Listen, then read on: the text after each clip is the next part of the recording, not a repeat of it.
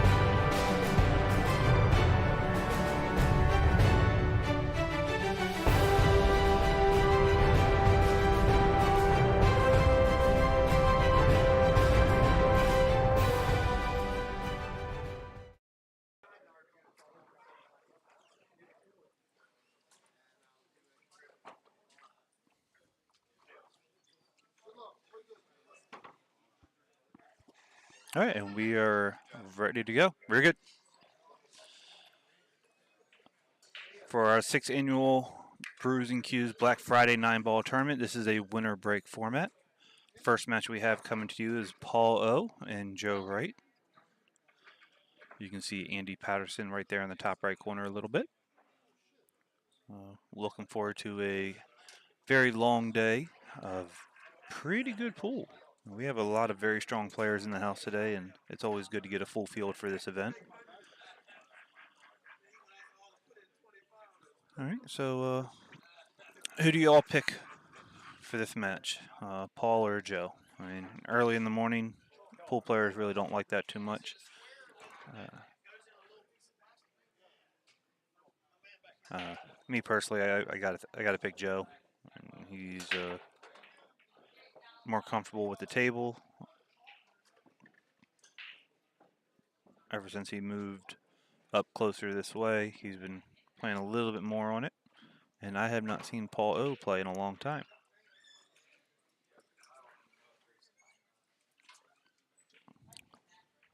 So Joe starts off making a ball on the break. Does have a shot on the one.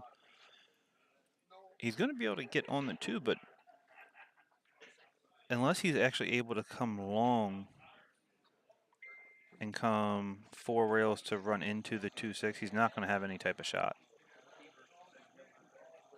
I mean, if he can really shorten it up and come 2 rails straight at the 6, he'll be fine. And even if he misses that, he'll still be able to see the underside of the 2. So that wouldn't be. There you go. Perfect. Oh, just missed it.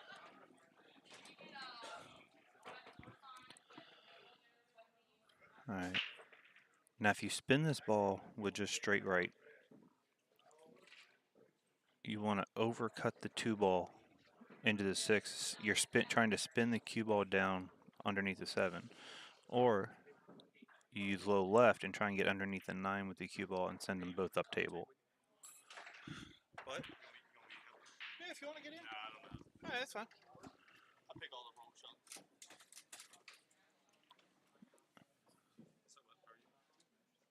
Oh, another pretty good bank by Joe. If he's going to be pulling out shots like that, he's going to be tough to beat today. Nice soft spin. Come on out.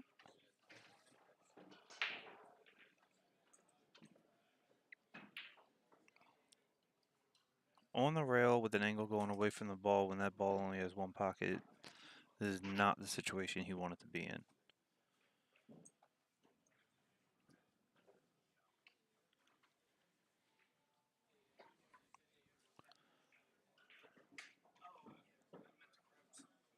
I got to think from here, jack up a little bit, hit this ball pretty much center ball. Well, he's just going to go forward. I don't like going forward here. You've run too much risk of that corner. And then you have no shot on the 7, on the 6, unless you're going to play the 6-7 combo.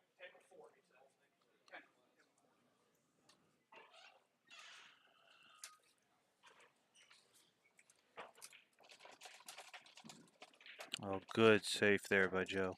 Very nice. And that's what's going to win tournaments. I mean, he knew he couldn't get back. It was too hard to get back on the 6 to play it anywhere, so he's found out where he needed to be to play the safe. Got in the general area, then played a good safe. You don't always have to run out to win. You can run some balls, play a good safe, and using that 9 actually cuts down the angle of what he can do because Paul can't just straight spin at it. And if you hit the top part of the 6 from the angle where the cue ball would have to come, you're actually scratching in the corner. So Paul has to come under this ball. He has to be able to spin underneath the 9. If he hits the top part of the 6, he's going to scratch. If he tries to go straight at it, I think the 9 ball's too big. So he has to spin underneath. Yeah, see, the 9 ball is just too big. That was a very good save by Joe. What up, Eric? Happy late Thanksgiving. Wish you were here. Are you coming tomorrow?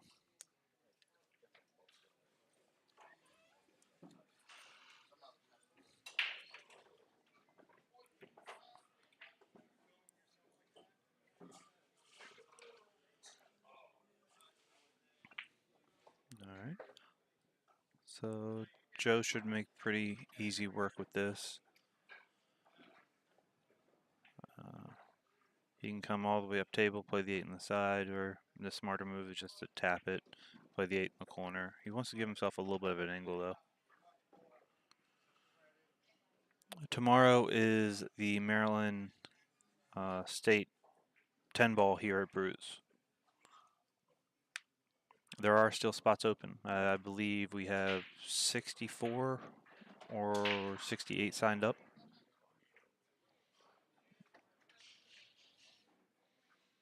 All I do is commentate. They don't really tell me all the information. So, but I know we have at least 60 players signed up for tomorrow, and they're hoping to get around 90. So Joe's going to start off with the 1-0 lead, and it will be him to break. And again, this is one of the few. Actually, I believe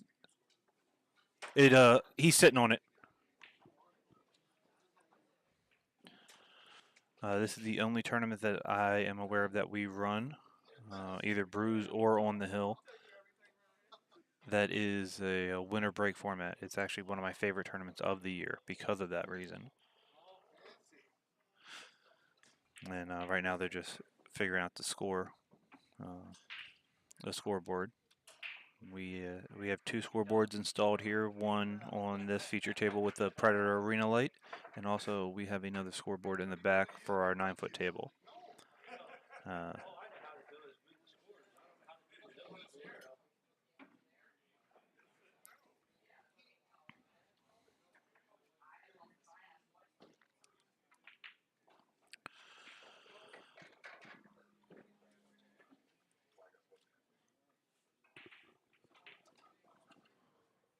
So if anybody's in the area and you didn't have anything to do today, come on down, watch some pool. I mean, we have, let's just go through the list of people we have here. Rick Molinaro, Andy Lincoln. Andy doesn't play a lot anymore, but all I know is I drew him in the first round, and I'm not exactly happy about it. I do have a pretty good record against him, but that's only because he doesn't play as often anymore. He's still a extremely high-level player, and with his control of the cue ball and his understanding of the game, is an amazing player. So you have Rick Molinaro, Andy Lincoln, Tony Long, Brian Jones has done great. Tina Mom, one of the best female players that you're going to find. David Choi, Sean Wilkie, both these guys, Paul and Joe. I did not realize Joe is up to a 670 Fargo. That's pretty good. I might have to stop telling him that I'm better than him. I'm not going to, but I might have to. Then you have TJ Moore, Brett Stoudemire, John Herget, Tuan Chow, Steve Fleming, Rob Carl, Randy David. I mean, you just have so many people. Chuck Roth, BJ Ussery, Dylan's father, Dylan Spoor. Oh, and Joe makes a little bit of a mistake there. He's going to give Paul a chance right now. And then you have a lot of middle range players who can make some noise, like Jeremy Mason, Roger Howdar, and then I didn't even mention Matt Crawl. You have Dylan, Steven Steinball, Mikey Soleil, Brett Stoudemire, Rob Cord, Tom Zippler. You have such a strong field today of only 64 players.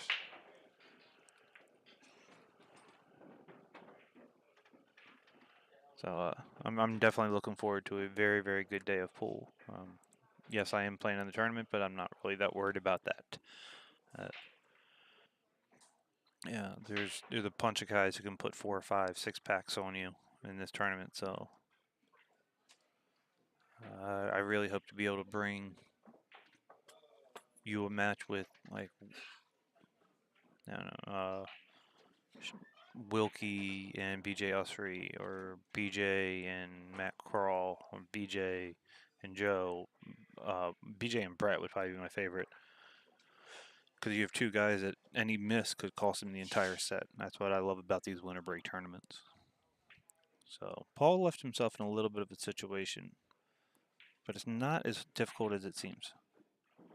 And he's going to lose the cue ball just a little bit, but all he has to do is cut the 5 ball into the rail to make sure it gets past the 6. You can do it very lightly. As long as the 5 ball gets past the 6, the cue ball should stay close enough to the rail that he should be fine.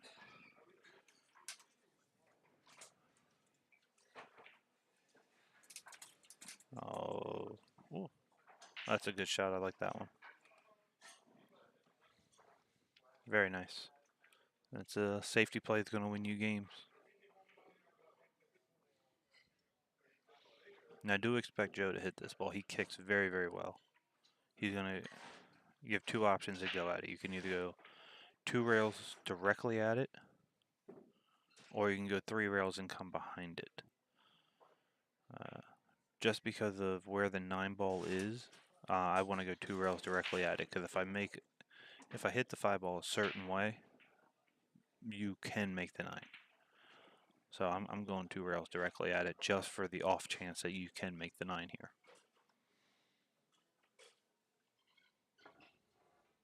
That and a lot of good things can happen going directly at a ball with speed. You can get safe, you can luck a ball in. There's just so many good things can happen. Look, like this. He went directly at it.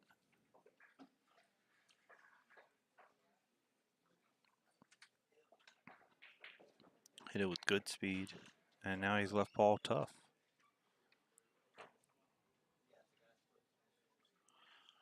Now there is another safe. You can come across the face of this 5 ball, bank it straight up table, and try and leave the cue ball in line behind the 6. Even if you don't get directly behind the 6, as long as you leave the 5 ball far enough up table, you're leaving an extremely difficult shot. So it's not always about completely hiding your opponent, but you want to come across the face of this with a little bit of right-hand English. Bank the 5 ball straight up table and try and leave the cue ball behind the 6. Oh, he double kissed it. He was doing the right shot, but he just double kissed the ball. Come on, we got 28 people in here. Someone talk to me. All right, I'll make you a deal. Of the 30 people in here, if you don't want to talk to me, hit the like button, share it, subscribe. If you share it, then more people will get in here, and I won't ask you to talk to me. I'll ask them. So, more people you get in here, the less likely I am to talk to you.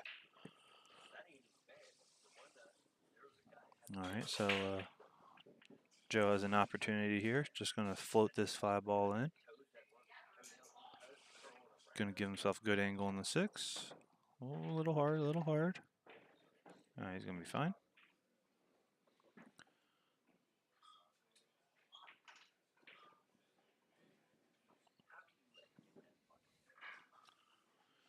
Sunny Florida. Whew. I'm a little jealous.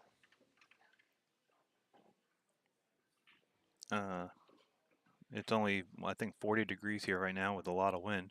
Oh, trust me, we're going to get TJ on the table. As long as he doesn't go 2 and out. TJ is...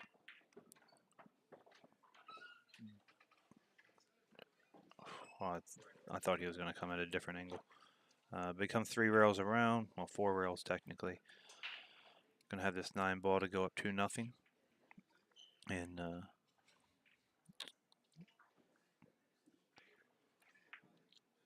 2-0. It will be his break. So yeah, I'm really looking forward to... Well, if you just came back last night, Eric, then you can be here tomorrow, right?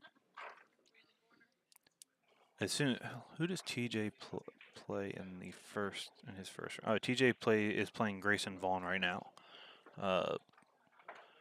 Anytime we put any matches on the stream table, it's ones that we expect to be a good match, something that can go either way. TJ, unfortunately for his skill level, there's 64 people in this tournament, and there's 50 of us that won't give him a good match. counting. All right, so it looks like I.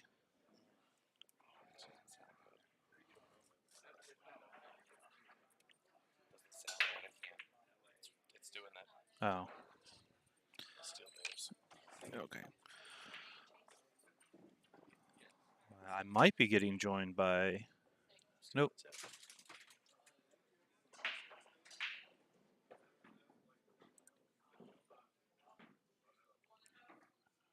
Speaking of that, see if it's even on.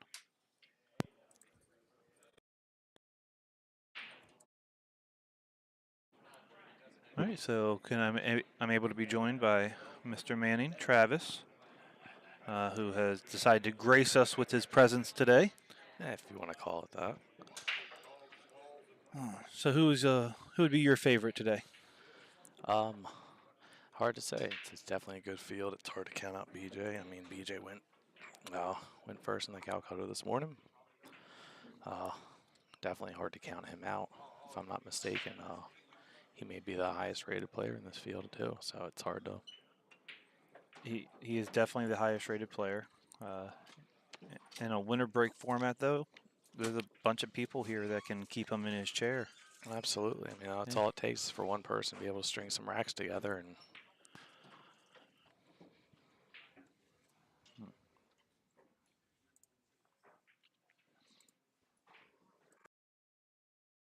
So, yeah, we really got to figure that part out.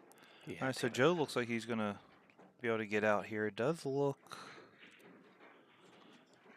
the 7 ball will pass the 9 to get into the bottom corner, so he can play the 5 in the side, 6 and the 7 in the same corner. Go up table for the 8, and then the 9, and should be perfectly fine. Still looks a little. All right. He just looked at it and made sure everything was good. Now you can go forward 2 rails here because of the angle, or you can just come 1 rail straight across. He goes 2 rails, bumps it. I don't know if he wanted to bump that ball. No, it looked like he gave himself a little bit of a harder shot than what he had. It looked like the 7 ball originally passed on the side with ease.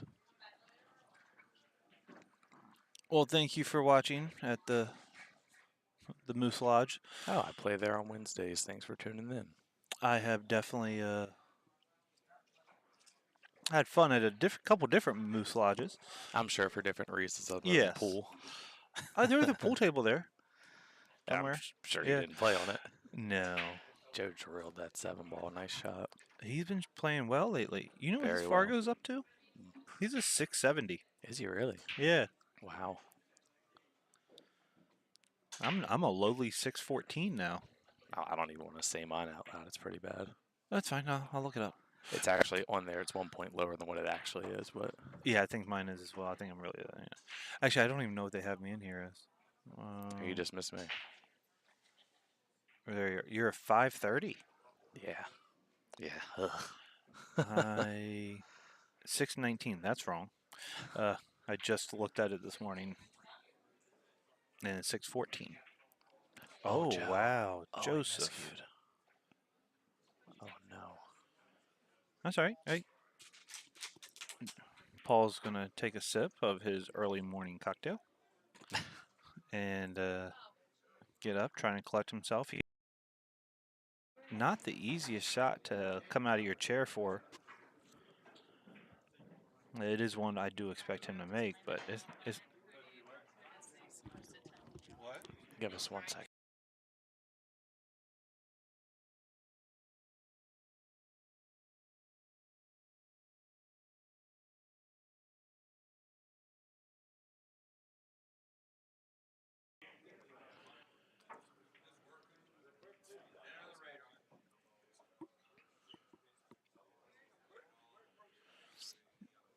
I'll be right back. I'm gonna go fix that. Okay, have fun. We had a little bit of a mishap in the tournament. There's 2 people with very similar names here. We have a Bruce Jones and a Brian Jones. And from the sounds of it, sounds like Brian accidentally played Bruce Jones's match and They just figured it out. Thankfully, it was early enough, and they didn't finish the set. They found it out before the set completed, so that's a good thing. But yeah, definitely a easy mix-up there. Paulo is gonna go ahead and get a chance to break here. And Joe's unfortunate miss there on the 9-ball.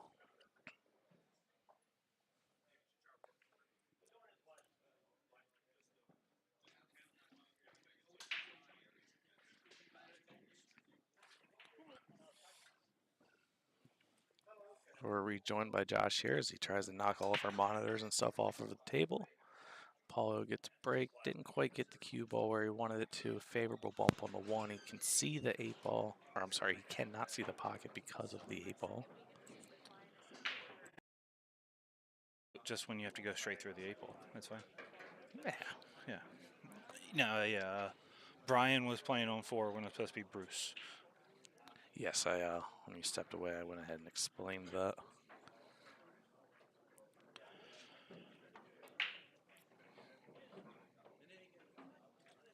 And Paul's definitely eyeing that up. I mean, it's not a bad shot. He's just got to control the 1-ball off the 8. Hits it I'm good. so glad he is wearing this shirt. There was a cue that has that logo on it, and we couldn't find out who the name of it was. Well, now you know. The more you know, right? Finally, Paul is useful for something.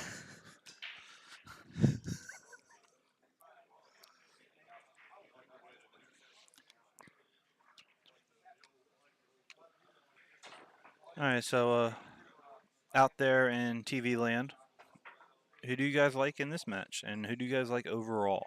I mean, we have probably my top 4.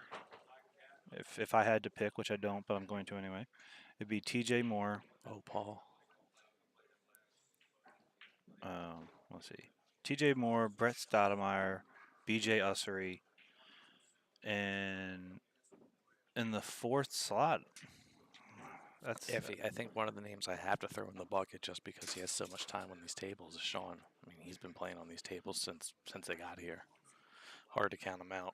it's hard to count him out. It's hard to count Matt. Even though Yeah. I'm guilty of this more than anybody, I don't give Matt Krall enough credit. Matt's been playing exceptionally well Yes. lately too. And Matt is not a flashy player, but a very steady player. Very smooth, very steady. Yes. And that's why people don't give him credit. And as I said, I'm guilty of that. Yep. If anybody would ask, I don't give him any credit. Nice of Randy to make an appearance today. Oh my goodness. Joe definitely left that 2-ball in the spot where it's gonna be hard for Paul, but Joe's gotta. I think forget it's about that. far enough off. It's far enough off. He can cut that. Yeah, he can. Joe's He gotta be able he to likes. shake off that 9-ball. I'm cutting this with inside. Yeah, that's a good shot. Yeah, I'm gonna cut this with inside. Come straight back up table. He looks like he's might try and cut it with outside. Throw it in. Yeah, it's a hard table to pull off a shot like that. You know, this table, we have this one and I believe 2 others here that have very deep shelves on them. Paul actually shot that right into the rail. Tied up the 4 and the 5.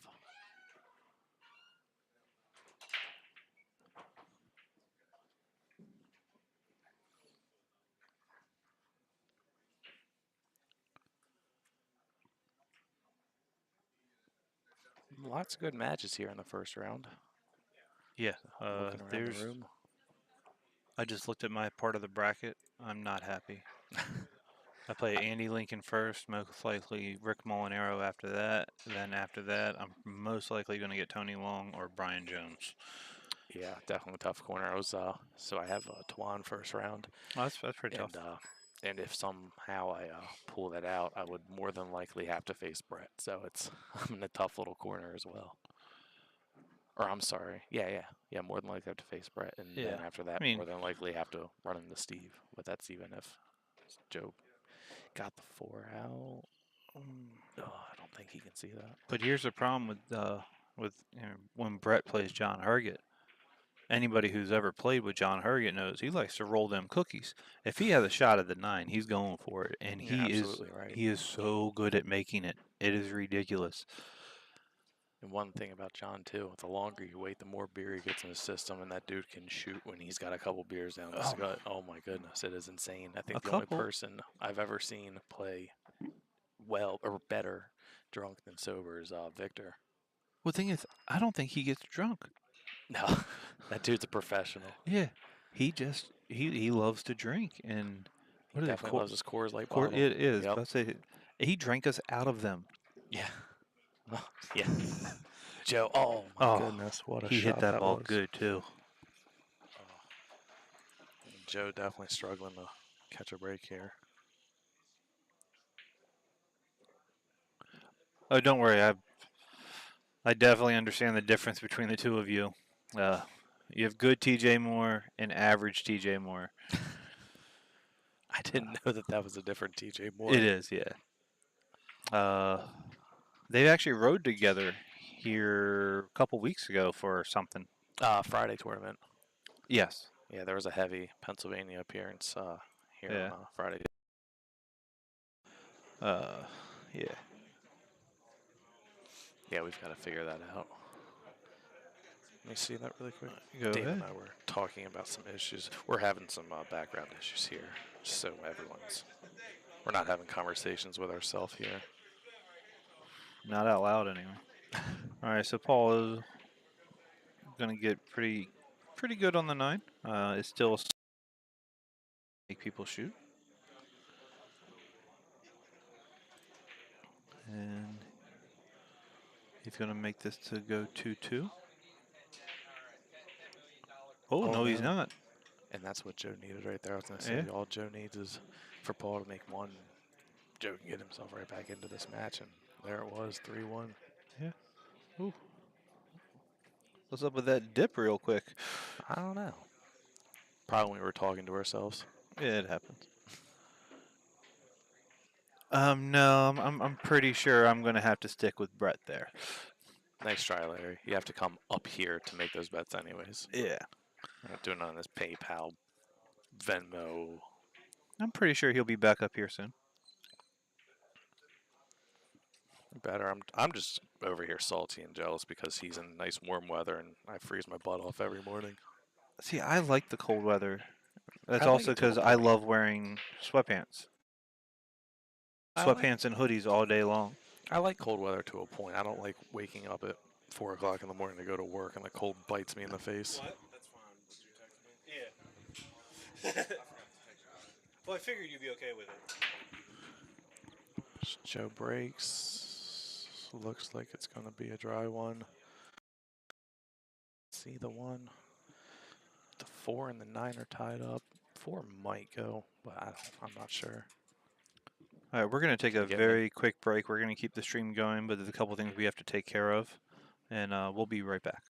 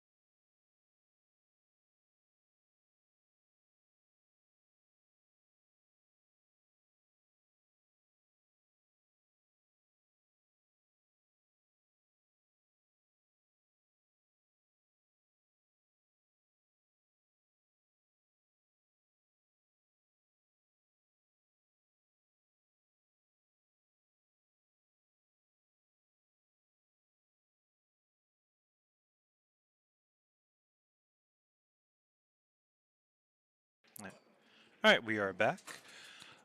Thank you. Now I got to find out the score.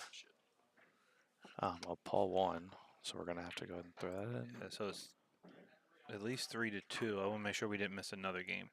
I don't think we did. Hey, you guys have been watching more in the comment section than we have. Is it 3-2? Give us 1 second.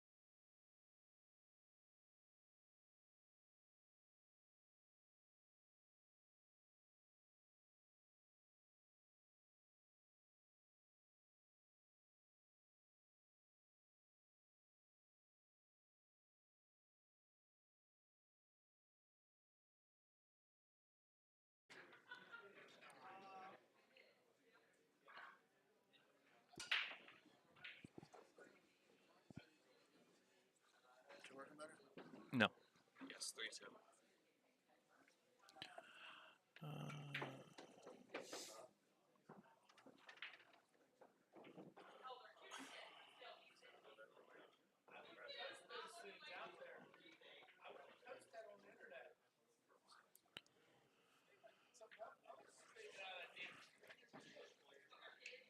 Paul's trying to figure out exactly how he wants to attack this.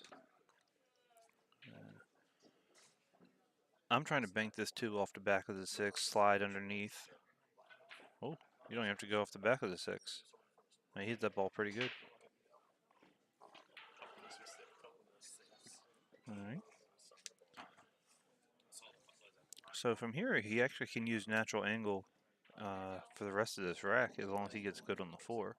He just hits this ball with a little bit of left. Oh. All right. It's going to be fine.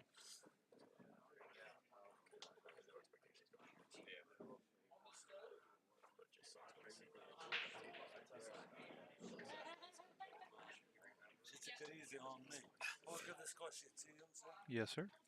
All right, we have an update. Mikey Soleil, ooh, just squeaks by Bethany Sykes. Oh, that must have been a good match. What table were you on? 5? 1. And then we're going to have Randy Davis. You don't have bass in your voice. I got this. Hey, I can turn it back. I can turn it on. No, you're good.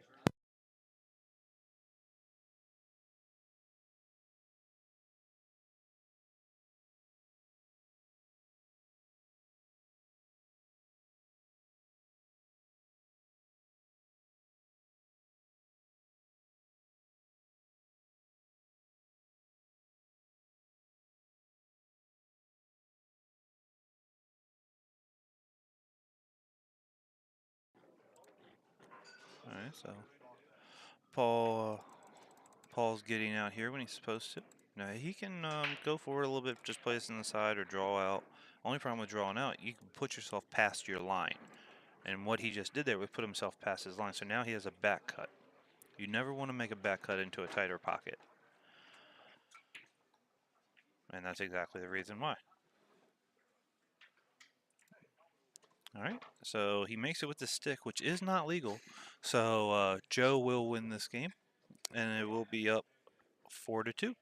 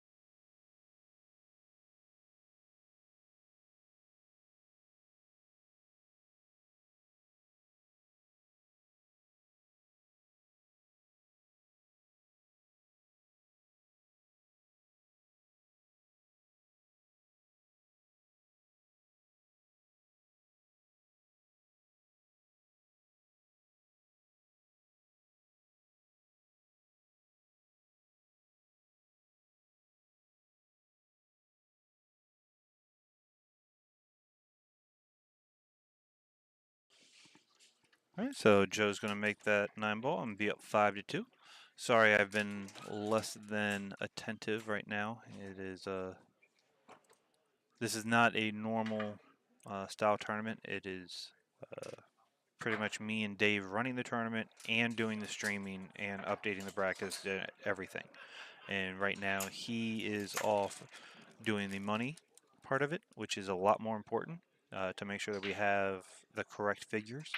And so I'm trying to keep all the scores updated and make sure that everything stays right on the stream. Right now, Lance Tolson won 7-2 over William Hague. Jeremy Mason won 7-3 over Brandon Ripien. Dylan Spohr won 7-2 over Matt Braz. Mikey Slay won 7-1 over Bethany Sykes. Tom Zippler won 7-0 over Rob Cord, which that's going to be the bigger shock so far. Rob is really strong player. Now he's going to have to do it from the one-loss side. Steve Steinball won 7-2 over Russell Walker. And Matt Crawl won 7-2 over Johnny Bloom. And that is all the updates we have right now, other than the fact that you're watching, and it is 5-2 Joe, and he is running out to try and make it 6-2.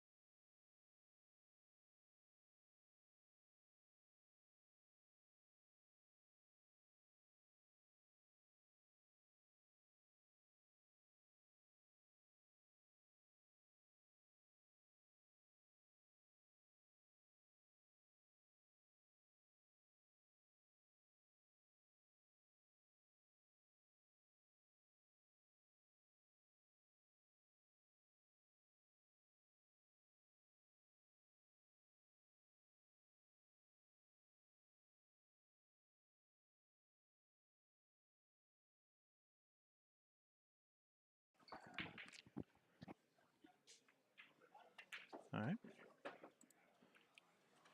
Joe gets really close to his work, but pretty good on the 9, and he's going to go up 6-2.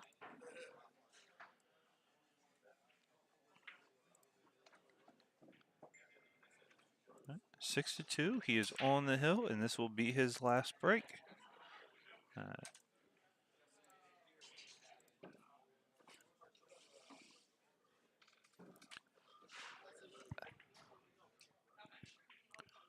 I don't know about y'all out there, but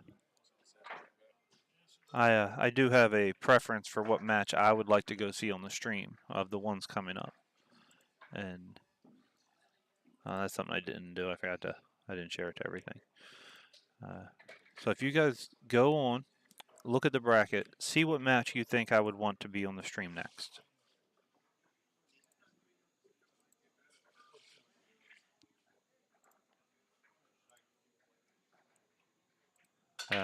Something that I think will be the most competitive and most entertaining match. Oh, so on Joe's last break of, because it is 6-2. We just it's going to be updated in a second.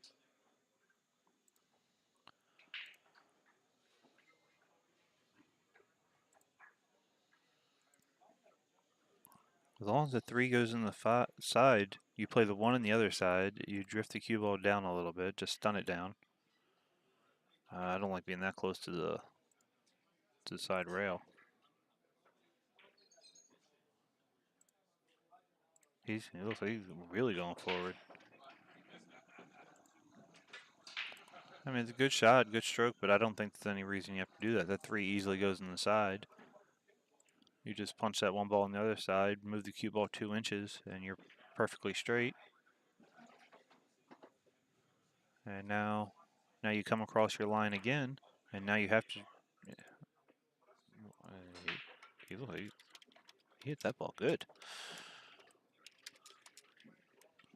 Maybe that's what Paul was doing. He just wanted to wait. Linda, we both know I'm not a very good multitasker, and it's a task to try and do the comments as well. I'm trying really hard, but it's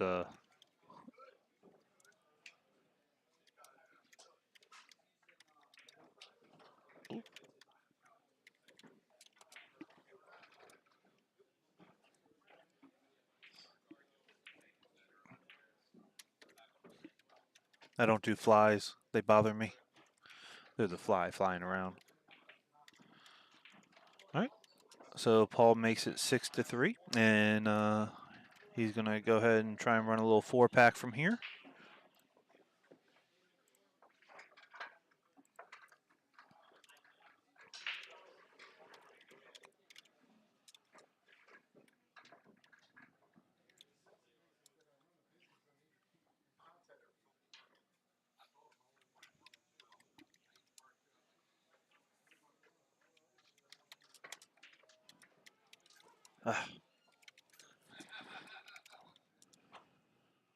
I guess I gotta go rewind it and take a picture. No. All right.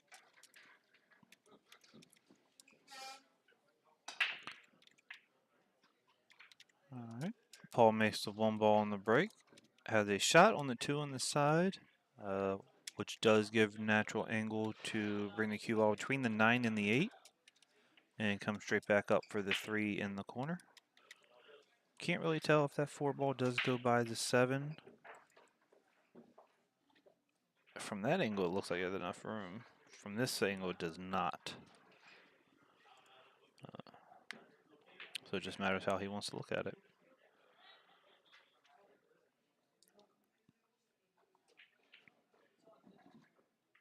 Well, he stubbed that one. You can see it coming right off his cue. He's here. Okay.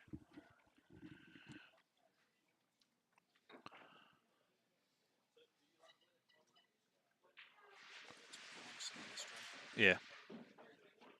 It's either going to be that one or further down that one.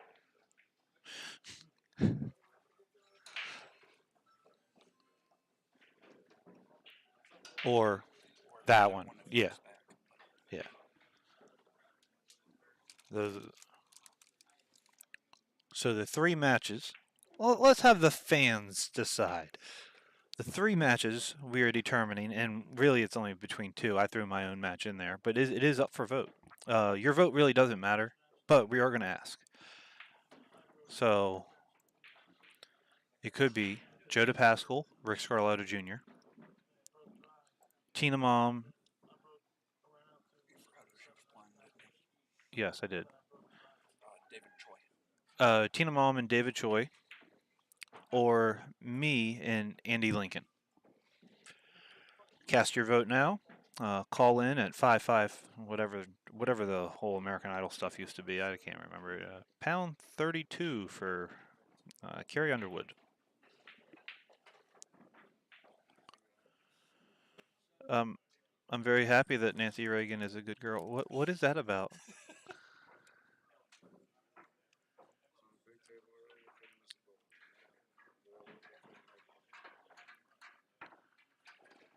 Linda, you're very biased. But I'm with y'all. I want to see Joe and Rick as well, but also yeah, no. But here's the problem. We see Joe and Rick play all the time. It's not fun for me.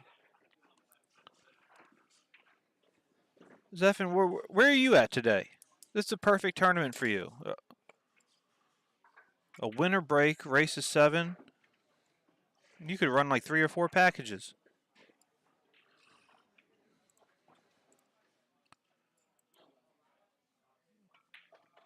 Oh, for a second I thought that was the tournament payout. I was like, God. I was like, how? My math is way off.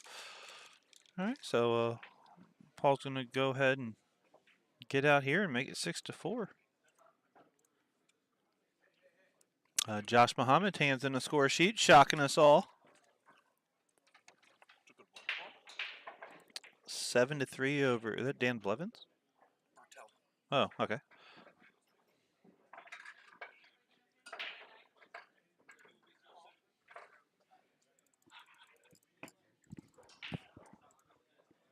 That's the symbol that's on the bottom of what's his name's cue. We couldn't figure out what the cue was.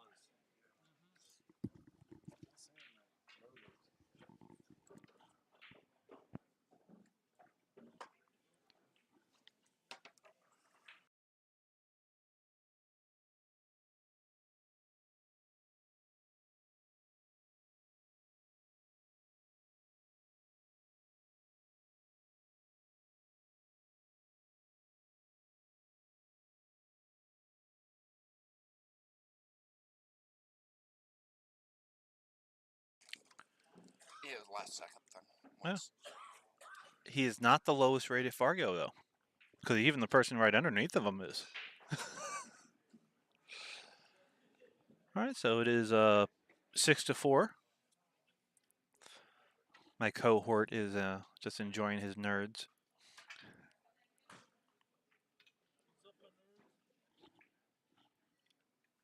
Was that a Pitch Perfect reference? Yeah. Yeah. A bunch of times. Yeah. You're welcome. I love those movies. If anybody is wondering what to get me for Christmas, Anna Kendrick's is one of them.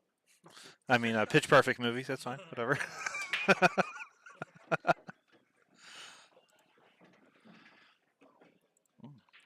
screen's gonna go blank for a second. Ah! So Paul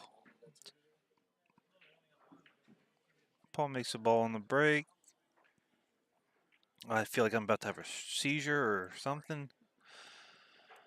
Now he can play a safe, but it looks like that two ball goes. No, I don't like that safe. I don't care if it works. I don't like it. That two ball went by, and he had no chance of scratching the side. Your opponent is on the Used to get it like maybe every hour. bar Ask the bartender. chalk.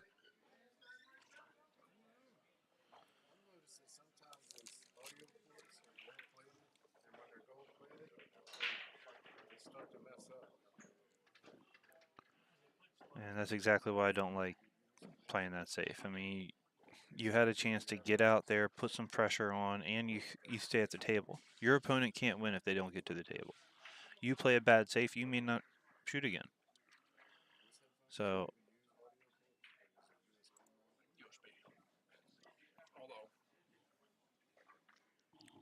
Although it was that was not the right shot. audio connector into this thing converts it to USB. So Y'all and your work and jobs, it sounds like horrible lives. yeah, I never. I'm just messing with you. Well, It may have been pulled apart accidentally a couple of times, but for the most part, I keep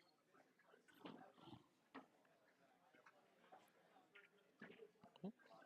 Joe gets a good shot on the three, gives himself very good angle on the four, pretty much dead straight. Now, if he wants, he can just stop this ball and play it safe. Or he can just draw back a couple, like 2 inches, give himself the angle to roll the five. Oh,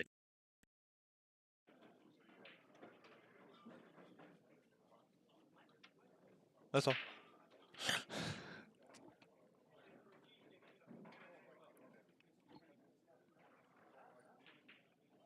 Alright, so he rolls that in.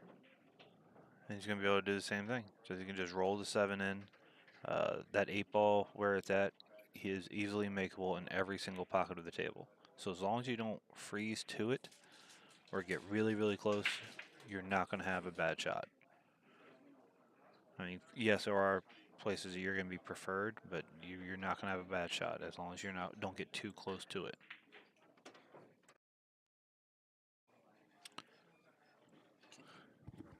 Can you hear yourself? Yeah. I can always hear myself though.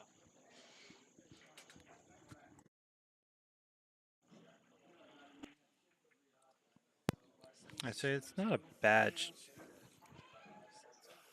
It's not a bad position, but it's not one that he would want. Now he can go two different ways with this, or really three different ways. He banks well enough. You can bank the 8. You can cut this 8 ball in with inside, or my favorite, you cut it and go around 5 rails for the 9. You would like the 5-railer. I do.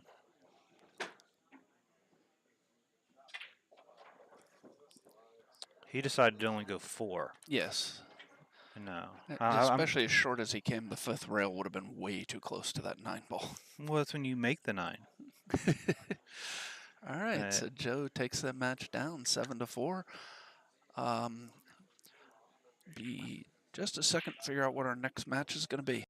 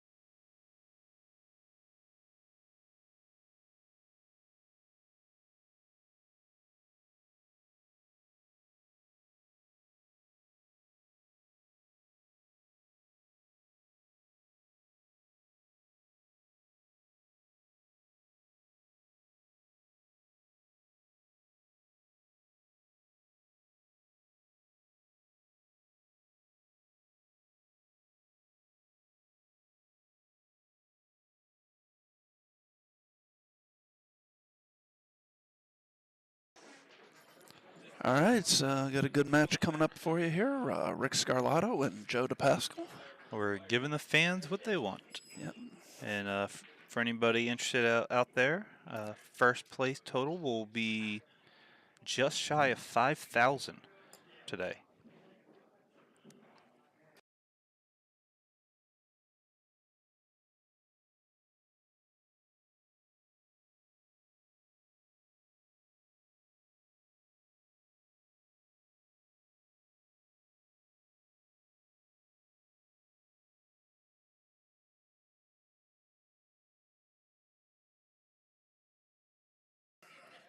Yeah, just shy of 5,000 for first. And then you're looking at 3,600 for second. And then it just goes down from there. So you do 2,600 for a second. that's what I said, right? I thought you said 36. No, 26. I'm doing 3 things at once, though, so it's entirely possible I misheard you. Oh, it looked like you were trying to give Andy 10 games. No, I was trying to make him have a race to 10. Oh, that would not be fair, especially since he lost the race to 7 even. All right, so Rick's going to open up real quick here, makes the ball on the break, and it's not even going to go switch his shaft, and going to play the 1-9 combo. Oh, and almost misses it. He will not. He's not going to not switch his shaft again. So Rick starts up 1-0.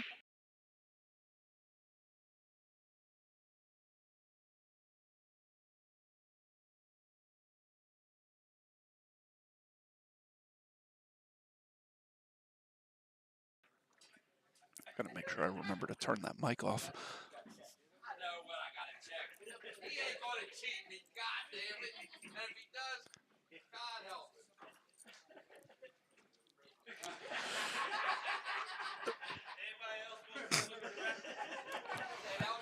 I'm too far away, or I would. Yeah, no. So a bunch of people wants to give Rick a little crap over his rack, even though, I mean, just because the 9-ball went towards the pocket, that's all. That's the only joke there. No one actually thinks anybody is mechanic racking here. So he had 4 different people come up and check his rack. And watch that 9-ball go right towards the corner again. Yeah.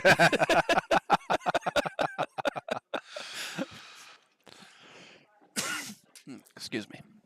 And he has made a ball. Looks like he made the 5, I think. Yep, made the 5-ball in the break. He has an easy shot on the 1, and as long as he doesn't get stuck behind a ball, the 2 balls hanging. The only problem he's really going to have, and I'm going to try and come down as far down as possible, so when I come back up, I can run into the 7 or the 4 for the 3, because the 3 is wide open. And I don't want to shoot that 4-7 combo. Is it makeable? Yes. But I don't want to shoot it. Yeah, I mean, it's slightly off angle, so the 4 is going to squirt out away from the rail when you shoot it. If it were dead straight, I wouldn't mind shooting it as much. Yeah, it's going to end up... Oh, he might end up making the 2-ball here, too.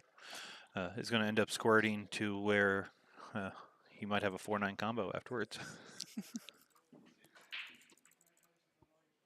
Well, BJ has gotten through his first tough match. He won 7-2.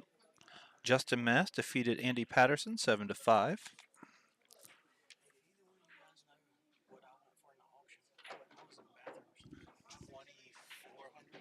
Yep. Might have been 23. You know who bought you?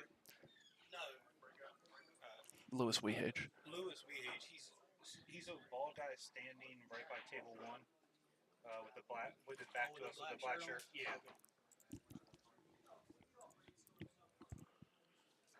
All right.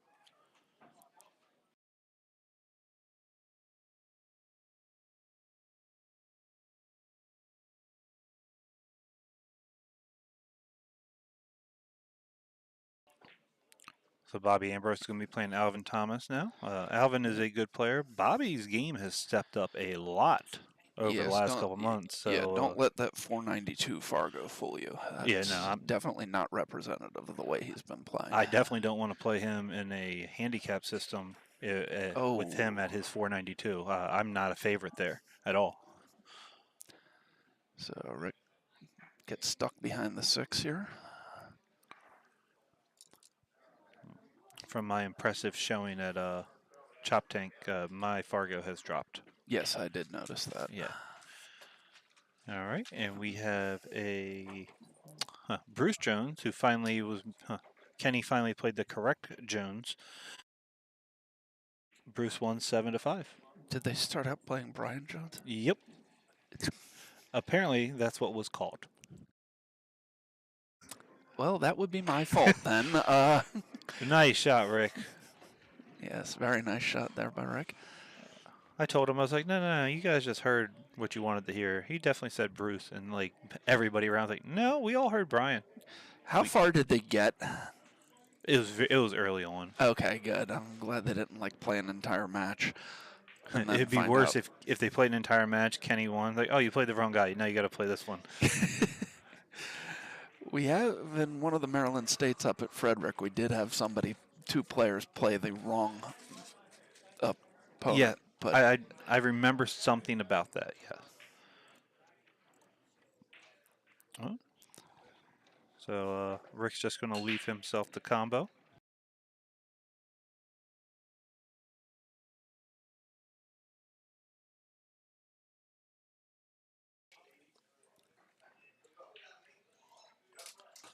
Now, there are two different thoughts here. Put a little pace on here just in case you miss it, or just hit it pocket speed to have a better chance of making the 9.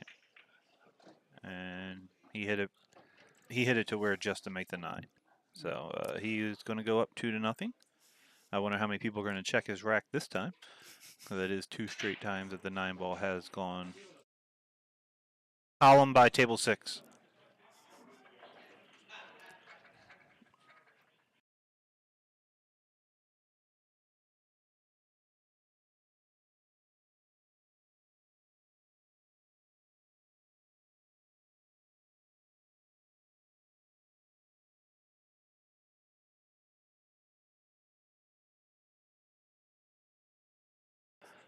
Yeah.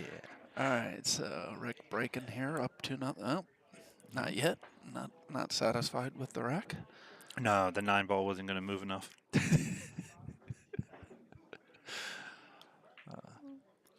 Did you start to hear it? Yeah. Yeah, I had started to hear it, but I could still make out everything, and it Yeah. wasn't bothering me as much. I think. Yeah, one of the problems was in it when you move jacks. You see, like that's mic 3, that's Mhm. mic 6. When you move jacks, it renumbers them. You have to change this over here to this. So basically, 1, 2, 3 is 2, 3, and 4. Okay. If this is microphone 3, that has to be speakers 3. Okay. So All right. So he wanted the 9 ball not to move at all. yeah, Did a pretty good job there. yeah. So obviously Rick was not trying Yeah, to rack no. it so that the 9 would move out, but He plays at such a high enough level that he doesn't want the 9 ball anywhere near a pocket. He doesn't want anybody to be able to get any type of cheap win that he got the Yeah. first game. He wants to let his play speak for himself. And both these guys, I mean, they're best friends. They play each other all the time. No one wants to do anything shady. so play the 1 in, probably come 2 rails in between the 4 and the 7 to get on the 2 here.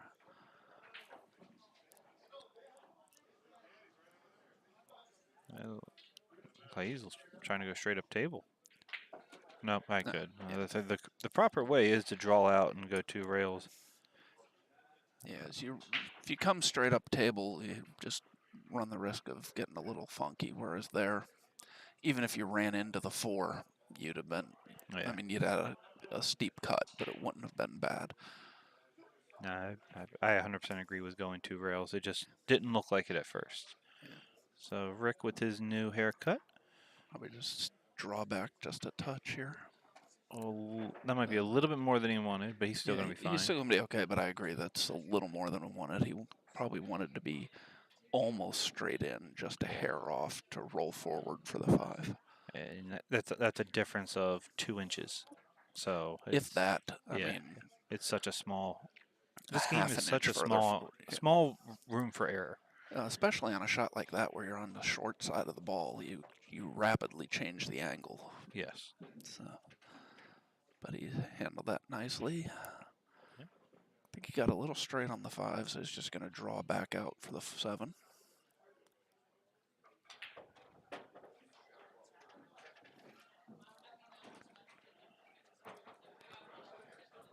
Now you can go forward here and just come straight back up table. You can draw to the rail, or if you want, you can pretty much almost play a stop shot. You have a little bit more angle than you'd want for that, but Yeah. I don't like going forward here. I'm always afraid I'm going to run into the 9. well, even if you run into the 9, if you're going forward with a little bit of pace, you're going to come off of it anyway, and the only thing you're going to do is push the 9 closer to a pocket. But it looks like he's going to draw out. Yeah, I've just scratched off this 9 ball too many times. I'm not saying that he has the angle for that. I just on shots similar to this, I do that so often that What just happened? I have no idea why. Rick stopped, looked at something in the crowd. I thought we were going to have an Earl moment. And somebody apologized to him, but just so many people standing around watching, I couldn't really tell. Yeah.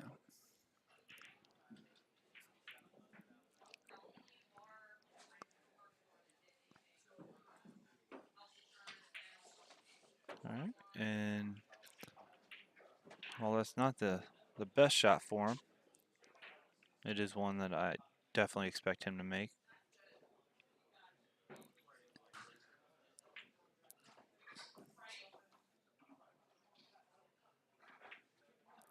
And he's going to go up Yeah, he's 3 okay. to nothing. And Joe hasn't shot yet. Yeah. No, he is not. No. That's true. Apparently, James Harris accidentally sharked Rick when he was on the 7 ball, which is a possibility with James' phone because James likes to keep his flashlight on his phone for some reason. I mean, I'm not sure if y'all can tell. Not a dark pool hall. We got plenty of lights. Yes. Especially on table 6. Yeah. When table 6 is lit up, table 7 doesn't even need a light. That nice little Predator arena light, and you can Yes. adjust the brightness of it. Me, I wanted it to be as bright as possible, but I've had someone come in here for a challenge match like, I don't want to play on that, it's too bright. So I go Yeah. over, get the remote, and I dim the light. Yeah. We usually keep it a little bit under the top brightness for regular play here, but for the stream matches, we will turn it up to full brightness just to get the full effect of it. Yeah, that way you can see every strand and lotion in Rick's hair. All right, so Mike Newport is turning in a sheet, and he beat Tim Spohr 7-5. That's a good showing from Tim. Yes.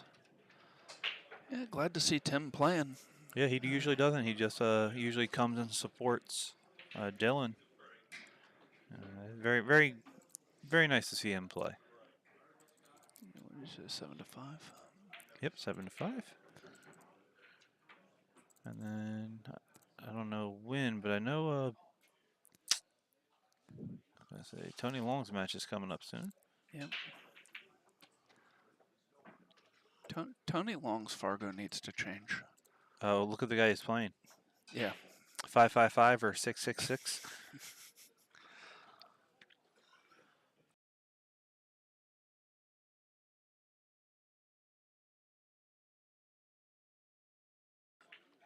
That is Brian, not Bruce. Apparently, I need to pay more attention when I'm calling matches. Yeah, I'm glad you called it and not me. I would have been Brian Jones, Greg Vaughn, and it is Brian this time, and Greg Vaughn. Yeah. I don't know if I've ever done that before.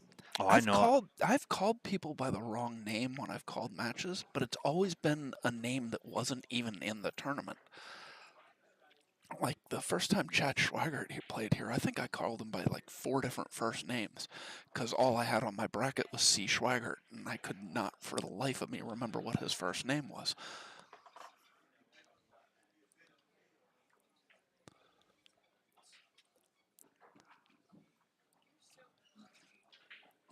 Okay. So, All right, TJ. did you have an opponent? Hey man, I got car parts in the box. No, but you don't even have a name for your opponent. I don't know his name. Grayson Vaughn. Yeah. Yeah. So TJ hands in a score sheet that just says TJ 7-0. It doesn't say who he's playing, no table, nothing. All right.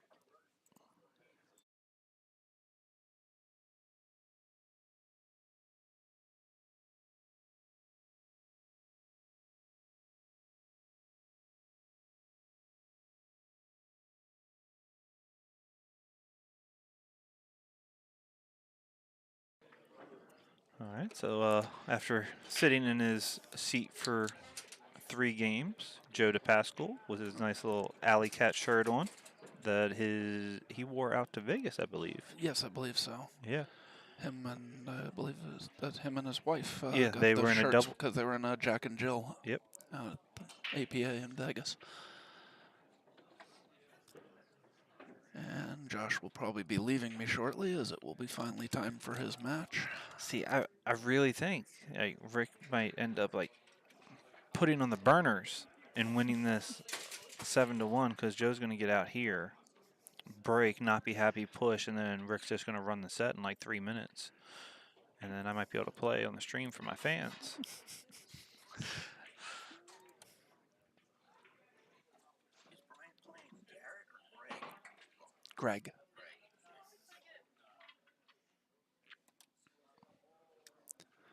Great, I got 2 Jones and 3 Vaughns.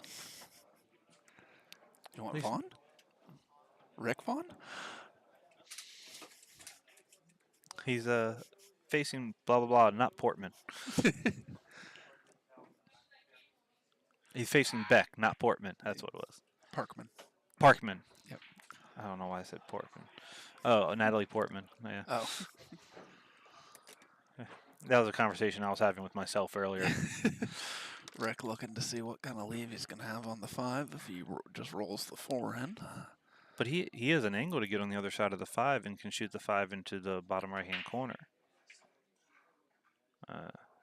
He can spin this 4 ball, get the cue ball over there.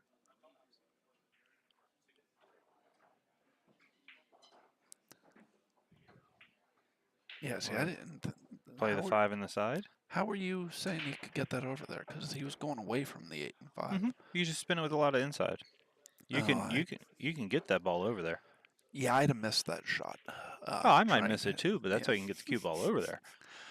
So I don't know if he's going to play the 5 in the side or if he's just going to play a safety here and lock the cue ball up on the 8. Looks like he's playing in the side. Yeah, that speed on it. Yep. Yeah. And that's why I like shooting the 4 ball to get on the other side of the 5. It makes it. Yes. Do you have a chance of missing the ball? Yeah. Of course, you have a chance of missing the ball on a lot of shots. But it gives you the best chance to get out. Now, Rick can thin off this 6 ball, go 2 rails, and create distance, or he can just bank the ball. I mean, he has been working on his banks lately. He can cut that ball in. I'm not sure he's going to, but that ball will cut. I'm not cutting that ball. If anything, I'm going to bank it. I might overcut that ball. Uh, So he just plays safe. I'm not a huge fan of the safe.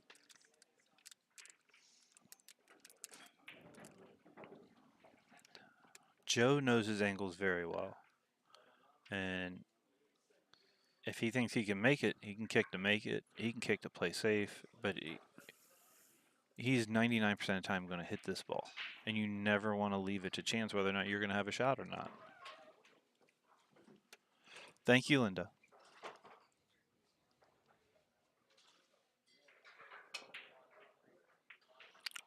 Yeah, see, I don't like leaving stuff to chance. I told you, though, Joe was going to win that game. It just took a little longer than I thought. Oh, I looked away. What happened? He kicked. Yeah. Alrighty then. Yep.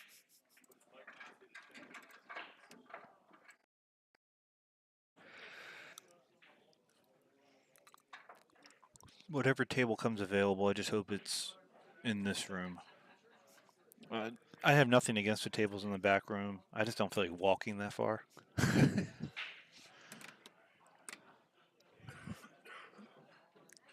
don't really know that table 11's much further than table 5.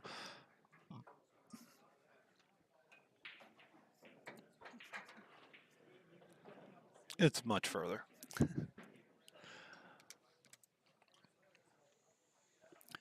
So, just 2 more first-round matches to go. Josh and Andy Lincoln, then Rick Molinaro and Charlie Brocklehurst.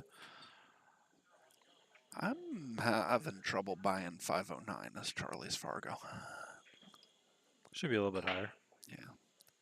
I know he doesn't play as much as he used to, but No. that's...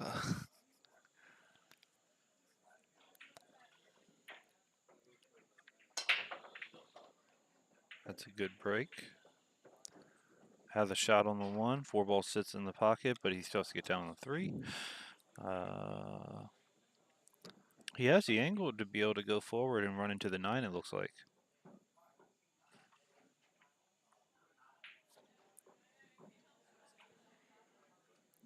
Maybe not. I originally thought he did.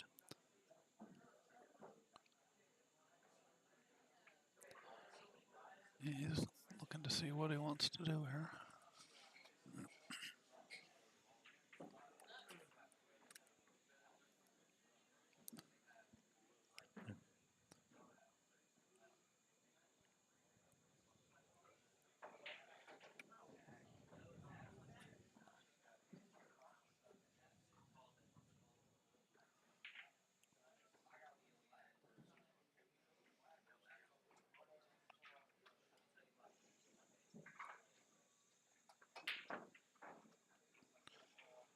And he plays safe. Yeah. Yeah. I mean, it looks like Rick might be able to spin it, but I can't really tell.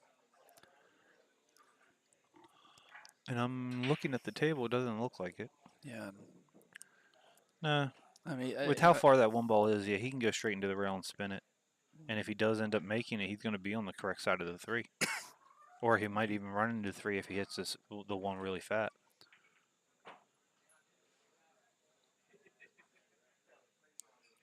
He looks like he's able to go right at it.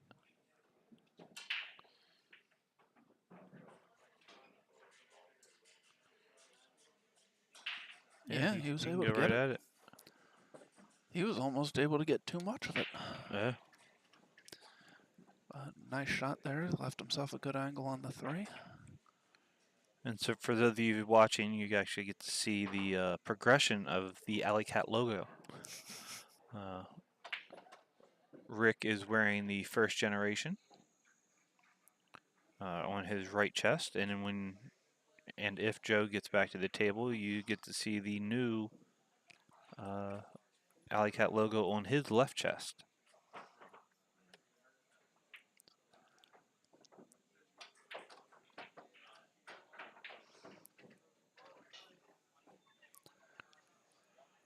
Yes, I was thinking for a minute that I had forgotten to wear one of my Alley Cat shirts today, but then I remembered this is the one day a year that I know what shirt that I'm wearing, so. Yeah. Anybody out there old enough to remember the show WKRP? I am wearing a first annual WKRP Turkey Drop t-shirt. No. Of course. You can always. So Twan has beat Travis 7-3.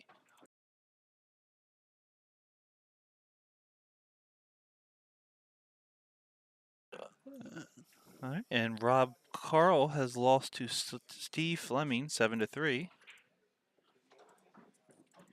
So apparently, because I think a lot of the matches have either been 7-3 or 7-1 on both those tables. I you better care? get a Which one? 13. Okay.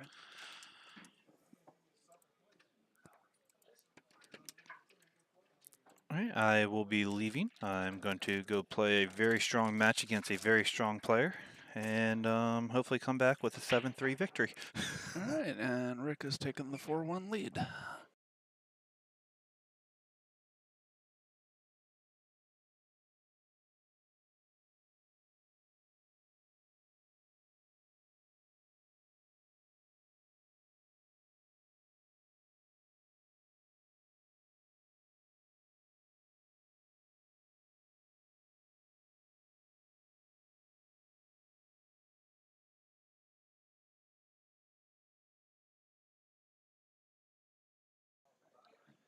All right, so Rick to break here, up 4-1.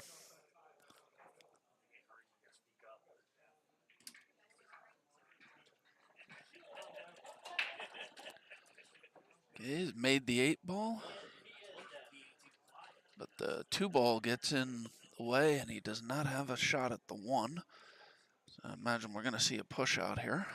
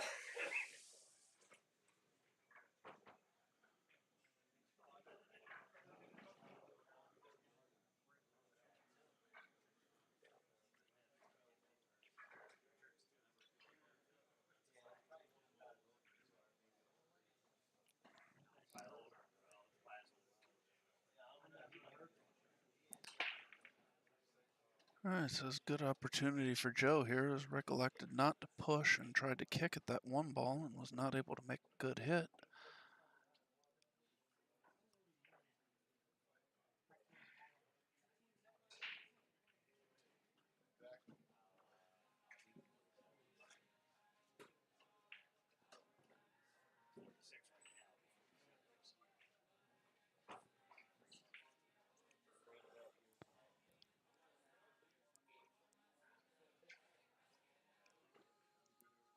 Small window to get on this 3 here.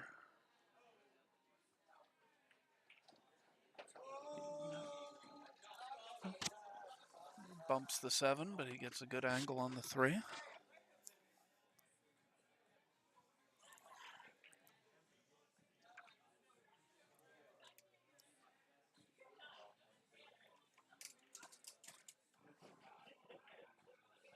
You're probably muted, Jeremy. There you go. What's up, Dave? Not much. Now he's played this like this 4-ball passes the 7. It looks It a little certainly tight doesn't to look me. like it does. Yeah. I mean, unless he's planning to cut it in the side, which I don't know why he would want to do that from there. Yeah, I suppose that's Oh, yeah, possible. no, there's no way that 4-ball Yeah. passes. Yeah, that was an interesting pattern there.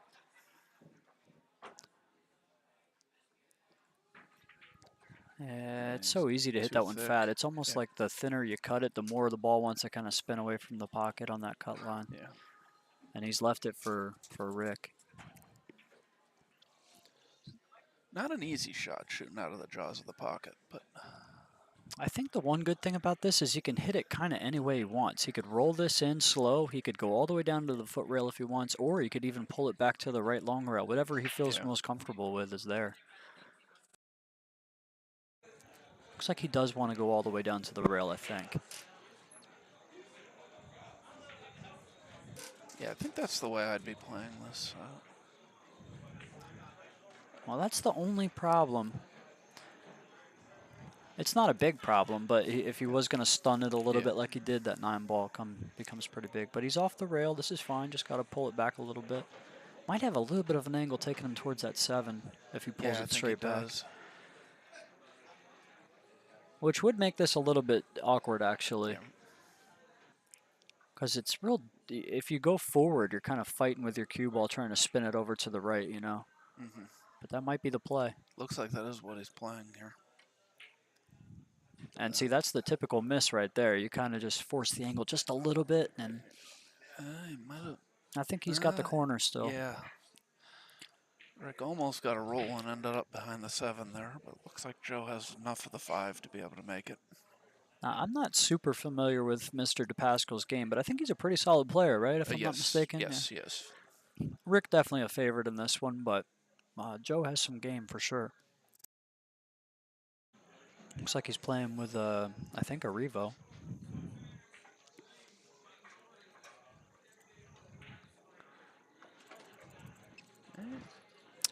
Off the Chuck top of your Roth. head, do you know if there's any other carbon fiber cues that don't have a white ferrule on them? The Revo's the only one I've ever seen, but that obviously doesn't mean that there's not another one. Perfect shape here. You just kind of pinch this back a little bit with some low. I like to put a little bit of right on this. He played it more of a center ball, which is fine. Didn't really try to pinch it back. He just let the cue ball slide on its angle off the rail over to the center. He's got the 7 in the corner, and he'll be going to the left side of the 9 ball here because it's natural to roll forward into that position.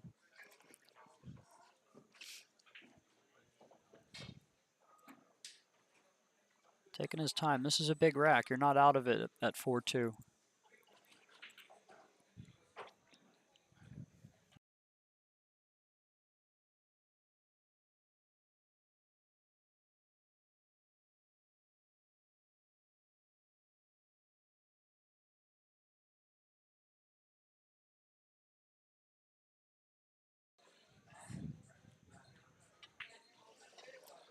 Hey, good out there by Joe. Yep, cuts that deficit to 4-2. And at winter break, first of all, you're never really out of it. But 4-2, you're kind of almost right in it, even in an alternate format. All right, and so just looking ahead at the bracket, if anybody's interested, the next match we're going to have for you here will be Dylan Spohr versus Matt Craw. That's not too shabby for a second round match, No, I'd not say. at all. Yes, and Dylan may very well be over 700 now, even though this says 697. That's when I input his name. He won the 8-ball at the Genetti last week, so I got to imagine he went up because of that. I'm not sure they reported. They reported last year and 2 years ago, but I don't know. Maybe they didn't this year, or maybe they haven't yet. As I definitely know. Yeah, I just looked. He hasn't changed, but they may not have reported it this year, or just might not have shown up yet. But I do know they reported it the past 2 years. Well, I'll say this, regardless of what the numbers might say, he's been playing closer to a 750 pool for the last 6 months. Yes, yeah, he is playing some amazing pool. Really one of the most dominant stretches that we've seen from any player in this area in recent memory. I can't think of anybody. And that, I mean, you're talking Wilkie and Schuff and all those guys. I can't remember one guy going through a stretch this dominant as Dylan has been on the last probably 3 months or so. Okay, let's put the correct winner in this match. People killing me by putting the names in the opposite order as I have them.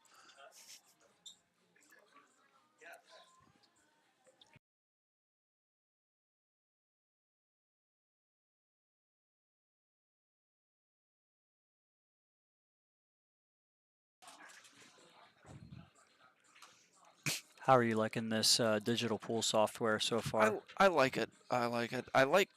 One of the things I like that it's web based, so that if I'm at like I start building the players list long before the tournament for these bigger ones. I like that if I'm at home, I can do it on my laptop, and then I can do it on the computer here when I'm here. And I also like that you just don't have to do anything; it just automatically reports to Fargo. So. And the table assignment that's built into it, or Yep. it's pretty cool. Awesome. If you tournament directors out there at home, make sure you check out digitalpool.com. Yeah. Now, this is as a director, it's a subscription. Is that correct? No. That's no. free software. Yep. Awesome. I mean, there is a subscription option. I don't know what extra features you get if you. I think it might be live scoring. Possible. I'm not sure. But using is completely free.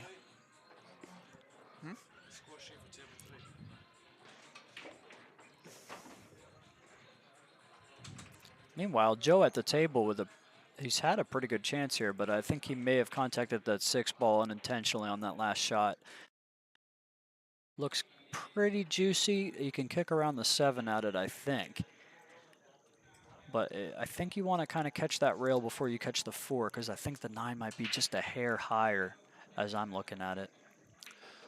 Trapper, we're located in Glen Burnie, Maryland, which is just south of Baltimore. This, obviously, the 6th annual Black Friday tournament is once a year, but we have many other tournaments here. Tomorrow we will be having the Maryland State 10-ball championship brought to you by On the Hill Productions. Hold on one second.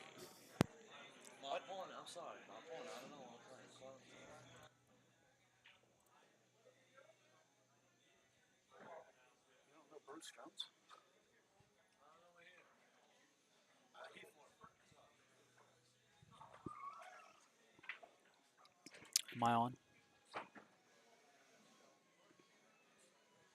So Dave's working on some administrative stuff real quick. He is running the tournament as well as trying to do commentary, so wearing a lot of hats like he usually does. Looks like Joe's going directly at this 4 ball, playing some sort of a safety, or maybe he was trying to play the carom on the 9, although I didn't really think it was there. But I'm not sure if Dave addressed that other comment from, I think, Labrat in the comments. To be honest, a lot of people play 9 ball with these Texas Express rules where you don't have to call everything. Everything's wild now. There's a lot of tournaments where you have to call the 9. A lot of people like to play call the 9 when you gamble, but it's still fairly common to play the 9 ball with everything open and wild, and then 10 ball is a very different game. Calling pockets for every shot, so. And there's a lot of people that feel like they should be 2 different games where, you know, there should be luck involved in 9 ball. Meanwhile, Rick at the table with a pretty simple layout here with the exception of the 8, although it looks like it goes to the side or the corner up where he's standing now, there just to his right. So he'll just have to get down to below it. It will not pass the 9 to the lower left. Well, it shouldn't be a problem.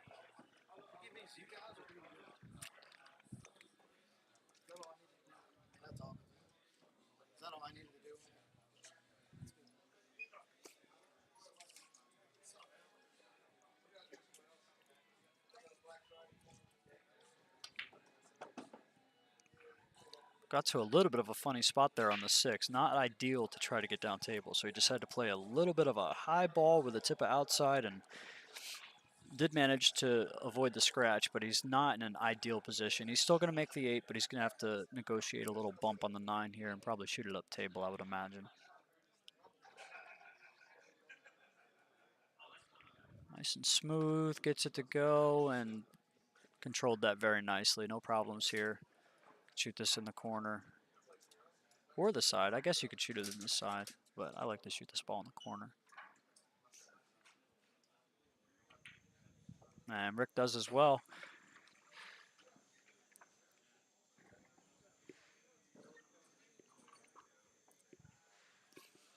Dave has stepped out of the booth to handle something real quick, guys. So I'll have him change that score for you on your screen as soon as he gets back. I don't see on the window here where I would normally change that. I don't want to mess with his setup, but it is 5-2 in favor of Mr. Scarlato, and he will be breaking in this winter break format. We're at the 6th annual Black Friday 9-ball tournament here at Bruising Q's on the Boulevard. A little bit of a warm-up event for the big Maryland State 10-ball coming up tomorrow and Sunday. Make sure you guys tune in to On the Hill Productions YouTube channel for that as well. Going to be great action. Another real strong field coming your way, as usual for the Maryland State events. And you're in for a lot of great pool here today.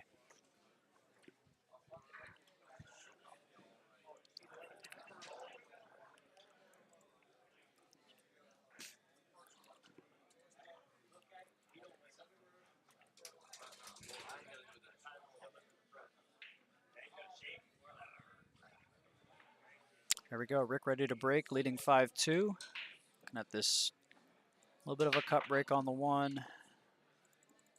With that one pretty square. Going to get kicked over by the 8, which is favorable for Rick. He actually does have a cut shot on the one now if he wants to be aggressive.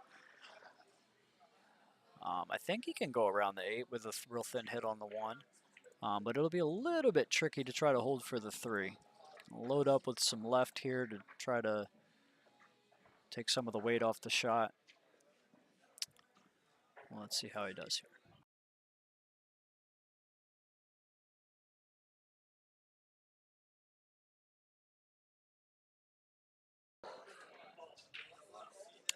A little bit of a skid there. So I'm getting ready to go play my match, guys. I got a tough one. I got to play Roger Haldar in the second round. So see what I can do. And thanks, Dave. I'll be back later, I'm sure. All right, thank you, Jeremy. So yeah, Jeremy going to play his match. So Rick looked like he had the 1-ball skid on him a little bit there. And so now Joe to the table, chance to cut this to a 5-2 lead.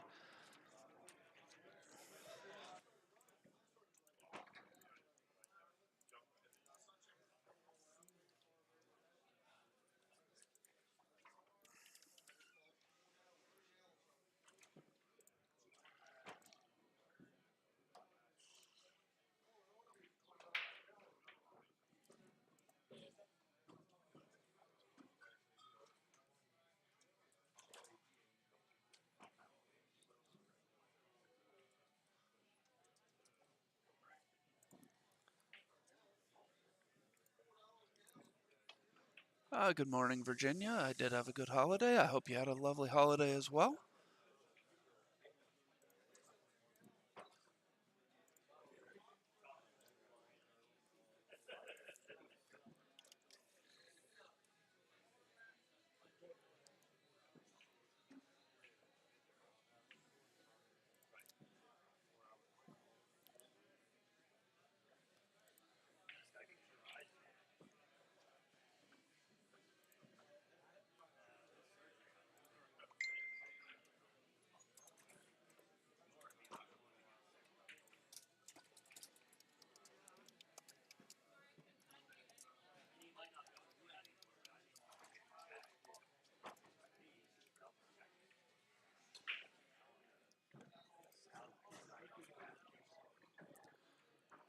So I get sidetracked. People messaging me about tomorrow's tournament, so I didn't see what happened there, but obviously Joe missed the 3. So now Rick with a very good chance of getting out here to take a 6-2 lead and to get on the hill.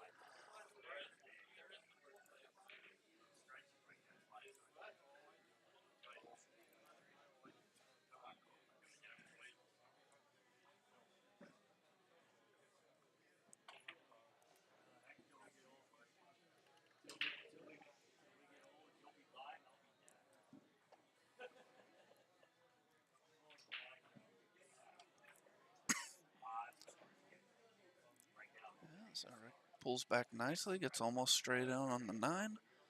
Has this 9-ball to go up 6-2, as I said, and he will be on the hill. So let's get a word from a couple of our sponsors while Rick is racking.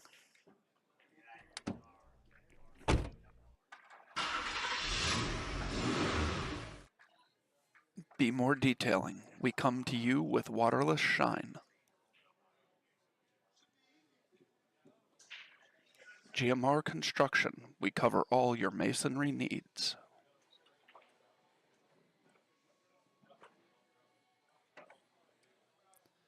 Okay, looks like Rick's ready to go. And as I had mentioned, Matt Craw and Dylan Spoor will be the next match on the TV table for you here.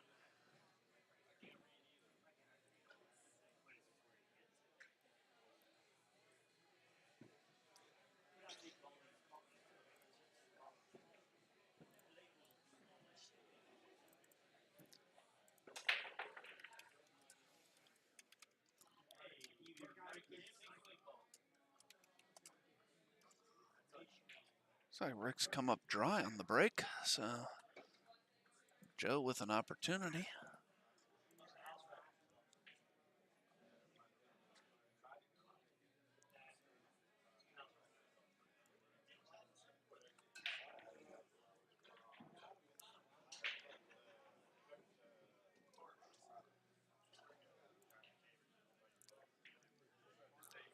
I'd like to thank everybody for joining us this morning. If you're enjoying the stream, please like it, share it so other people can find it. If you're really enjoying the stream, there's information for donating to the stream in the ticker and in the description of the stream. And as I remember, I will now put the link to the brackets up, because I forgot to do that earlier.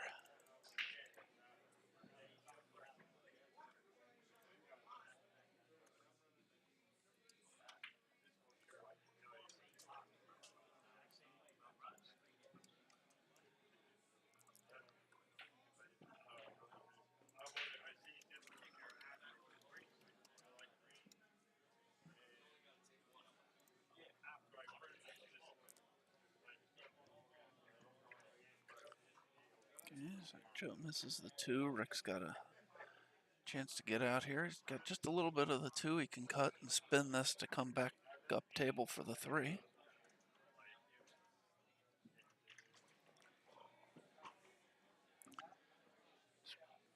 Don't really see any issues. He's looking to see if the 4 goes by the 7. I don't believe it does, so he's probably going to end up playing the 4-5 combo.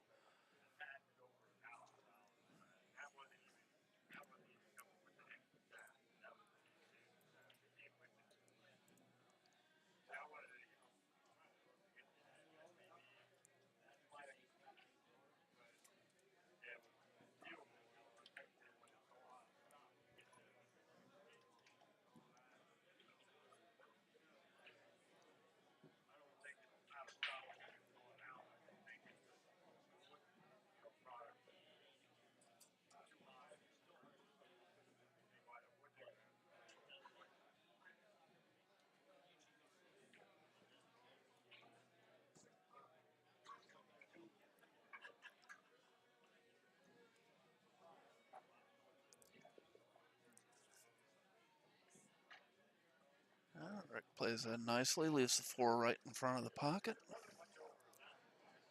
Don't see any reason he shouldn't be out here. But obviously anything can happen. That ball came off that rail a little dead there. Must have caught the point just a bit.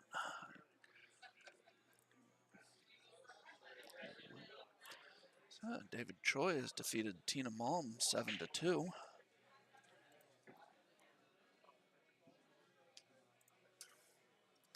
Thank you.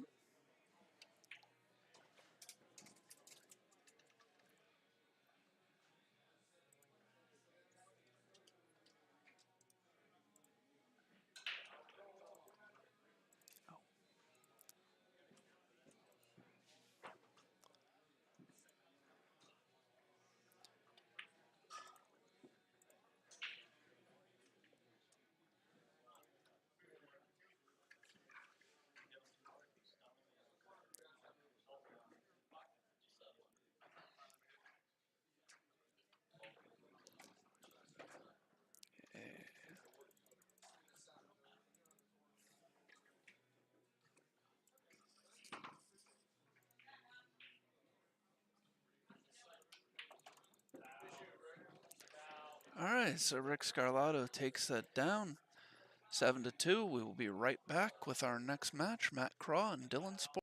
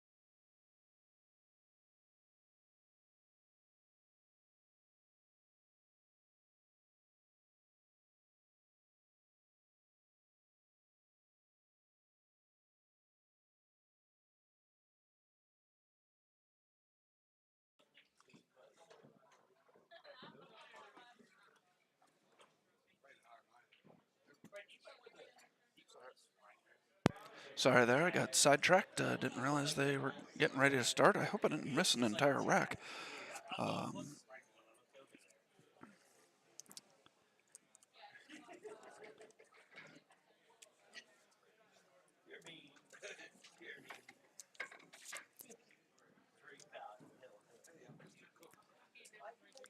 Alright, so Charlie Gain has defeated Harvey Heath, Hill Hill. Charlie will remain on the winner side. Harvey will move over to the one-loss side. As his reward for winning, Charlie gets a match with Sean Wilkie next.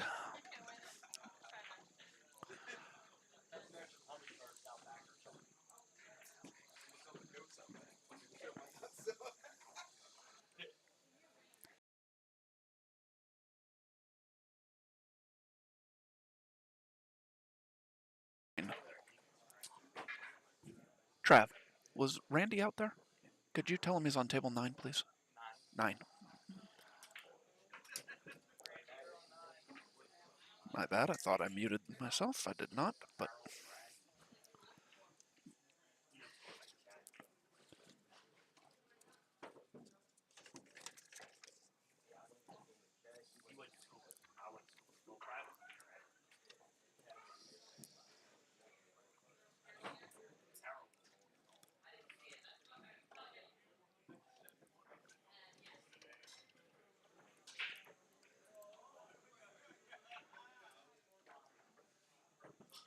Thank you, Mark. We're glad you're enjoying the stream. Alright, so Dylan looks like he's in a good position here to take the early lead.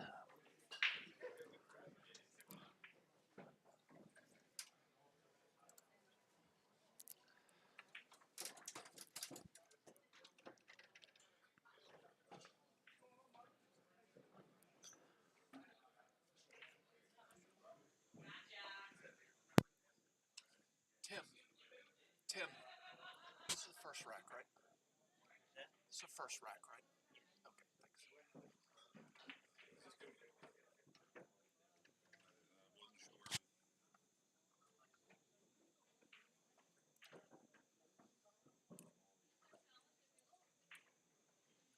Okay, Tony Long has defeated Kevin Stokes 7-2.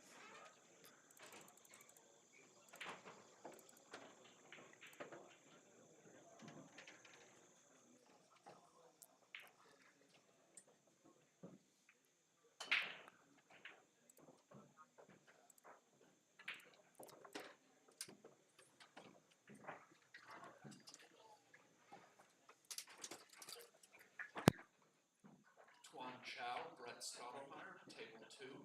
Tuan Chow, Brett Stottlemyre, table 2.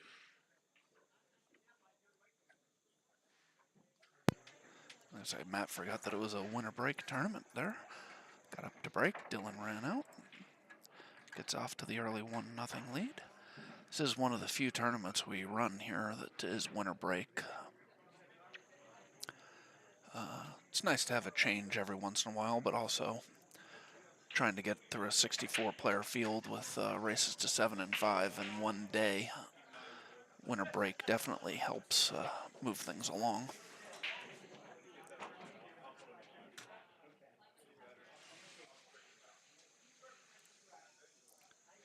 So Dylan breaking, trying to extend his lead here.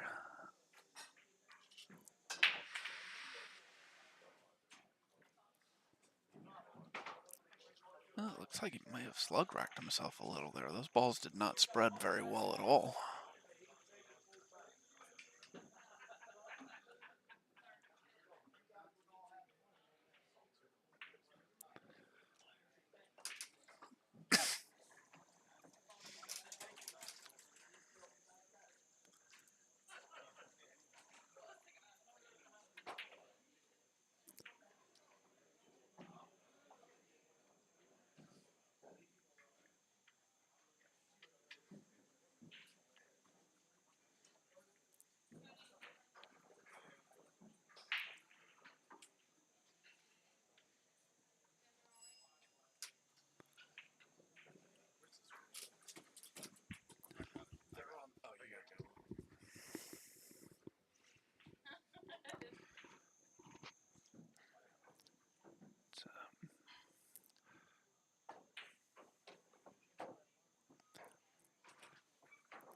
Not sure. Dylan may have come over too far. I'm not sure he has a piece of that too available.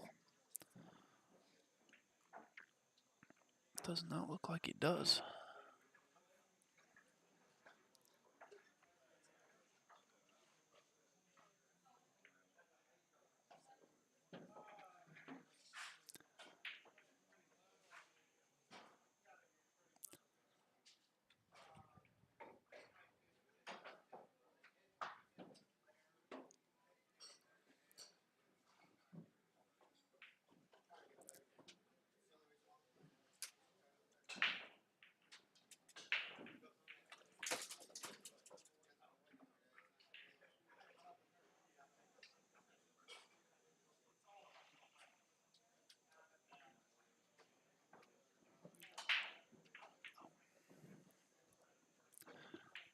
All right, so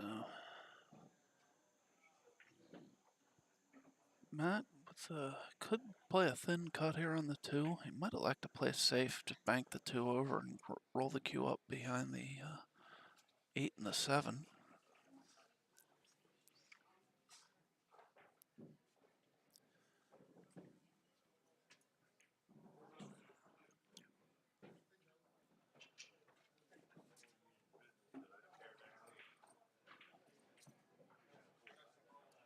And that's what he does. Gets up on the 8 nicely.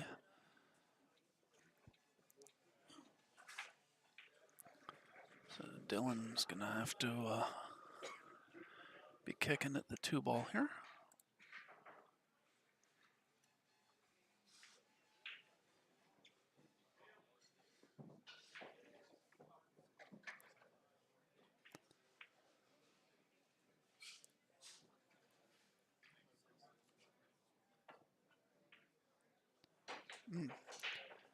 Comes up a little long on the 2 railer, and he, with the 9 ball sitting right in the pocket, Dylan has conceded the rack to Matt. And Matt evens it up at 1-1. Would have been a elementary 2-9 combo for really any player in this field with ball in hand there, so Dylan elected not to make Matt shoot it.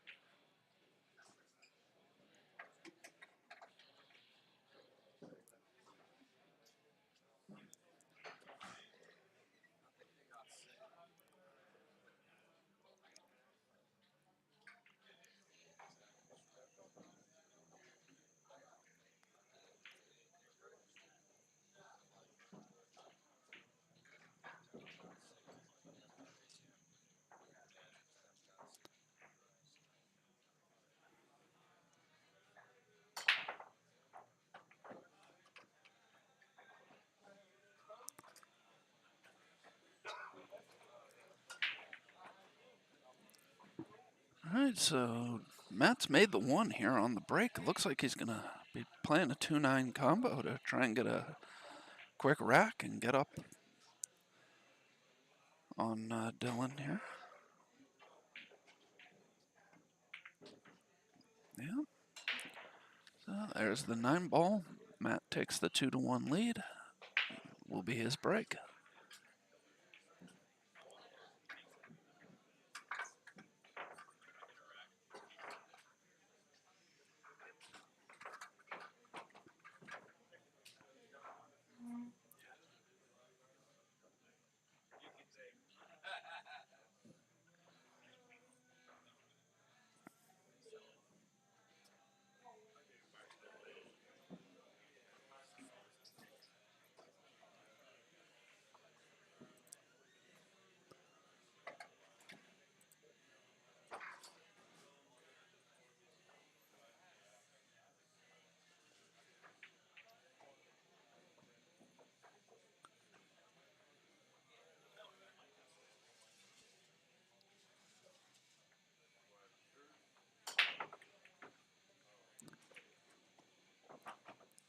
Alright, so Matt's made a ball.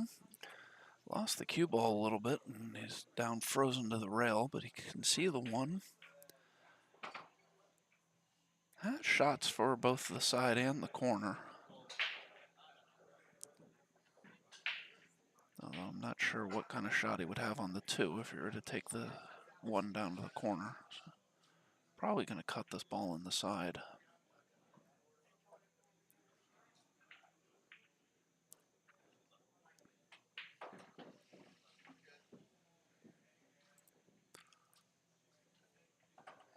Yeah, rolls that in nicely. He's left himself a shot for the 2.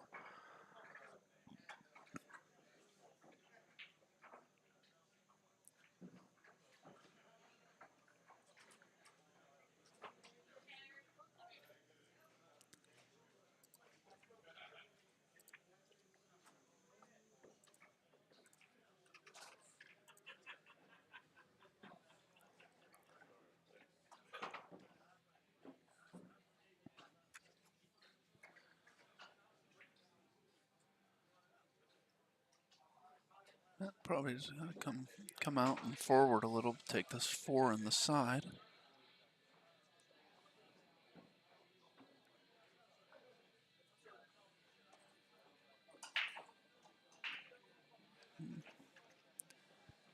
He's left himself a little bit of a tricky angle here. I mean, he can easily make this ball in the side, but he's sending the cue ball down table. He's going to have to let the cue ball travel an awful long way to get back on the 5.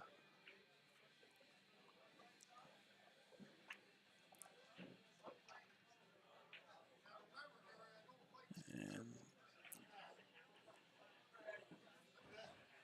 he has a shot. It's a thin cut, but it's definitely a makeable shot. Shot that I would expect Matt to be able to handle.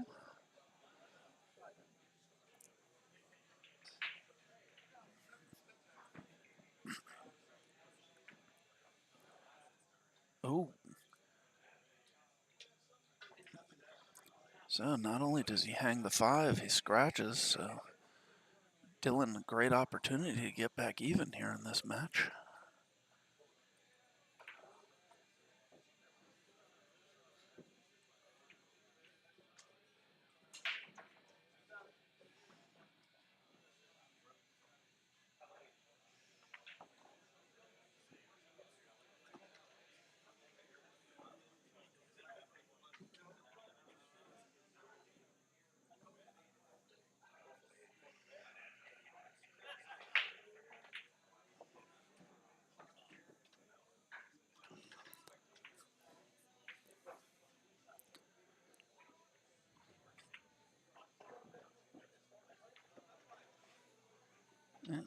Matt says that's good, so Dylan ties this up at 2, and he will be breaking, trying to retake the lead.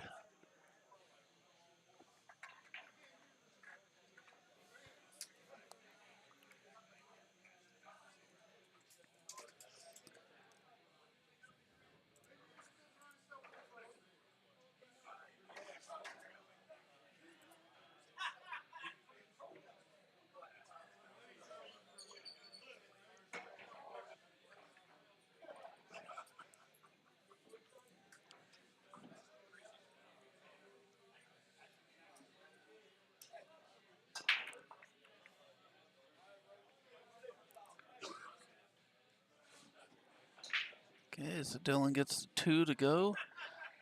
Doesn't have a clean look at the 1 here. He might be able to clip it, but he doesn't have a shot. So if he can't see the 1, might see him play safe here. If he can see the 1, I imagine we'll see him come off the edge of the 1 and play a safety. I said if he can't see the 1, we might see him play safe, but I meant to say he might push out if he can't see the 1. Hi, Brian. Glad you could join us.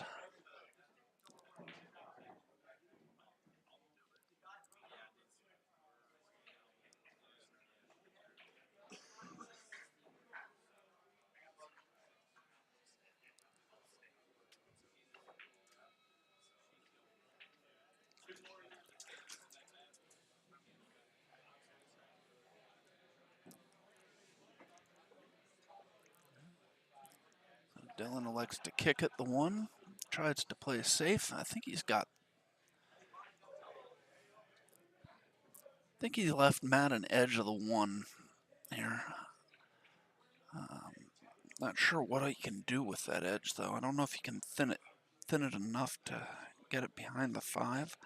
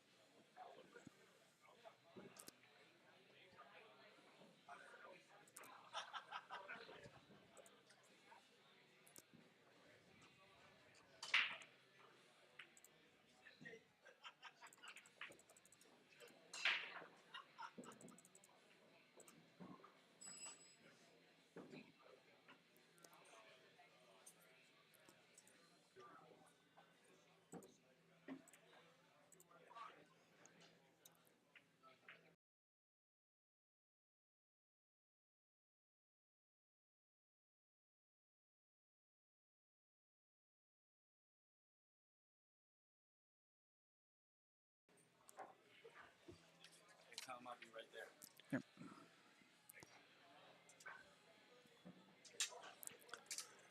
Okay, so Matt's played a safe here. Looks like Dylan's going for the jump cue.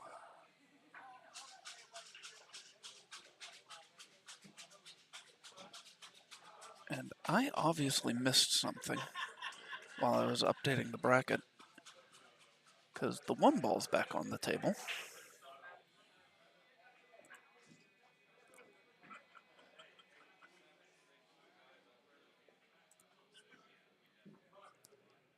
Oh, never mind. I'm just confused. I didn't miss anything. All right. So Dylan going for a jump at the 3, or at the 1. Nice shot. Left himself well on the 3.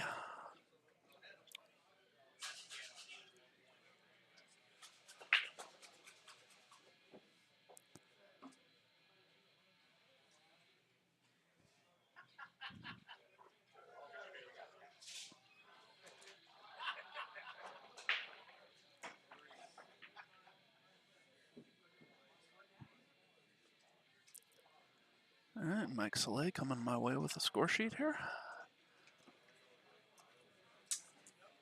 Mike has defeated Bruce Jones 7-2.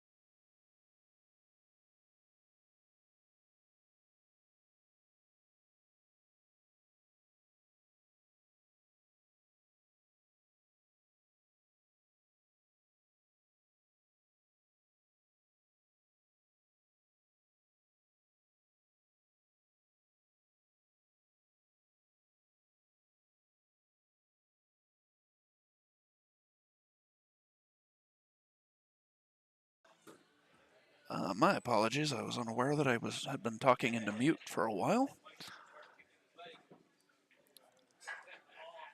So looks like Dylan has an edge of the 5-ball here. He's gonna just try and feather it and come back up table.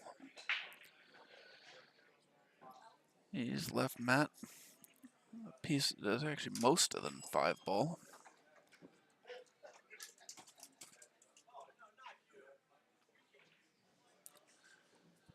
Pretty sure. Yeah, there's definitely no combo or carom on the 9 from that position. So Matt will just be playing safe here.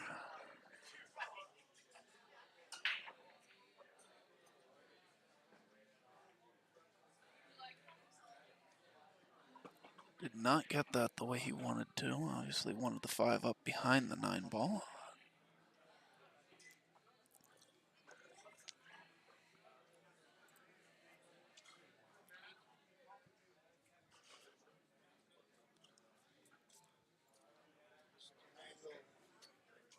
Thank you.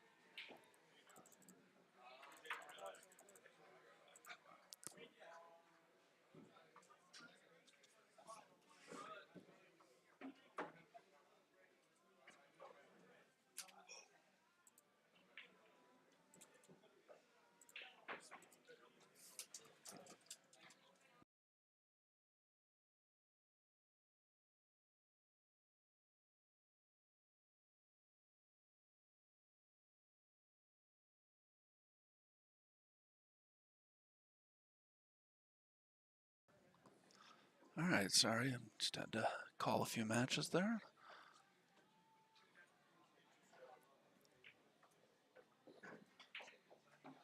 Where the score sheet stay? Over by that column.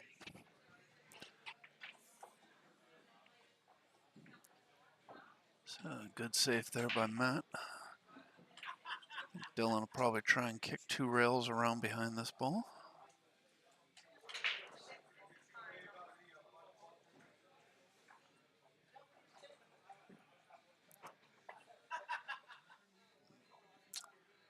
Missed the kick entirely.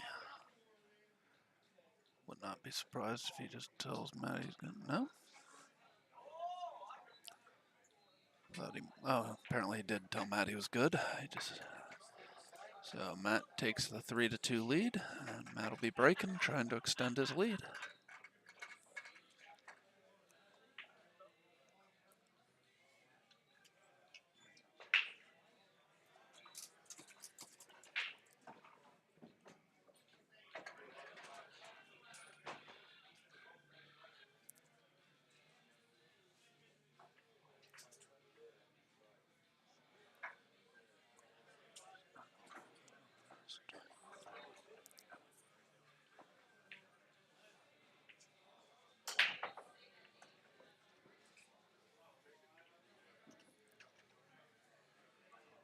Okay, Matt once again has made the 1 ball on the break. Has a shot at the 2.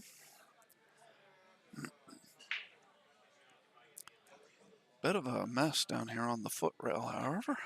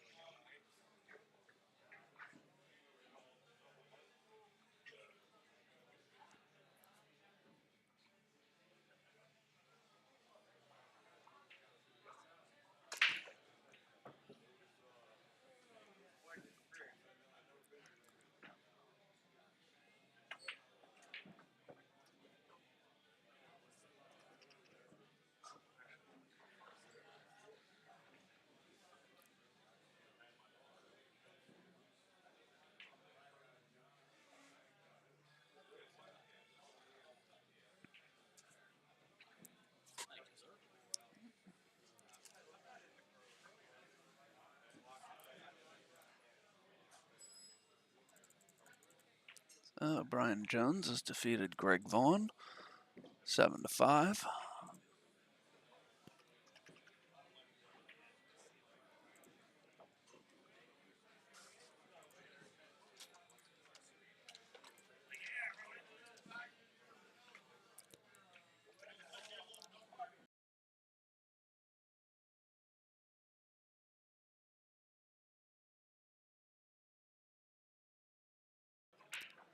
So it looks like Matt's going to be trying a 3-ball combination here on the 9-ball. Catches the 9-ball a little fat and may have left either a combination or a carom back for Dylan here. I'm not sure. I don't think so. I think the balls are too close together to get the carom angle, although he is looking at it. The combination I definitely don't think is there. You'd have to hit that 3-ball way too thin. Be difficult to get the speed you need to make the combo. Carom was obviously there. Dylan plays it nicely. So Dylan is now up, or excuse me, Dylan has tied the match 3-3.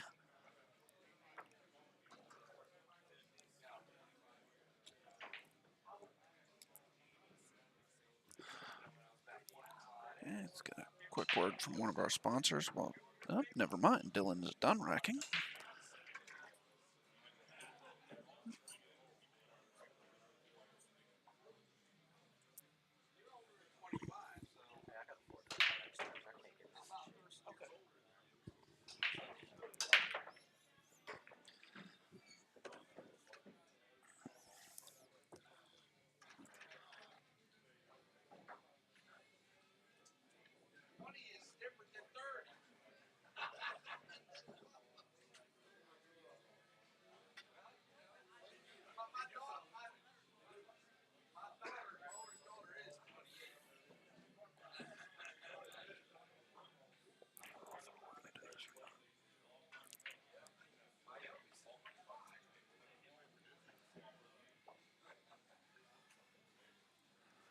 Excellent safety there by Dylan.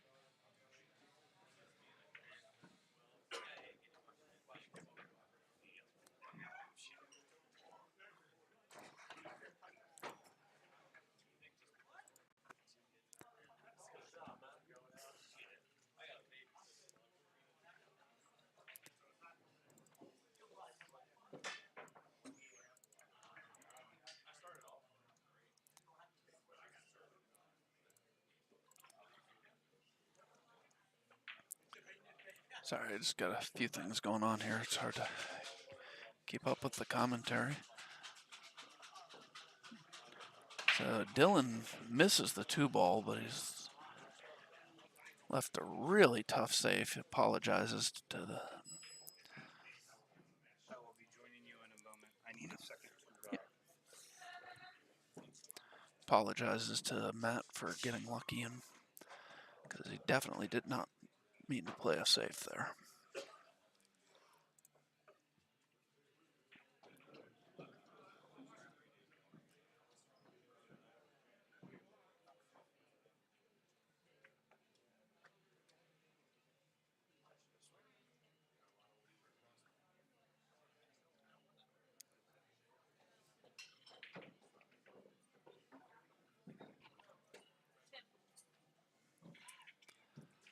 So it looks like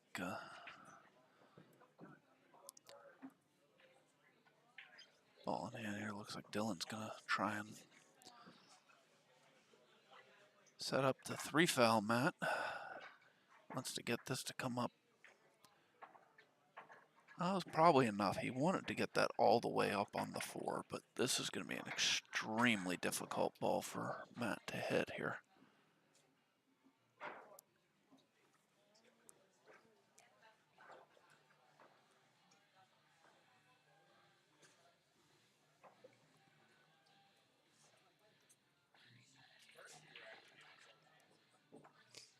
doesn't hit it or break up those balls, Dylan will probably do the exact same thing on the next shot.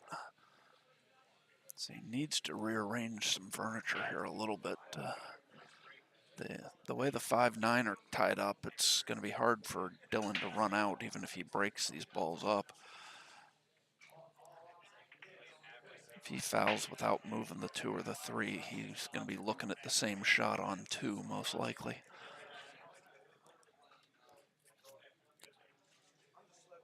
So Mike Saleh going to watch the hit for him. He's just trying to come one rail straight down into this ball. Just come out too wide. And so as I expected, Dylan going to be playing the exact same shot here. He's going to try and thin, and he'd love to get him right up against the 4. It's actually hit a, he needed to get behind that 4 to take this one rail kick away.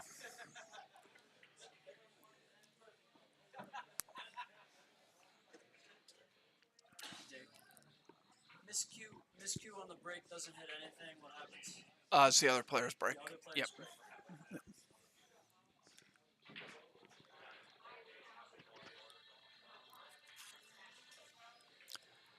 Okay, so just checking to see whether or not the ball is frozen. Was not able to hear what they decided. I don't know why I'm looking at this, because if they had to look that closely, there's no way I'm going to be able to tell from a camera. Given how hard Matt hit that, they must have decided that the ball was frozen. He's played nice shot here. He's ended up not leaving Dylan much. So Dylan elects to play another safety.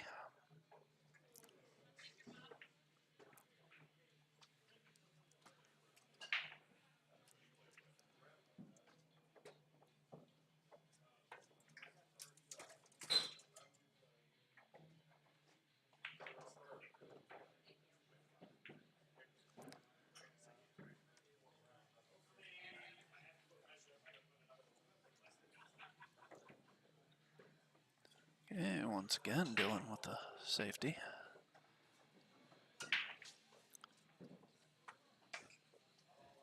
Given the 5-9 and the 3-6 tied up the way they are, probably going to be seeing quite a few safeties here, because there's just no, although if somebody were to get ball in hand on the 2 here, it would be very easy to get position on the 3. But you'd still have the 5 to deal with.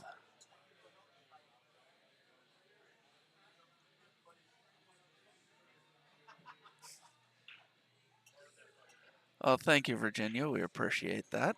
Hi, Dewey. Hope you had a great Thanksgiving as well.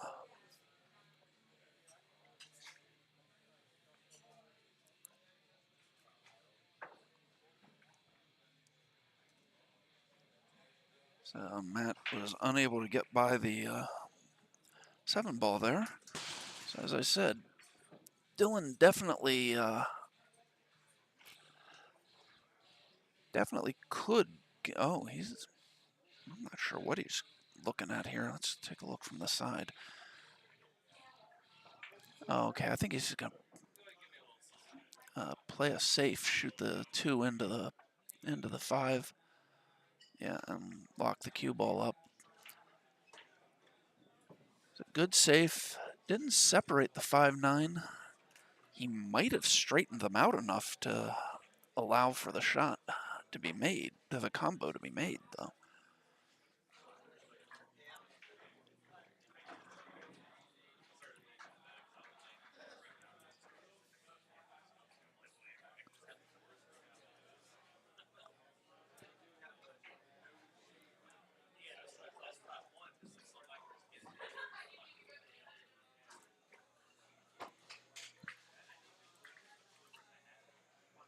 All right, thank you. So Mike Newport has defeated Lance Tolson 7-3.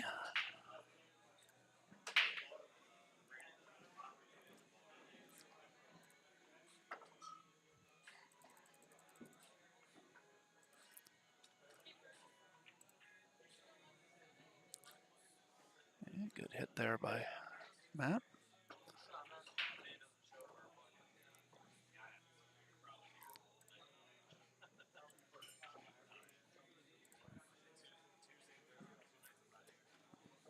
Nice carom there by Dylan, and he's come out. He has position for the 2.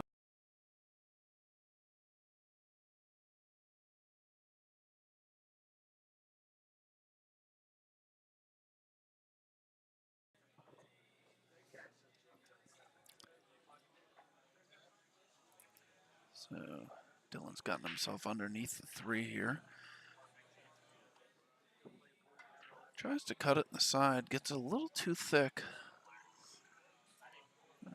Yeah, he may actually not have been trying to make that because of the way the 5-9 are sitting. I'm not really sure because he didn't seem to take a whole lot of time there, and that's not great shape on the 4 had he made it. Did you say Bruce Jones? No, yep. What table? 1. Table 1. Yep.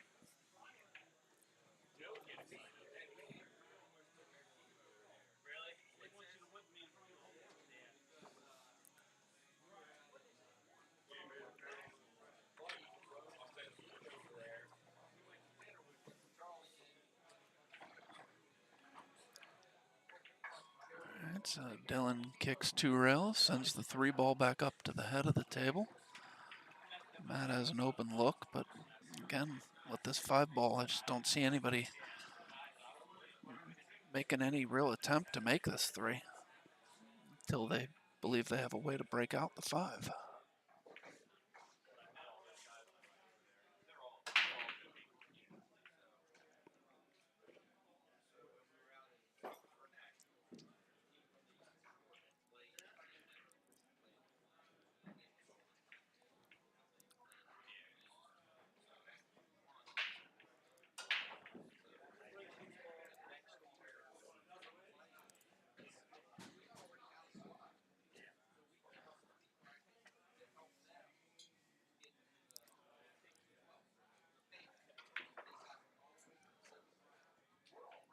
Looks like Matt's going to try and come off the right side and spin back down table.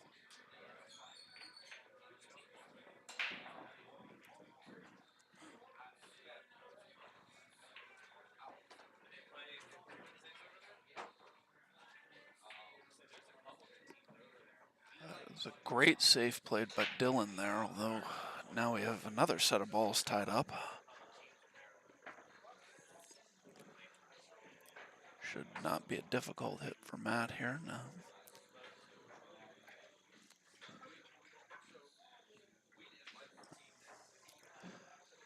Believe this 3 passes the 6, but once again, I don't know that he's gonna. No, he's not gonna try. He's just gonna thin off of it and try and play safe again.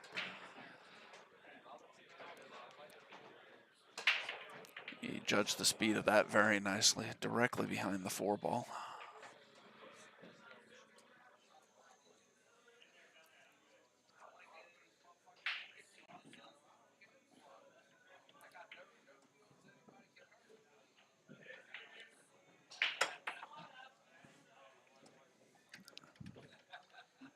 Matt makes a good hit. I don't know if he was trying to go into the 5-9 there, or if that's just the way the cue ball was naturally going, but he's scratched in the side. So, see how Dylan chooses to try and go after these balls.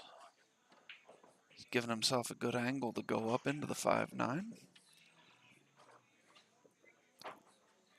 If he can come off the rail and then bump the 9 softly, he can move the 5 right in front of the pocket.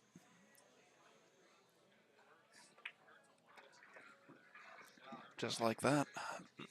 Excellent shot by Dylan there. And now with that problem taken care of, be very surprised if Dylan doesn't get out here and take a 4-3 lead.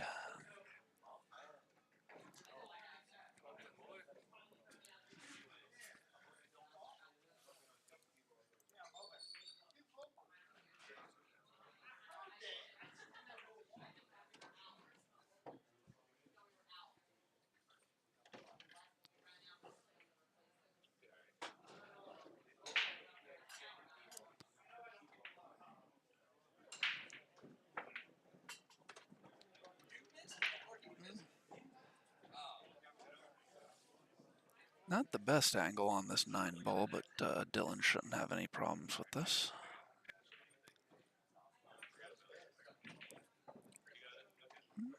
And Dylan goes up 4-3.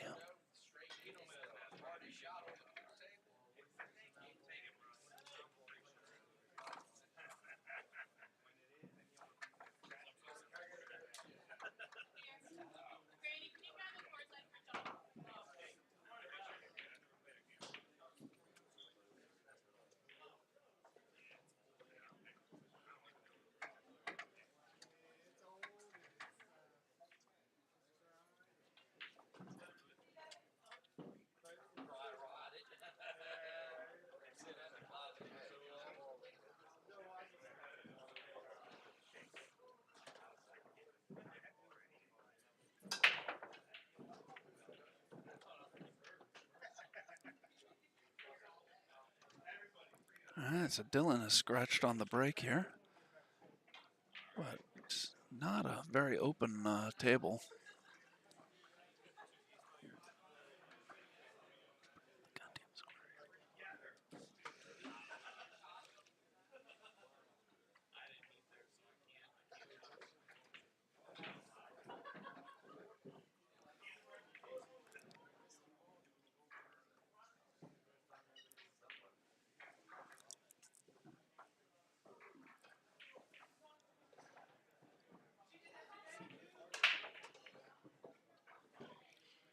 So Matt really thinking about how he wants to play this here.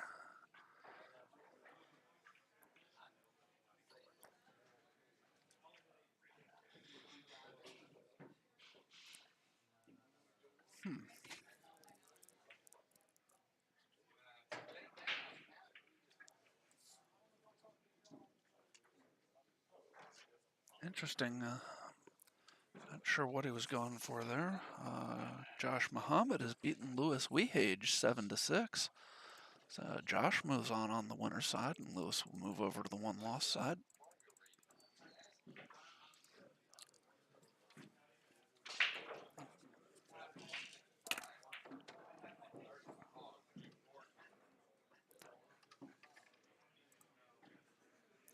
BJ Ussery has defeated Chuck Roth 7-3.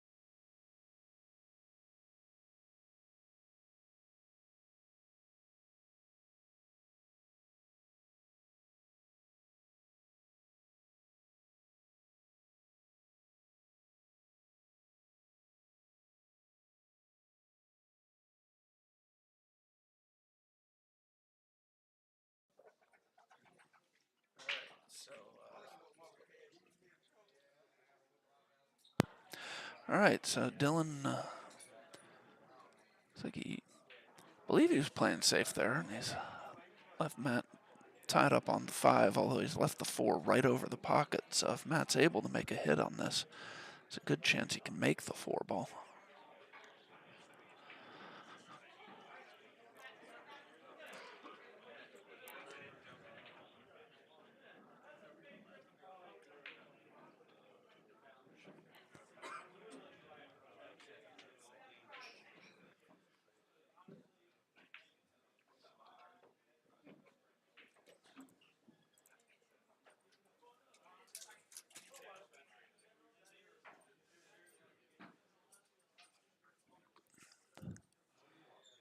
He is tight on that 5 ball. So it looks like he's elected not to come to the long rail down at the bottom here. Made a good hit, 2 rails. Didn't make the ball, and he's left Dylan very makeable either combo or carom, depending on which way Dylan feels comfortable shooting this.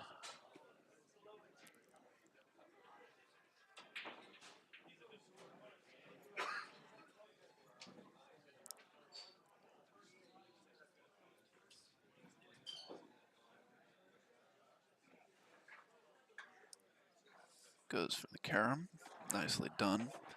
Controls the 4 ball really nicely, so he's got a good angle for the 4. Just roll forward and have the 5 in the corner.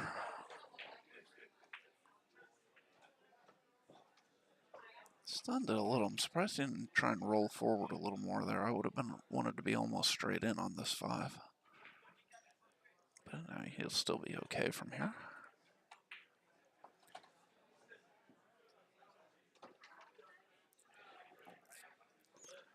Dylan's been winning everything he's playing in pretty much recently. I shouldn't really be questioning him.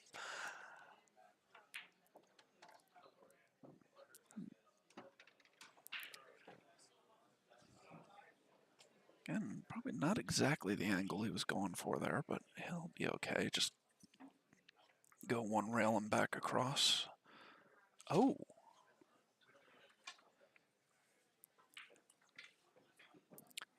Hey, so Dylan misses a 7. Says it's good to Matt. Matt will be breaking with the match all tied at 4. We got a race to 3 here. I got one though, Dave. All right, and while he's racking, I got a few matches to update. Jeremy Mason defeated Roger Haldar 7-5. Sean Wilkie defeated Charlie Gaines 7-1. And TJ Moore defeated Joe Wright, I'm guessing, 7-1. They don't have the last names on here. And Steve Fleming has defeated Randy Davis 7-3.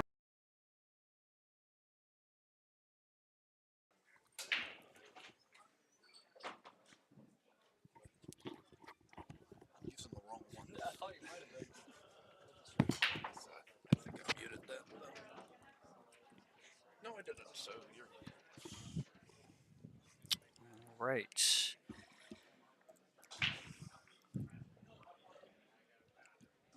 Looks like we're in the middle of a doozy here. Dave Nangle taking care of. I saw him get about 5 score sheets in a row there, so he's got some work to do. But once again, Jeremy Mason in the booth here. Looks like a real good match here. Dylan versus Matt Craw. And this is one of those here where in a winter break format, don't look away. Like this match could be over in a flash, one way or the other. Looks like Matt at the table with a real nice opportunity. There's the pink 4 ball hanging near the lower right-hand corner pocket. The only minor issue here is the 6 ball, but it does go to the same corner where Matt's about to shoot the 4 now. If you can get a good angle to get down to the short side for the 6. And there's a pretty big area there. The 6 is near the center of the table, so not too bad here. The only problem is the 7 ball here. I think if the 7 wasn't where it was, Matt would just come straight up to about where the 7 is with the cue ball and try to get an angle to go 2 rails out of that corner and then catch the 3rd rail down onto the left of the 6. He could still do that. It's just a little bit touchier on this first transition with the 7 being where it is. Just to the left of the 7 is, I think, what he's going to want to do. Now he took it completely out of play. And you know what? There might be enough room. Actually, I think he's got an angle here where he can just pull this straight down the left side of the table. For that 6 ball, he's looking at it right now. Kenny Schiavone, Bethany Sykes, table 3. Kenny Schiavone, Bethany Sykes, table 3. Andy Patterson, Russell Walker, table 4. Andy Patterson, Russ Walker, table 4. Matt Rose, Johnny Bloom, table 7. Matt Rose, Johnny Bloom, table 7. Pretty nice control there for Matt. He's actually finished pretty close to straight in on this ball. Angle a little bit taking the cue ball down towards the foot rail. But plenty of pockets here for the 7. He could stay short side if he needs to, if he is that flat. That's what he's looking at now, just going one rail past the 9 and then having the 7 for the upper right. Big rack here. Don't want to give the break up if you're... And he's got to a pretty comfortable place to just pinch this 7 ball in. Just a center ball here, stun it, cue ball over to the right-hand rail, but really just focus on making this ball. Hit it fat. Oh, yeah. And you could see it almost right away, and that's a huge, huge mistake for Matt because Dylan's not just going to get up to 5, but he's going to have the break, which is huge. Would that have been a break and run if he had gotten out there? I believe so. When I sat down, the balls were already where they were, so I can't tell you, but I think so. I mean, he was playing the 2 ball or something when I got here. I'm pretty sure it would have been the first one in this match. The balls have just not been breaking well, and so we've been seeing a lot of safety play in this match because there's been clusters to deal with in almost every rack. Are you playing today, Dave? No, I'm not. Gotcha. I run this one by myself. There's just too much to handle trying to Gotcha. play Yeah, as I definitely well understand that. So Dylan takes the 5-4 lead. And as Jeremy said, he will be breaking. Yeah, so let's take a look at this break. I just sat down, obviously, but as you pointed out, the break hasn't gone really, the match hasn't really gone in favor of the breaker to this point. So let's see. You know, in my match, I actually went to a really untypical break. I actually start with, normally I break like diamond up, diamond out, more of like a 10-ball break, but I actually was breaking almost dead center a couple times in my first 2 matches. The balls are breaking goofy. Yeah. I think just a couple of the tables, it's hard to get them real tight unless you go a little high, and then that really changes the dynamic of the break, you know. So Dylan's broken dry here. Looks like the 2 will pass the 7 to the corner, so not too much in this. You might actually see a 3-9 here potentially. Doesn't have to, actually. I mean, the 3 goes, so if he lands well on this 2 ball, the only problem is the 4 takes away that position for the 3 in the side pretty fast here. He's looking at that combo now. As I say, he's giving himself an angle that he's going to run into the 7 here. Yeah, so he'll just pinch this back a few inches, about halfway to where it is now.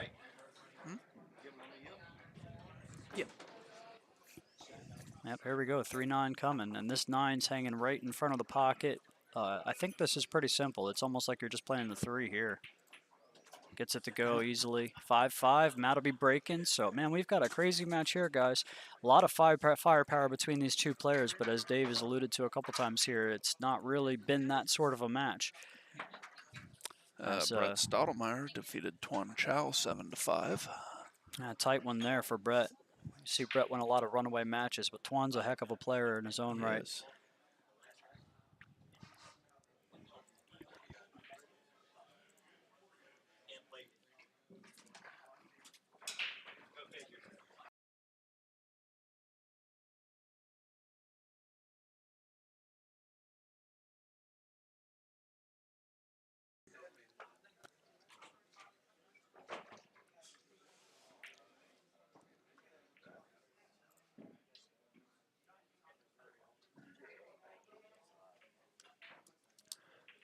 So let's see what Matt can get on the break here. I was getting ready to say something. Normally, what I just alluded to, if you are having to rack them a little bit high, to get them tight, then you're almost better off trying to make the one in the side at Yeah, that point. Almost and play like Matt has been making the one in the side almost every rack. He just as we see here, most of the balls have been staying down at this end of the table, yeah. and as a result, they've been tying up. This is actually more open than a lot of the racks he's had. That tells me that he's racking them not only high, but they're still not quite tight because that one's cutting to the side from being a little high, but the fact that he's cutting it a little bit is taking so much out of it, and the Yep. balls are really tight. They're just kind of squatting right here, or so loose they're just squatting right here. But he does have a decent look here. The 4 won't pass the 8, but there's a potential for a carom there. It's tricky though. Tricky to control the 4 on the carom because of the 7 and the 5. So let's see if Matt elects to do something else. There's plenty of safety options there as well if you get down just below where the 9 is. He doesn't really have a great angle to go there. You have to play a high inside ball, which is a little bit more difficult to control. So let's see what he does. I almost like trying to get down here to play a safety. I mean, the carom's there, but I don't know. Do we have a side angle here or no? We've got 3 angles here. We got this one, then the overhead, and then the side. That's these 3 buttons down here cool. if you want to Thank flip you. around. Yeah, so I guess he's looking at playing a real good safe off the rail and then in behind the 8, I think. He overhit it a little bit. He does have the hook, I think, for the most part. Man, maybe Dylan can see a hair of this ball. It's tough to tell. I don't think so, but I didn't think so at first. yeah, you might be right. Just the way Dylan's body language tells me more than anything, you know. And that was a pretty bad miss for Matt. You know, he overran his position by a good ball and a half from not very far away. And this is going to be real effective here.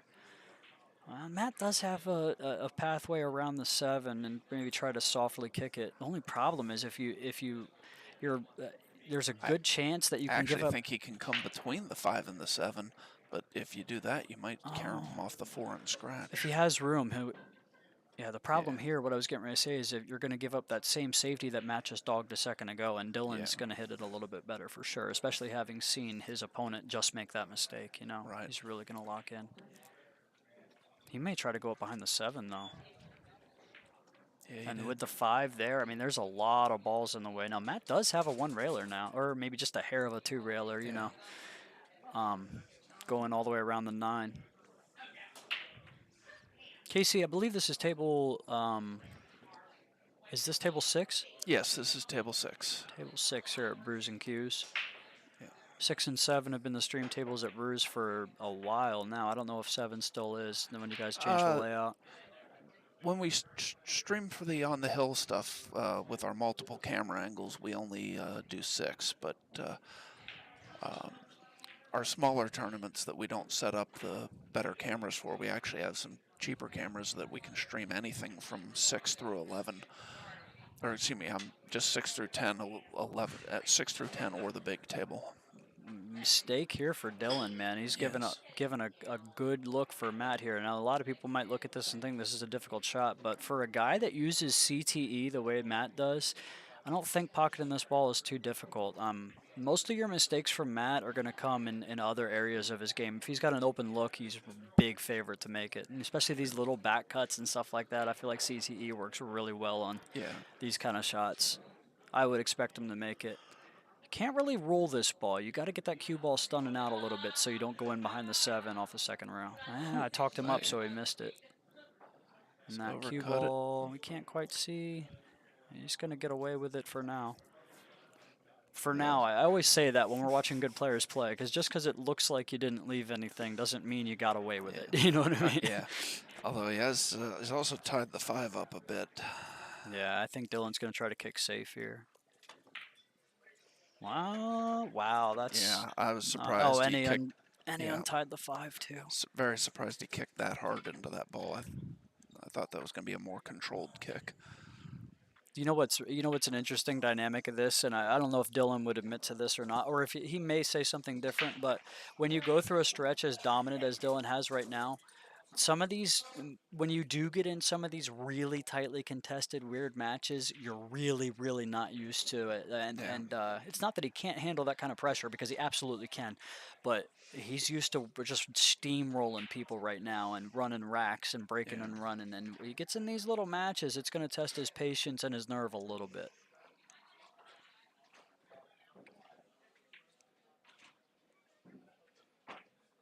But we cannot understate it, or we cannot overstate it enough, that Dylan Sporer is in the midst of the most dominant run by any individual amateur player in our area that I have ever seen since I've been in pool. I'm sure it may have happened at at times in the past, but I mean, I've been around the game for about 6 years now, and I've never seen Wilkie do this. I've never seen Brandon do this. I've never seen Brett do this. I've seen him have little shorter stretches like this, but Dylan's been first or second in major tournaments back to back to Yeah. back to back to back to back to back. We're talking like 7 out of 8. It's unreal. But meanwhile, back at the table, Matt with a perfect opportunity here. Just pinch this ball back a little bit. Actually, he's going to come out for the other side. And I like what he did there. That was smart. He really eliminated. There was almost no way to mess it up or have a bad angle the way that he played that, you know. Yeah, that was nice. Really played the percentages there. Coming back for the 8 in that pocket really um, gave him the best chance. Played to the big area for the cue ball, you know.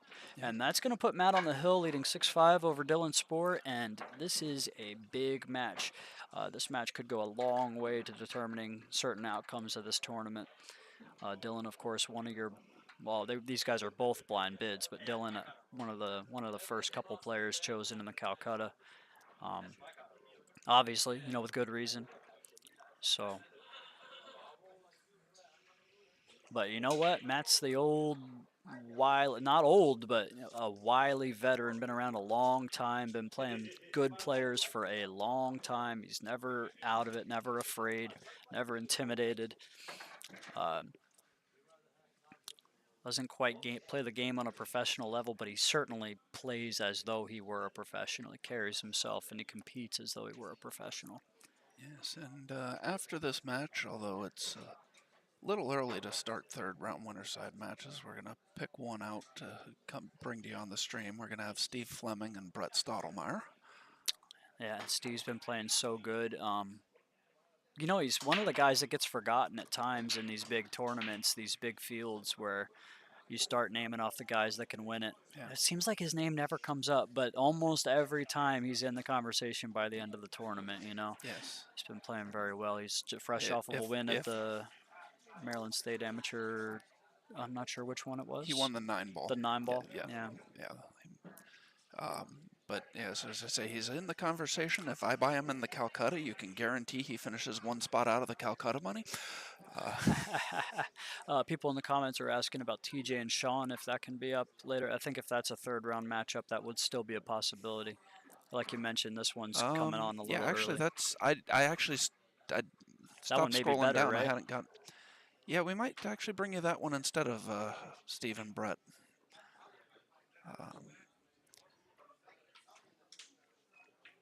Yeah, I did the same thing when I chose this match. I scrolled down, saw this one, and said, "Oh, we're going to bring you this one next." And then I scrolled a little further down and saw Chuck Roth against BJ Ussery. I'm like, "Oh, that would have been a good one too." Although that one ended up being 7-3, so looks like we made the I'm better not sure choice. as many people would know who Chuck Roth is. We're watching now. Agreed. Certainly, Chuck everybody is an likes excellent watching. player, Chuck is so, a great player. yeah. I remember a tournament at Bombas over in Easton, or is that Easton? Elkton, Maryland. And he came in, everybody was there. Sean Wilkie went for 500 some, Matt went for 300 some, and there was any number of good players in the room. And Chuck Roth, nobody really knew who he was, except come to find out, Matt knew who he was, of course. But Chuck Roth went for like $40 in the Calcutta, snapped the whole thing off undefeated. And as I was talking about it to Matt afterwards, I was like, Matt, that's crazy, man. Nobody knew who that guy was. And Matt's like, oh, I know who that guy was. I was like, well, why didn't you give me a little nudge during the Calcutta? Like, what are you doing?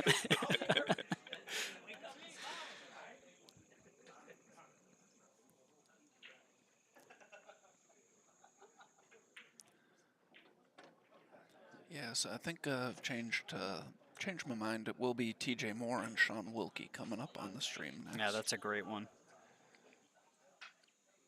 TJ just has a way of making the game look so simple and easy, and just a cool customer. You know, of course, Sean kind of goes without saying. He's one of the top 5 players in the Northeast. You know, Yeah. I mean, although not quite as locked in with his game as he was probably a year or two ago, he's really kind of taken some time to himself to focus on Yes. other things, which is not at all a knock on the guy, and certainly still has the talent at any time to snap off any of these tournaments. So it should be a great match, but not an easy one for Sean by any means. No, not at all. A chance here to close this match out. Hit that one good. That was the last real tester. He did manage to hold just above the shooting line here, which he needed to do. The 8 has either corner pocket. He'll just roll down into position, and that should be all she wrote. Yeah. And somebody's going to not have very much fun on the B side here in a little bit. Because Dylan Spoor, he can ruin a few days over there. It's like one of the first B-side matches I called was Joe DePascal against Rob Cord, and I'm like, that's a match I wouldn't expect to see on the B-side in the first round. I think Rob actually got blanked in the first round by Tom Zippler, if I'm not Yeah, mistaken. he did, Yeah. which, like I said, I mean, Tom winning, not a surprise. Rob winning wouldn't be a surprise either, but Exactly. it being a 7-0 was You expect an it to be enormous a surprise. close-ish match. But, of course, we talk about the winner break format with the shortest exactly. race. Any score is within the realm of possibility when you have 2 good players playing. So, great matchup coming up here in a second, guys. You're not going to want to miss it. Sean Wilkie versus TJ Moore by way of request from Casey Smoltz. Hope you're still watching, Casey. We're going to put that matchup for you. Always a pleasure to watch Sean Wilkie play here, especially here at Brews and Q's, where he seems to even find another gear. Nice win there for Matt Craw. He's going to advance into the 3rd round of the winner's side. And next match coming up in a second, guys. We'll be right back.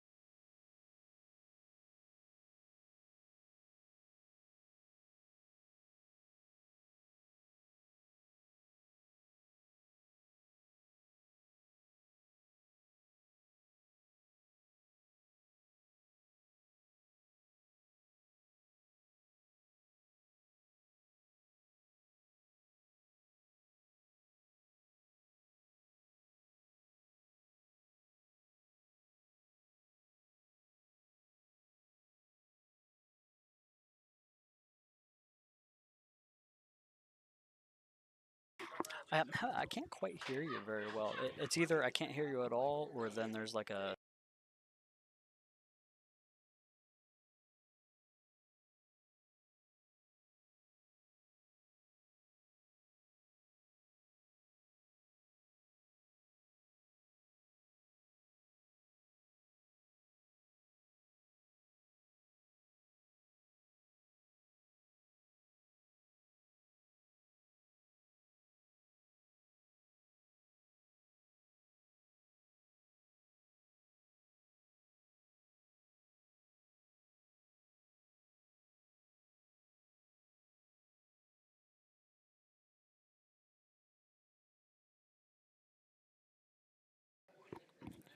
All right, so it looks like Sean's going to be breaking to lead us off here.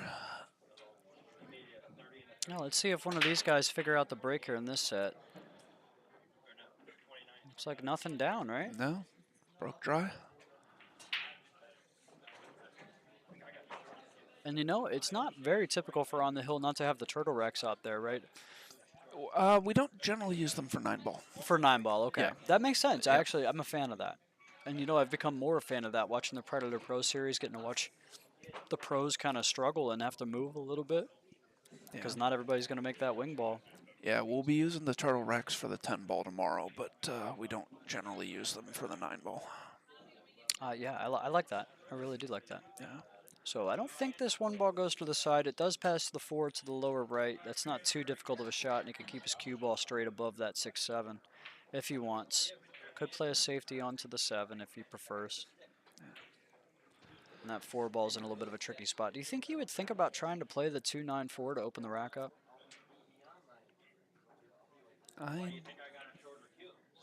He's going to play the one off the 4. Yeah, I didn't like that as much because the 9's still there, right? So the 2, he would have had to still play like a 2. Well, I mean, I guess maybe the 2 goes to the side, so yeah, it's not that bad.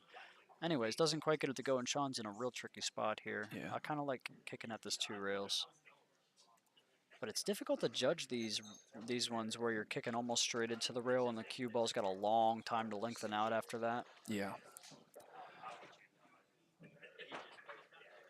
But if anybody can figure it out, it's Mr. Wilkie. This is one of the most fun things to watch about Sean playing is the way he measures out some of these kicks. And although it looks like he might be playing the Masse here. Masse rail first. Am I bringing it to the right place? Am I bringing this to the right place? The score sheets? Yeah. Because I know usually it's this. Yeah, no, for this tournament, sure.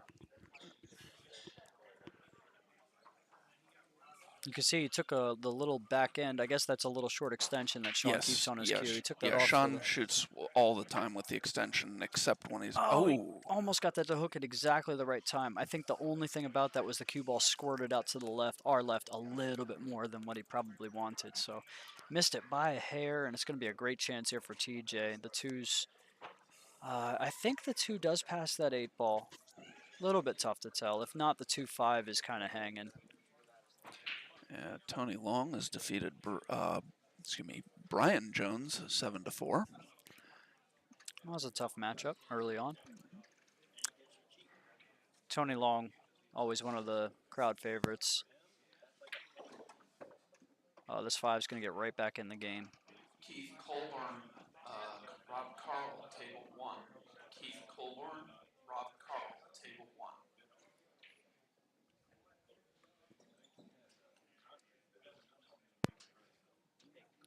So TJ's going to kick at this 3 ball. That was a little bit tough there. Banked the 5 ball right back in the way. And 2 was the only problem in the rack. This is a wide open layout here. Yes, yeah. And this is that funny pattern where you almost feel like the 7 covers the 6 a hair, but then it goes in the sides. You just get an angle on the 6, and it's really, really simple, right? A little bit of inside English back out to the center of the table. He's going to drag short side here, I think. The 5's a little tight going past the 8. Yeah, I don't think he'll play the 5 by the 8. Might draw back for the side now from this angle.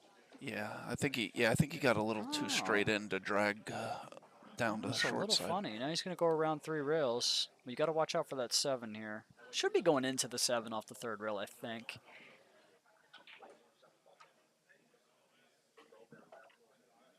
Tough to say. Now I might even be able to still go above the 7.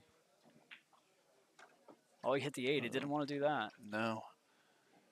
That was not part of the plan. Now he's going to have to bank the 6 at the 8, which is hanging. Right, and you got to worry about where the 6 goes here. Yeah, especially since it's almost natural to lay the cue ball on the left-hand long rail, and that 2's probably not going to want to sit right there. Yeah. Let's see how he does. Oh, that's not going to be good. We've got our money's worth in this first rack here from these two. Yeah. If you get to see 2 players like this playing a rack of 9 ball, if both guys kick and masse in the same rack, you're watching something.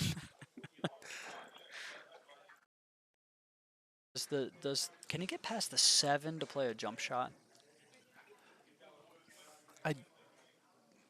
He might be able to see that ball almost. Yeah, it almost looks like he can. Can see it. Wow, that looks I mean, way different. He's jacking up. Yeah, he's jacking up slightly, but yeah, that was. It looked like the 9 and 7 had him.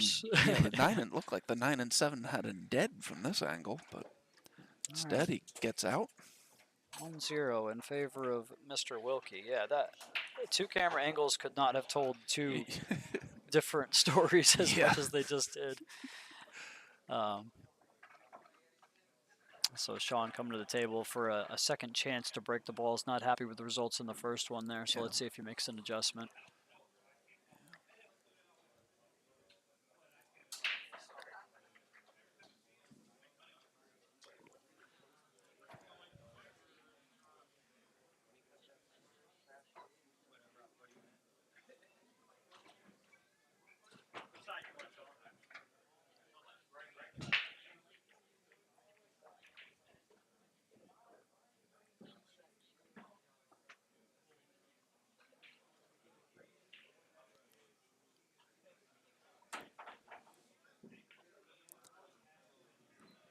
It's interesting that Sean wipes that little spot on the cloth there where he's getting ready to place the cue ball. I haven't seen too many people do that. I assume he just wants to make sure there's no chalk particles or anything like that that might get the cue ball airborne at impact.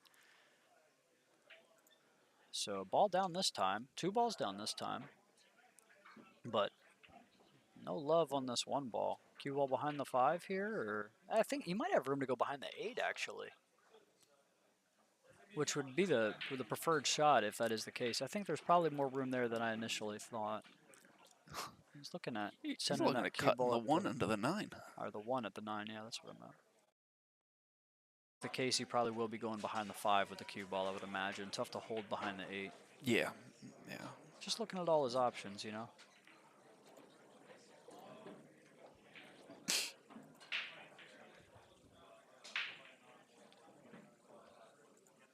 That 1 may pass the 9 if he does want to really fire at it.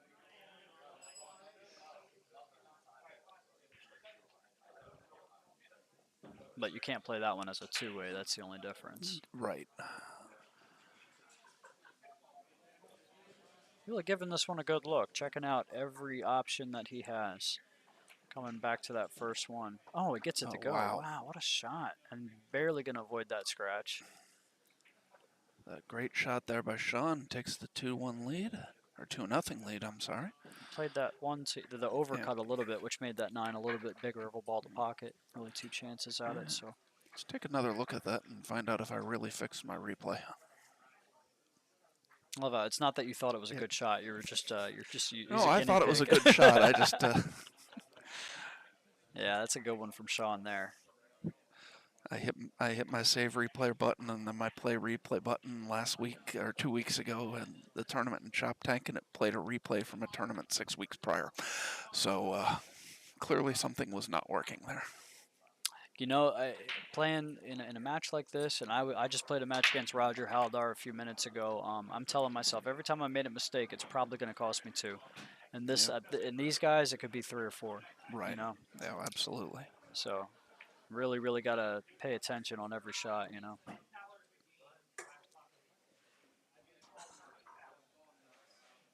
Another combination coming up for Sean. This one's a little bit easier to control, I think. He can stun the cue ball out to the right. A little double kiss there. He's going to be okay. Now, you know what's funny, Dave, is we're looking at that like, is he going to get behind the 8? Now, in Yeah. theory, there should be no way that cue ball can get behind the 8 running on that line, right? Yeah, but it does sometimes. It does so. sometimes. Oh, it's so funny. Sean's got a little bit steep on this 3, but still room to pinch this back behind above the 6 if he wants. But this is one when you get down to shoot it, it just doesn't look as fun. I'll just widen it out a little bit. Yeah, which that's one of the real strengths of Sean's game is he gets through that cue ball so good that even on a thin hit like that, he can really impart that English to the cue ball.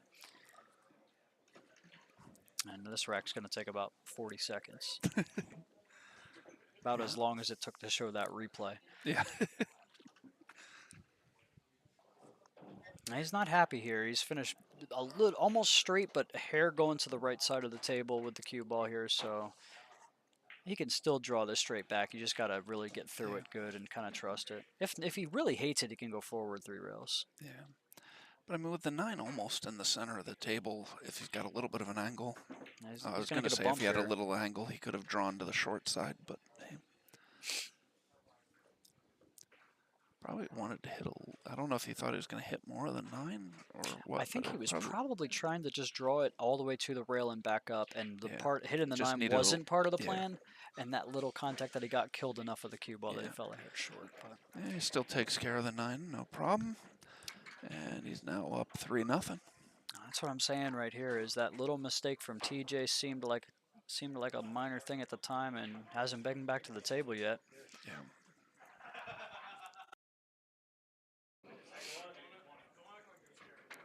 I love how fast Sean made the adjustment on the break, too. He broke dry in that first rack. We just talked about it for a while, that Matt and Dylan played a full set, and neither of them really figured it out. And Sean, one time breaks dry and then adjusts and wins 2 in a row from the break after that.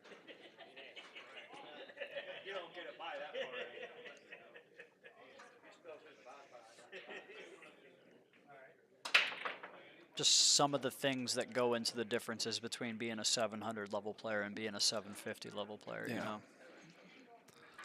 And another excellent break there by Sean.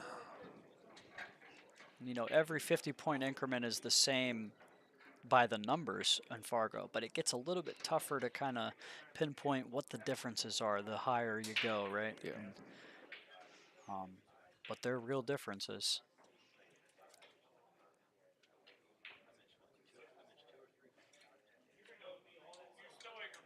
A little bit of a thin cut here on this 3. I think he's just worried about clipping that 4 a little bit. He doesn't want to do that, but should be able to get into this enough to get to the rail. Yep. Very nice. 4 passes behind the 7, so he should be okay there. Yeah, but he has fell a little bit funny here. He's going to have to force this one a little bit. Like, yeah, not too much in that. He hits those really well. He does. He hits all of them really well. Say, what doesn't he hit really well? And that's a chance for he's working on a 3-pack here. Yeah. You count the combos, right? If it's from the break, I mean, so this will be a 3-pack. If he can get out. On the rail, but he's got enough angle here where this is not too tough. He doesn't like it, but he's okay. I didn't love the way he went from the 6 to the 7, if I'm being honest. I thought it was a little bit interesting. Now, Sean knows a lot more than I know. Let's be honest about that. But it just seemed like he could have played to a bigger area there. I mean, basically what I'm saying is the way that he played it, his cue ball was always going to be close to the rail as it cleared the 8, you know. Okay, Sean with the shot to go up 4-0. Yeah, not too much in this. The good players are going to make these ones. Yep, cuts it down the rail nicely, 4-0.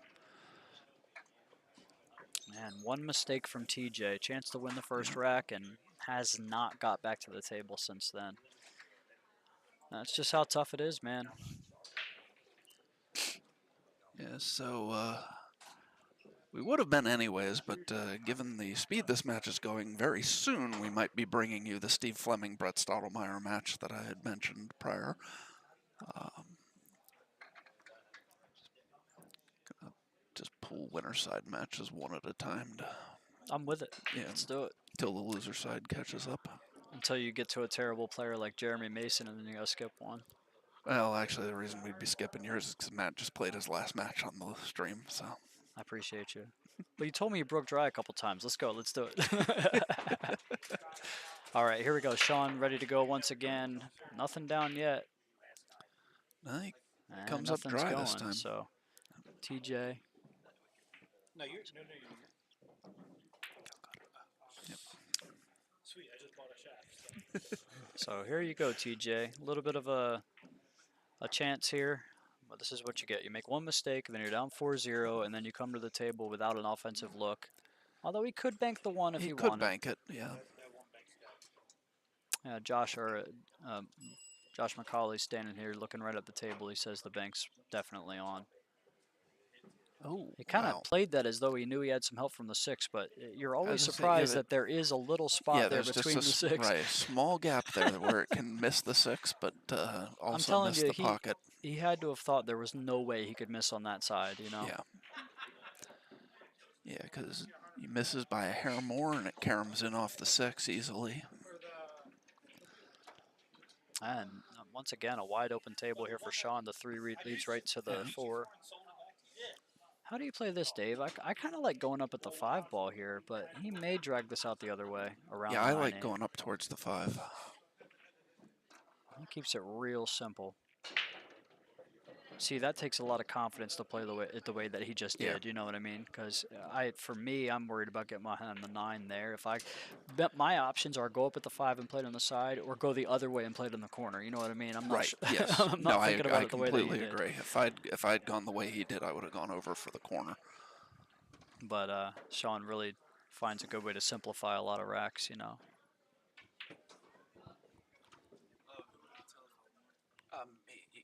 What was the score? 5-2. All right. Thank you. That's all right. 6 easily clears the 7. A stop shot. He'll take a little back cut on the 7. Don't think he needs to work too hard to create an angle on this one. The 8 has plenty of pockets, so.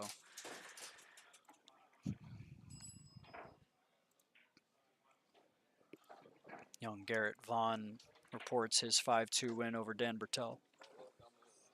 Dan Bertel out of the tournament at the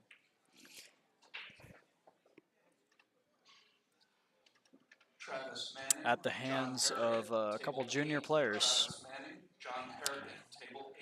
And Sean gonna take a 5-0 lead and have the break once again.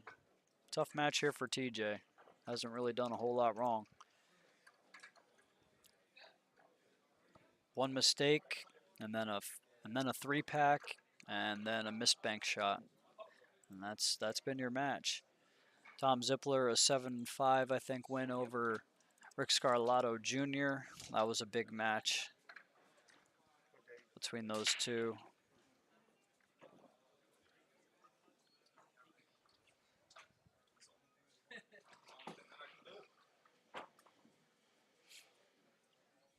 Sean ready to break once again.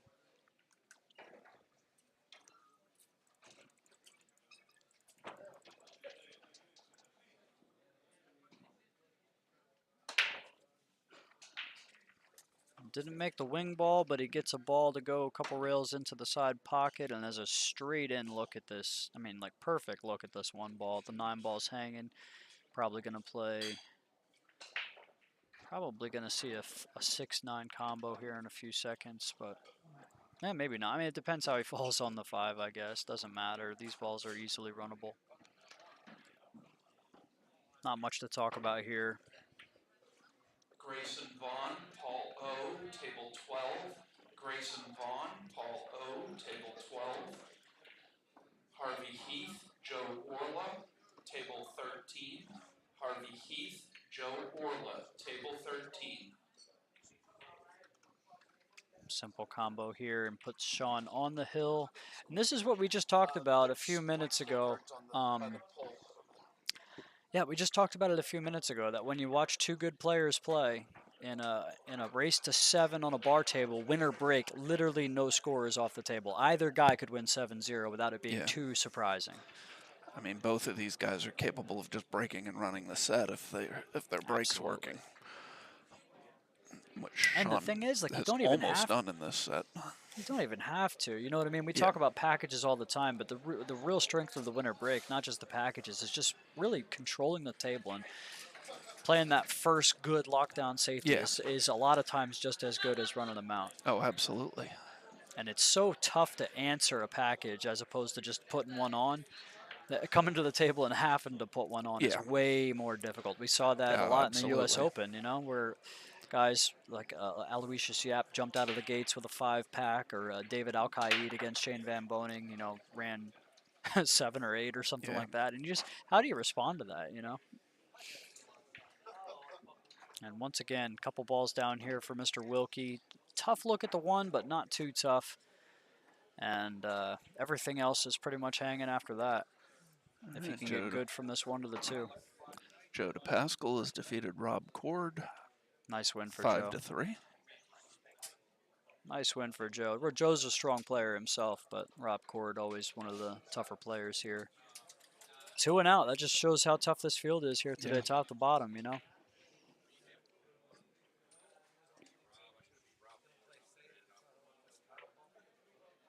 Sean plays a tip of inside here. He's got to clear that 4. He's going to be dead perfect. What a shot from Sean Wilkie. And that's pretty much going to be the match in all likelihood. You might even see an early concession here from TJ. Might not even get to the 9.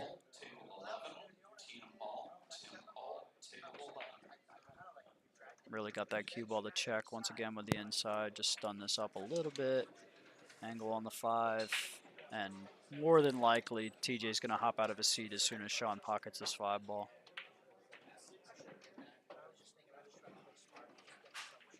Nah, no concession coming, but I think tough. TJ stopped paying attention a while ago. TJ might not be able to get out of his chair. He's kind of been there the entire match. Unfortunate. Yeah. You know, like we said, let's just talk about this. Like, we mentioned it once already, but TJ had a chance to win the first rack. He made a mistake. Sean won that rack and put a 3-pack on. It was 4-0 before Sean broke dry. TJ came to the table with a bank shot on the 1, barely missed it, and didn't come back to the table Yeah. again. So, I Yeah, mean, I mean, that's how tough it is against some of these top-tier players in a short race on a bar table playing 9-ball winner break. So, another great match coming up. Tell the people what we got, Dave. Yep, we got Steve Fleming and Brett Stottlemyre, and we will be back in just a moment with that match.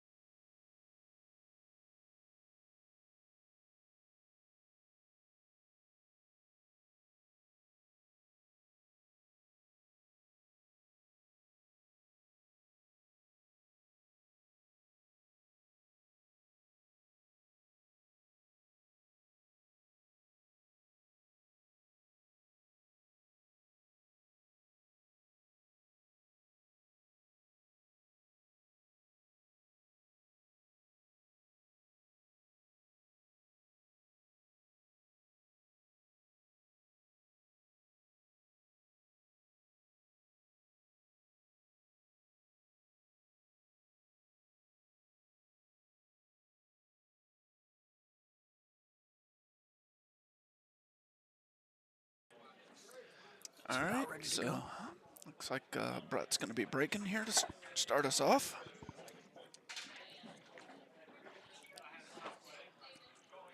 Brett's the defending champion in this tournament. I think I heard Matt Crawl was second last year. Yes, and I believe Brett had gone through on the winner's side undefeated, and Matt beat him in the first set in the final, and Brett was so upset about it, it took him about 9 minutes to win the second set. Yeah, Matt told me earlier that Brett ran a 4-pack from the flip and then played a good safe, and like you said, the whole match took about 10 minutes or so. Yeah, it was really impressive. So Andy Lincoln has defeated Rick Molinaro, Hill. That's a tough match there. Yeah. Pretty even match, actually, you know. Yep. But Rick has had so much success here at Brews and Q's. Always look for him to go deep. And he Yeah. could still do it, certainly. He's one of the guys gets on the B side. You know, he's real scary to see over there. Don't see Andy Lincoln out much, but I really like Andy's game. I've known Andy for probably 15, 20 years, and always enjoyed watching him play. Oh, how does that roll that way for Steve? That's crazy. If he hits either of those balls, he figures to be good. 9 full in the face or 8, he's fine. He thins the 9, hits the 8, goes behind the 9. That's crazy, man. Josh McCulley, Charlie Brocklehurst, table 10. Josh McCulley, Charlie Brocklehurst, table 10.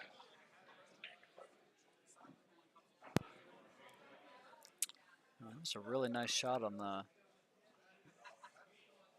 1 ball as well. Hooked here for Steve. He's going to take a kick at it towards the corner, it looks like. Chance to get resafe, hit it a little bit too good.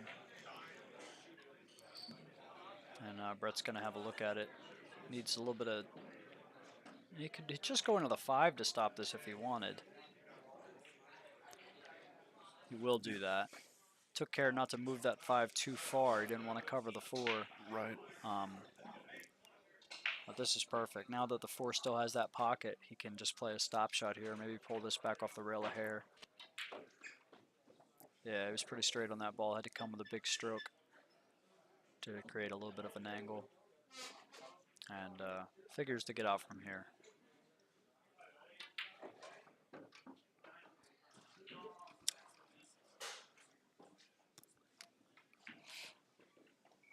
And you want to talk about players that make the game look easy. Yeah. This is your guy right here. Any chance, don't put me on table 10, please. Thank you.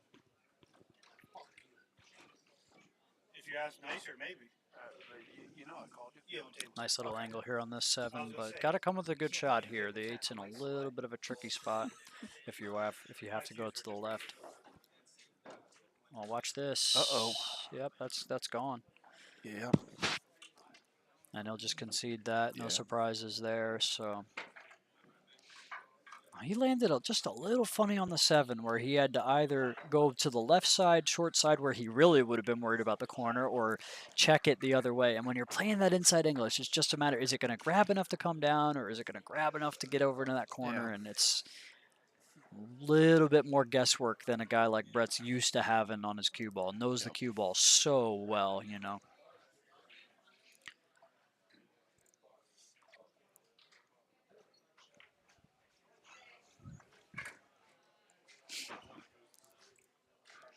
I like my spy camera.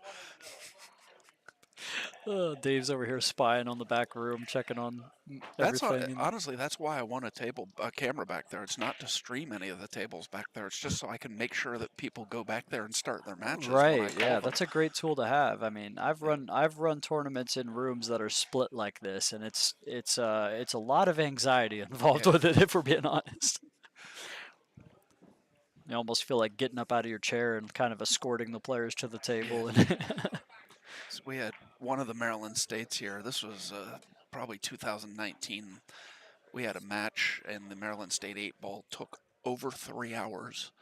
Turns out one of the players didn't show up for over a half an hour, and the other player was in his first tournament and didn't realize that he was supposed to come tell us that the Oh my gosh. so that we would either forfeit the guy or find out. And then the guy kept taking breaks during the match, that like long breaks that again he's not supposed to. Wow. And it was back there in the back room, so we weren't able to.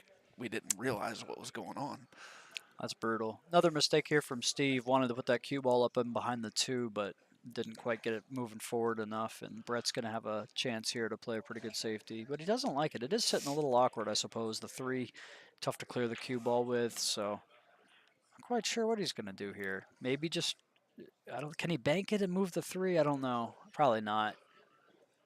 Tough to get the 1 ball to spin enough, I think, because he'd be cutting it.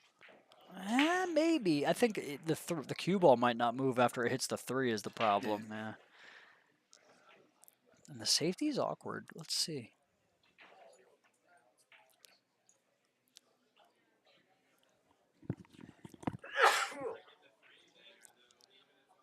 He judged that well. I'm pretty sure he's got him hooked behind the 3 here.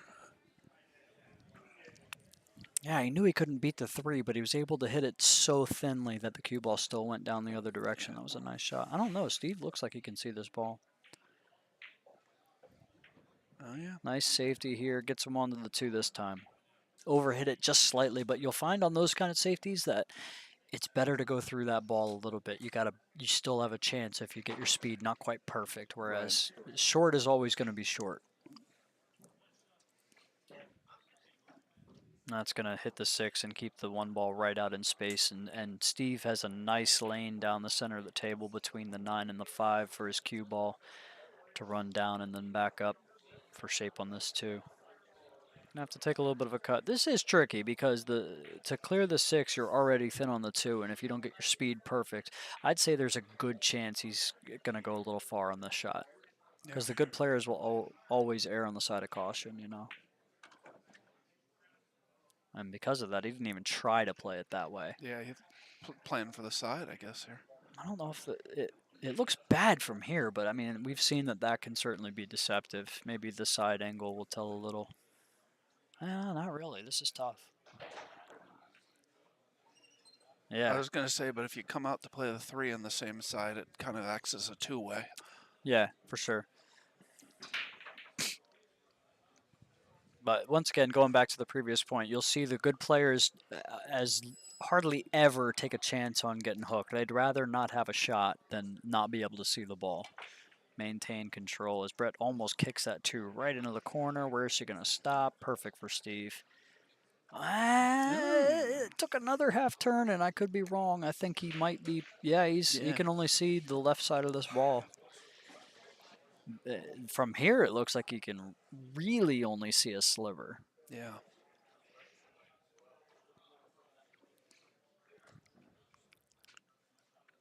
Yeah, if you can only see a sliver here, he might kick. It's easier to control the kick sometimes if you don't have enough of the ball to really do something nice. Let's see, a kick and stick off the head rail would send the 2 to the long rail and then down towards the 9. There's cover from the 4 and the 6. I kind of like that. The other way, the table's open for a long time. You're basically relying on the 4 ball for the cue ball. He is looking that way though. Maybe trying to go behind the 4, maybe kicking with more pace with an element of 2-way.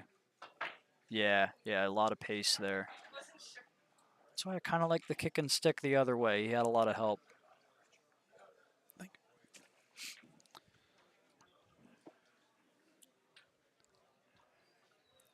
Bethany Sykes defeated Kenny Schiavone 5-3. Rob Carl has defeated Keith Colson 5-2. Perfect shape here for Brett. Looks like he wants to go forward for the 4 on the side.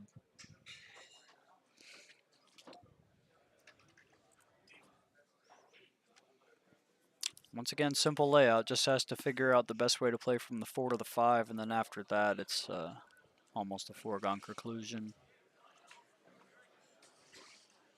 It's that cue ball going towards the 9. So once again, not taking any chance on getting hooked. Finds a way to minimize risk, even though he's got a little bit thinner of a cut on this 5 ball. Played to a safe zone for the cue ball. And he's just trying to decide if he wants to check this ball or, which it looks like he is.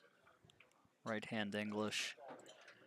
Gets that cue ball out past the 9, which is ideal. And he'll just pull this back a little bit for the 8 and the side. Maybe a foot or so here. A little bit of a stun.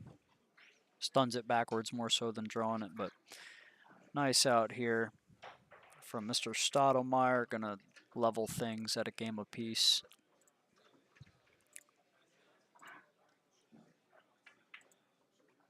If it sounds like I'm just talking all the time, guys, it's for 2 reasons. One, Dave is doing a lot of work as the tournament director in the meantime. And 2, I always do it.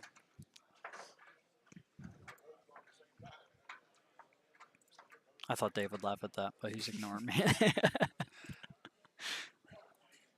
We still haven't got me and Josh in the booth yet. It hasn't happened yet.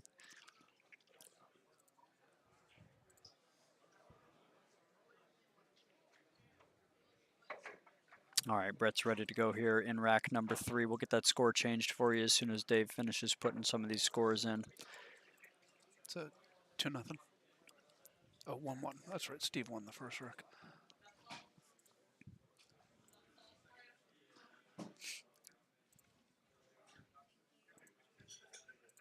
Brett once again playing that sort of traditional 9-ball break here. Watch the 1, watch the 7 goes in on the wing. The 9 leaks towards the corner, just barely falls in, which is important because if it was hanging, it'd be a little bit different here. The 2 is covered by the 4, at least partially. And that ball doesn't look like it will go. And Brett doesn't really have a great look at taking a swing at it right now.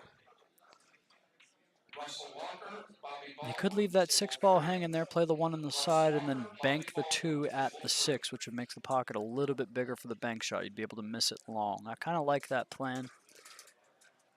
Let's see if that's what he does. Before that, he's got to negotiate this first shot. That 9 ball's in a little bit of a funny spot for this cue ball. I don't know why these people can't spread their matches ending out. Everybody I has was to able to all go end at the into it. same Is the time. 4 going to clear? I'm sorry, what were you saying, Dave? I just said everybody's match wants to end at the same time. They can't stagger them. Yeah, that'll always go that way.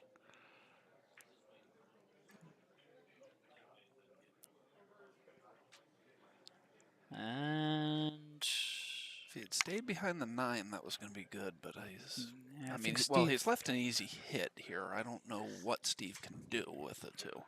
Easy hit is right. The problem is the whole table's open except for this lower left-hand quadrant, you know, and it's tough to get cover here. Unless Steve can get enough on the left side of the 2 here to carom it in off the 4. I don't know that that's there, though. Yeah, it's not there anyways. No. From this angle, it's clearly not a shot. It could, I mean, it would potentially carry him to the other corner if he had a good angle to do it, but he no doesn't. way you can get to that side of it. Get in behind the 2, send This the is 4 at the tough. 9, and the 4 caroms in off the 9. I'm not even quite sure what you're going to hope for on this one. You can't softly kick at it because you'll never get the 2 ball to the rail without. Right. So, I mean, did he look to see if that 2-4-9 had potential? I mean, the 2-4 does look like it's going right at the 9, which means the 9 could go, the 4 could go off the 9, the 6 could go somehow. Oh, he was able to just get the 2. Is this going to work at all? He's just giving up a bank shot or a safety. Well, I suppose technically this ball cuts as well, but Brett wouldn't be able to play shape for the 4 that way. Crossover bank coming. Straight safety. That's just as well. Doesn't get the hook. The 8 ball made that shot a little bit more difficult for Mr. Stottlemyre. And tough one here for Steve, but he hits these really well if he wants to slow roll this cue ball in behind the 4. Steve hits this shot so good from what I've seen. So smooth. What a shot. He made it look easy. That is not an easy shot to execute, guys. I promise you that. He hit it perfectly. Brett's going to have a kick at it. Try to get this 2 going towards the 5-6. Hopefully pocket something.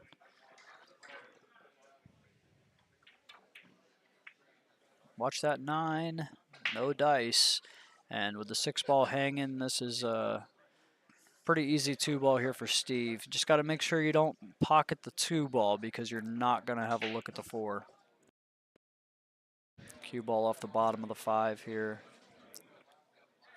I was able to avoid it. Yeah, they might have gotten behind But I the 9. think hitting the 5 may have been part of the plan there because you see that cue ball got way out to the Yeah. right side of the table here. I think Steve. I think so, Dave. I think Steve was just as surprised as I was that the cue ball didn't hit the 5 at all. So he's gonna have to play rail first here. But can he get that gap between the 9-8 for the cue ball off the rail? I think that would be what he wants. No, it goes around it. Which he knew he could go around it. That was under control. He just wasn't going to get a great look at the 4. But again, we just talked about it, right? These guys are going to err on the side of seeing the ball.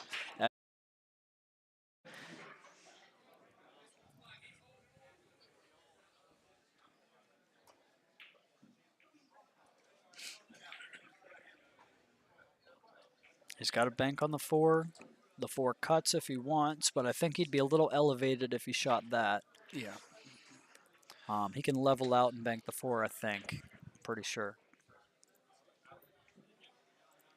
Or he could try to thin the right side of the 4 and come 2 rails down behind the 5. That one's tough. The 5's off the rail a little bit, so it's a hair bigger than the ball that would be on the rail.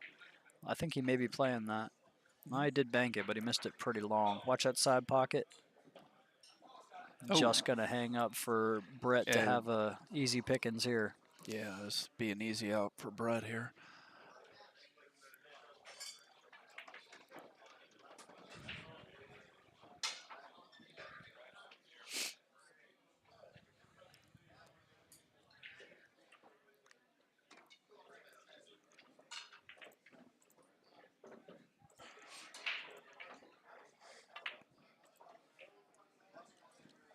Brett plays with the exact setup that I would like to be playing with.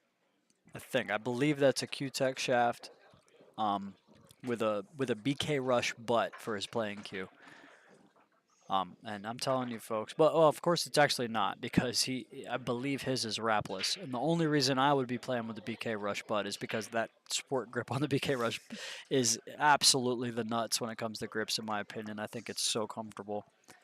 It's the reason I play with the Predator Sport Series Stratos that I do, because I was trying to replicate that grip in a playing cue, and it turns out the BK Rush grip feels kind of like a Dr. Scholl's insert, and my Stratos Sport grip feels kind of like an old bicycle tire. So didn't quite nail that one, but you know, I could switch it up though. I have the it's the same joint. I have the Unilock joint for both, but I'd have to switch out my my extension thing in the butt as well. I don't know if do you know if the Rush does that? I do not know. I would assume all Predator products would be able to do that, but I'm not 100% sure. And the only person I know for sure that breaks with an extension on his cue is Scott Haas, and I don't think Predator's necessarily formatting their business model based on his equipment selection. So I'll have to look into it. I've thought about playing around with it a couple times. But then I'd have to break with the Stratos, which would just be weird. Unless I switch shafts every time. That's certainly doable with the Unilock. Meanwhile, Brett at the table, did he make 2 balls on the break or 3? Yeah, he made 3 on the break, and then he banked the 1. And he's got an angle here to pocket this 2 in the lower left and pull this cue ball back to the rail and then out into space for the 3. Watch that side pocket. Once again, the points of that left-hand side pocket have certainly been on Brett's side so far. So Johnny Bloom has defeated Matt Bros 5-4. Rolling through this B side, huh? Yep. Is that the end of the first round? Oh, we've already started 4 matches in the second round. I mean, is anybody still playing in the first round? Yeah, down at the bottom. Okay, the whole bottom half there. But yeah, moving along nicely. As Brett controlled the speed on that draw stroke very nicely. And this will be a break and run. Not an easy layout. Had to bank the first ball and then play a tough shot on the 2, but there you go. 3-1 in favor of Mr. Stottlemyre. Little surprised Steve made him shoot that.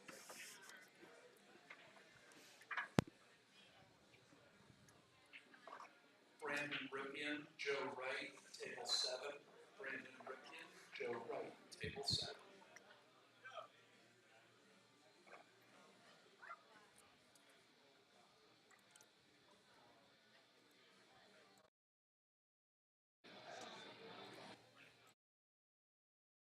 All right, so Brett's getting out to a little bit of a lead now. If he can keep breaking the way he just broke those balls, it's going to be tough for Steve to. Well, Same Steve as- might not get back to the table if he keeps breaking like that. I lost 5. 5 what? 5-3. 5-3. Can you mute the mic for a second?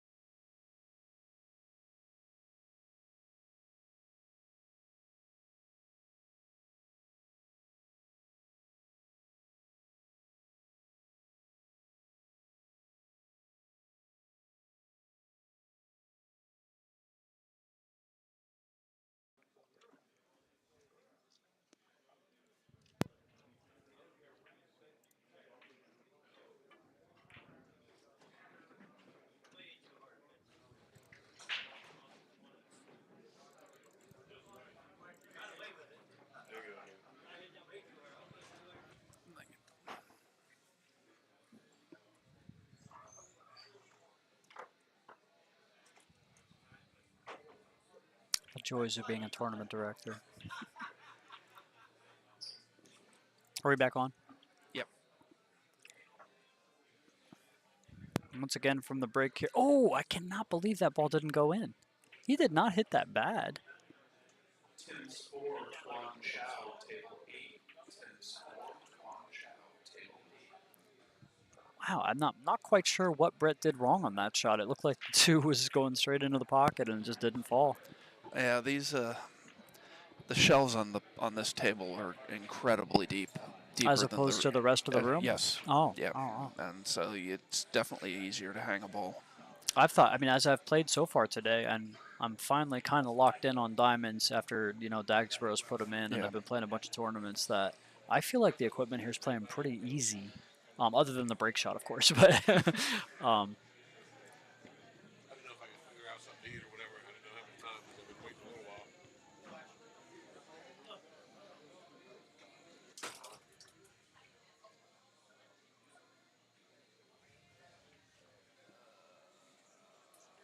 Gotta figure out where you are. Sorry. You'll be like the 3rd or 4th match called. Okay, So. Yep.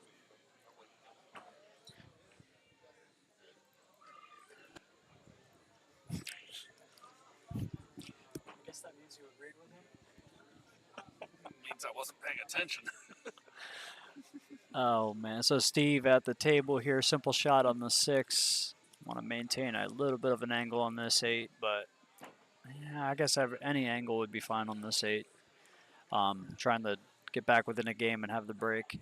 So don't want to lose touch with a player like Brett, who's, as we've mentioned a couple times, has the firepower to run out the set from anywhere. Nice stroke there from Steve. Another concession from Brett. Yeah. 3-2. Steve breaking, trying to even this match up.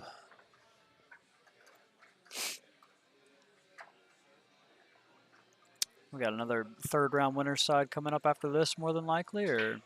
Yeah. I mean,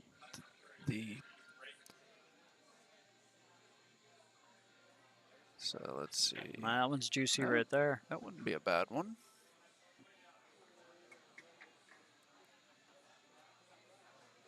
Yeah. Oh, BJ just played on there. And Matt just played on there. That one too. Yeah.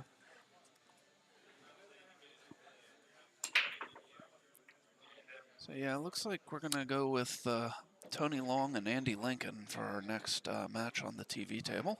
A lot of people like watching Tony play. He's so loose and just having fun all the time, and so highly talented. Of course, Andy Lincoln, like you mentioned, maybe a lot of people don't quite know how well Andy plays, but very strong player, as is highlighted from that Hill victory over Rick Molinaro in the last round. So Steve gets a wild ball to fall in the side pocket on the break, and he's got no eyes on the one, though.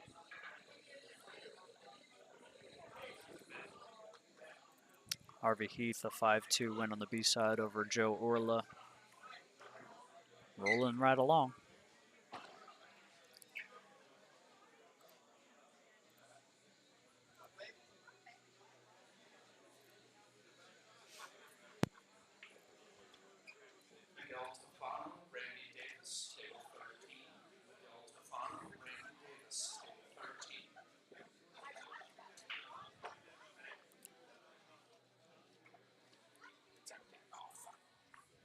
Do me a favor, stick your head up back, see if Randy's back there. Oh, he is. Okay. Just always assume Randy's out smoking. Yeah, Steve's still weighing his options here, looking where he wants to push out.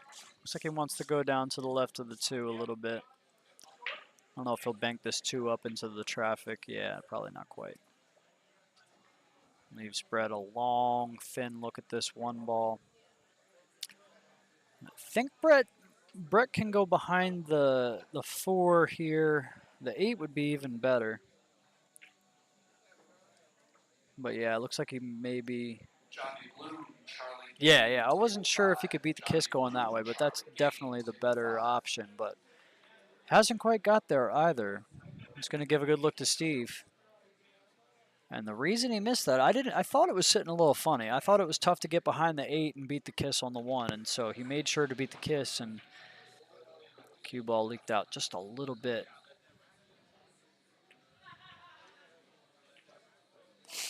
Nice shot from Steve. Leaves a little bit of a back cut angle so his cue ball can go to the right side of the long rail and then back out into space there between the 4-5 for that 3 in the side.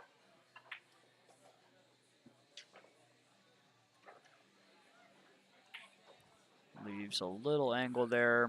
Not sure if the 4 goes in the side easily, but he does have the angle taking him up table towards the head rail. And not a lot of it, which is kind of the worst case scenario here. I think the 4 will pass the 5, however, if he does need to play short side. If that's the case, he may draw straight there instead of trying to stun up to the long rail, or to the short rail, I should say.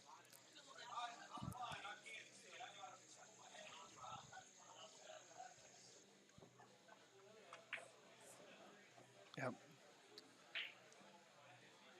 Might even play it from the side, from the angle he gave himself. Yeah, I mean, if it goes, this is where you're shooting it from, Yeah. for sure.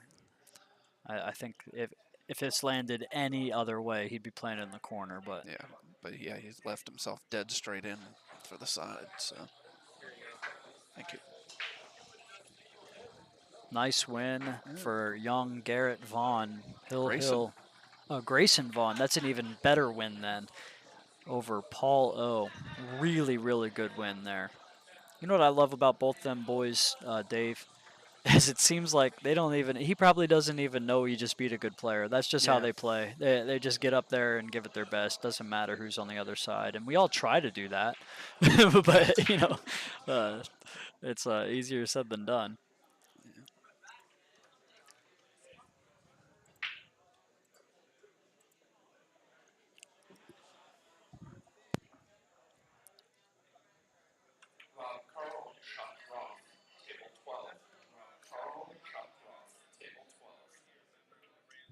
Once again, Mr. Stottlemyre will concede that rack to Steve. It'll be 3-3, Steve breaking, and steady Steve just once again hanging in there against a real tough player. I'm not sure how Steve is still somehow, I don't know what's the right way to say it, like under the radar, a little bit underrated, but like he just gets there, you know? Yeah, I mean, he's won a Maryland State title. I think he's 2 years ago. I think he's won 2 of them, right? Yeah. He won the Maryland State Amateur 9-ball a couple months ago, but he won the Maryland State 10-ball, or excuse me, 8-ball on the big tables 2 years ago, double dipping Brandon Schuff in the final to win the tournament. Right. Yeah. I mean, he's got that kind of game, and I just feel like he's somehow lost in the conversation. Maybe his game's, for some reason, his game's just not as sexy as a guy like Yeah. Brett or Dylan or whatever. I don't even know what it is. It's Yeah, just he's no, I know, but so, you're right. A lot of times people tend to forget about him. yeah. And I'm not. It's not like ridiculous. I'm not saying he goes for $200 in the Calcutta. That doesn't happen. But like, just when you have a conversation with someone before the tournament about, man, he's here, he's here, he's here. Yeah. Steve's name is never mentioned in that conversation. Yeah. But he's got the game to play with all those guys. I think he's over. Wow. Okay, so he ties the 4 ball up a little bit, not quite at maybe as much as he wanted, but he's also given up the looks like most of the 1 ball here to Steve. Yeah. Steve's going to be able to send this one past and probably just go into the back of the 8 ball here with the cue ball.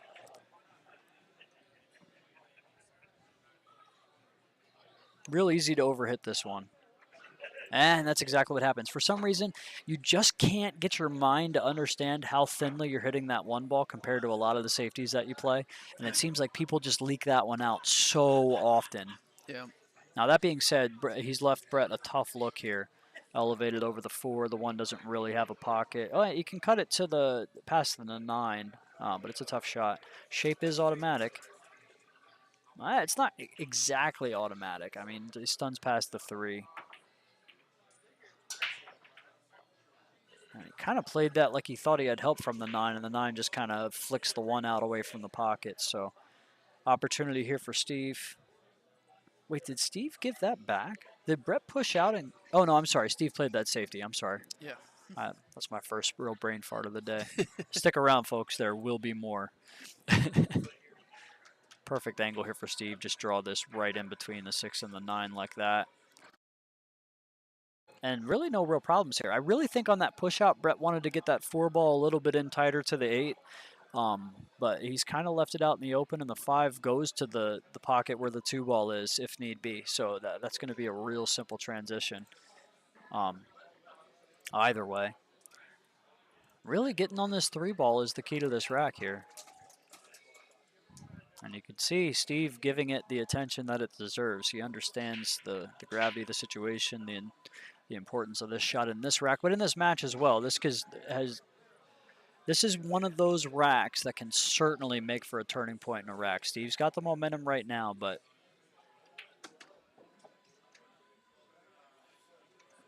I have to assume he wanted to go around the 7 there and just came a little short.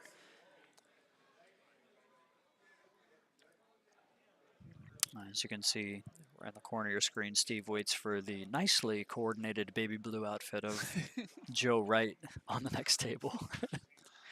Yeah, Cody, yes, Paul is out. Yeah, and once again, just another testament to the difficulty of this field here today. Guys like Paul O going out in the first round, 2 and out. Yeah, and Rob Cord as well. And Rob Cord, yeah. This ball does cut to the side still. But where's your cue ball? Needs a little bump. And he's got it. I think the ball still cuts. We'll take a look at the side angle. It's thinner than I thought. Yeah. I was going to say the 5 does go past the 8, and there's, way to get there, but this is not an ideal offensive look here for Steve Fleming. No. Looks like he wants to go down maybe behind the 9 or the 6. That's great speed on that shot. Holds on behind the 9.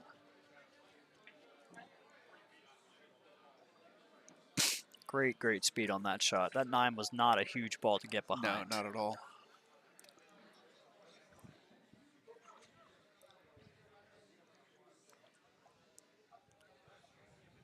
Jump shot here for Brett. Just going over the edge of this 9 ball, so not as difficult as the proximity of the 2 balls would possibly incline you to think. And Brett jumps well. Do you think he's going to try and make this, or just bank it back towards the 9 and get the cue ball over behind the 8-5? My first thought says what your second shot there. The only problem is you could still scratch in the corner banking this. Yeah, but those balls are close together, and if you're going to try and make the 4, you have to go over more of the 9. Right, I don't like that. Oh, you were talking about the back cut then. Yeah.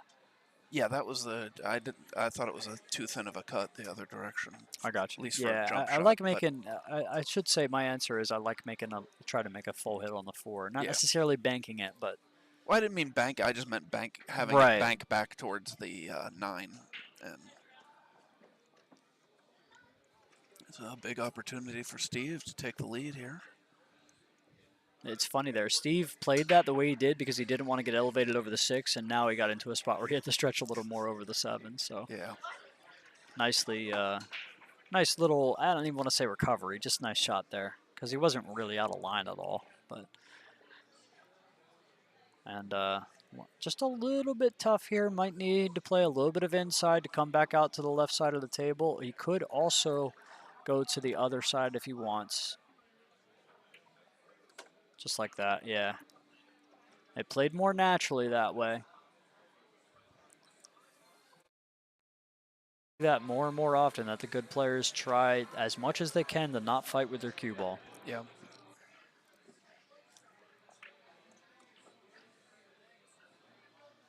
And Steve looking real good here to take his first lead of the, or I should No, say he was second up lead. 1-0. Yeah. He was up 1-0. So, but 3 racks in a row here if he can get these 2 balls down, and all the momentum in his corner. But once again, winter break format, you really better take care of your business because the other guy is never as far away as it may appear. Yeah. And he was a little funny on that 8 ball, tried to stun all the way to the rail and back out, but may not have pocketed it as accurately as he wanted to there because the cue ball didn't even make it to the rail. Gets it to go, though. That's a nice shot. Those play so tough to me.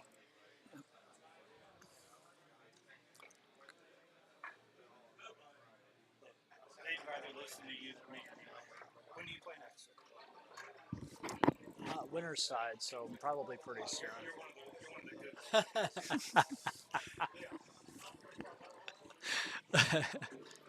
Did you play Matt Bosch? I don't know. The guy had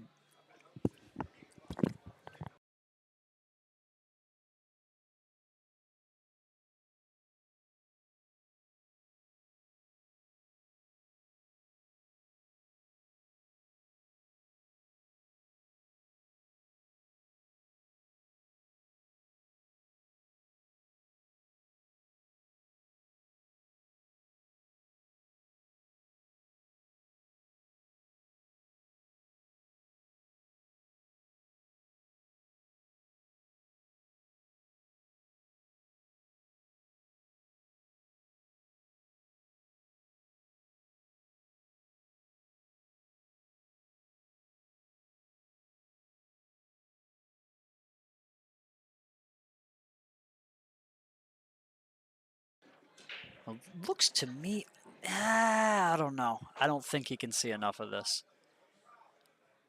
He wants to shoot so bad, but 2 rail kick and 2 stick. rails. Oh, he hit it well. 2 rail kick. I guess he did hit it well. Yeah. He didn't quite get it to stick, which is the shot he was playing. He wanted that Yeah. cue ball to basically stop when it hit the 2, but as it is, 2 ball goes right in the side pocket. And, Then comes up behind the 7. nice little 1 pocket. Didn't get it though. No. Definitely left most of the 3 ball for Steve here. Yeah, this one's tough though. Steve's got to basically play the same shot, and this one it's tougher to keep that 3 ball from going in close to that side pocket. You know. Yeah. This is tough. This is a tricky shot here for sure.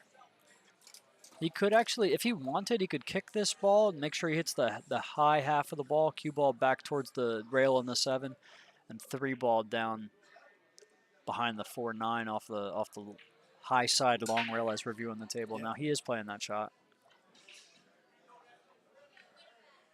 Kind of thought he might do that. Now he, yeah. So I think he wanted that to go a little longer than that. Yeah, I think he hit a little thicker than he wanted to. But he looks like he does have him though. Nice controlled kick though. That's what I love about Steve, and maybe it's the reason people don't think of him as because he's not a flashy player. He's so level, and almost every single stroke looks exactly the same no matter what kind of a shot it is. For me, it's really fun to watch a guy like that. I don't know about you. No, I agree.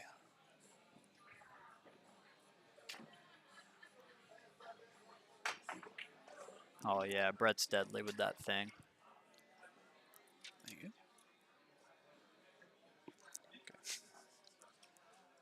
Tina Malm has defeated Tim Holt 5-1.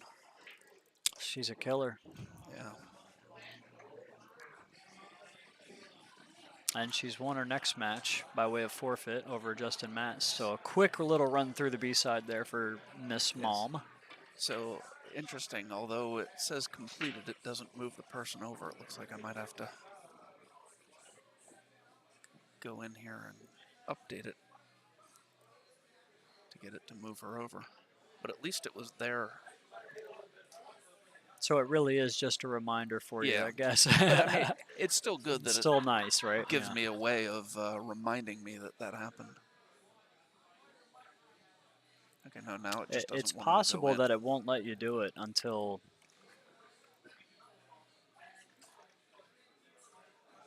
There we go. It did it that All time. right. Okay, there we go. So now I got a table open. Meanwhile, Steve at the table with a great chance here. I didn't see what happened after the jump shot. What, did Brett miss the 4-ball? He had a really long look at the 4 off that rail. I assume he must have missed that ball. Somebody in the comments can help us out, although Steve's... Nah, he's okay. I thought he had really overrun this one a little bit. Grayson Vaughn, Roger Haldor, table 11. Grayson Vaughn, Roger Haldor, table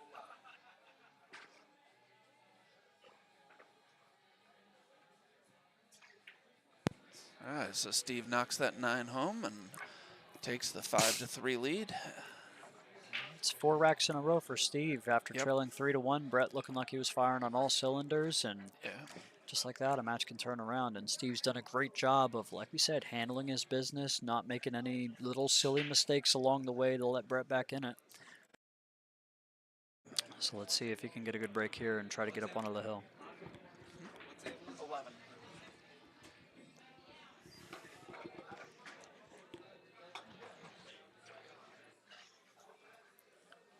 All right, and as always seems to happen, bunches of matches end at the same time. So Brian Jones.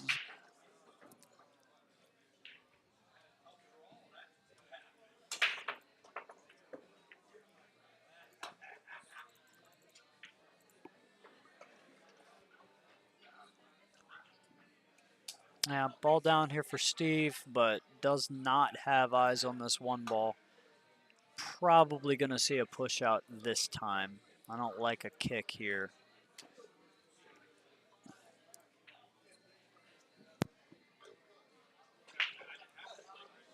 Harvey Heath, Dylan Spore, table 2.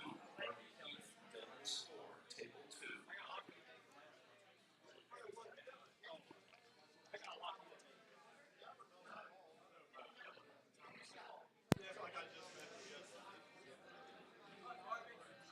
Steve actually is going to elect to play the jump shot in lieu of pushing out here, so.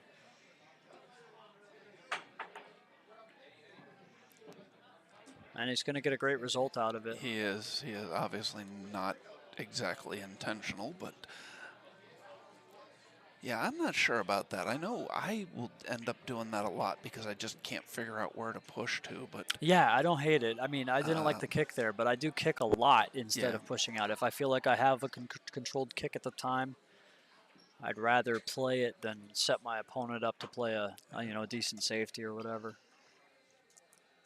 So many levels to the push out, though. I mean, there's I generally believe in playing the table. I mean, people talk about all this knowledge that they have about their opponent and their abilities and everything. Yeah. You're supposed to play the best shot, but the Yeah. push out is maybe the only aspect of the game where I'll listen a little bit on that one. Where I think it definitely depends who you're playing, Oh, absolutely. how they move, how they jump, how they I mean, kick, yeah, I mean, how aggressive they tend to be.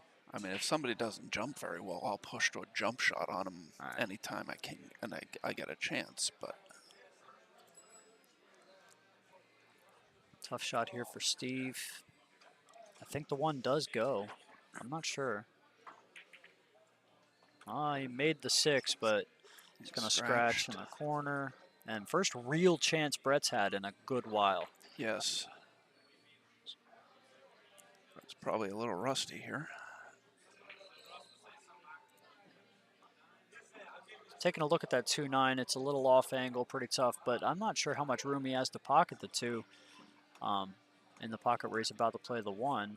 The 2 would go to the side past the 5. But he's got to play short side on both these balls, the 2 and the 3. It does appear that that's what he's... No, he's going to play this combo.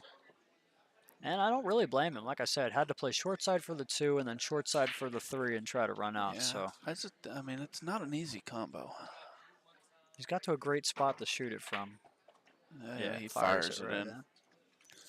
So Brett pulls back to within 5-4. Absolutely still anybody's game. In fact, you might almost favor Brett here trailing by a rack, but with the break. Yeah. With his break, winner break, I agree. I'd rather be down a rack and at the table. Well, if I can run racks like these guys could, I'd rather be down a rack and at the table.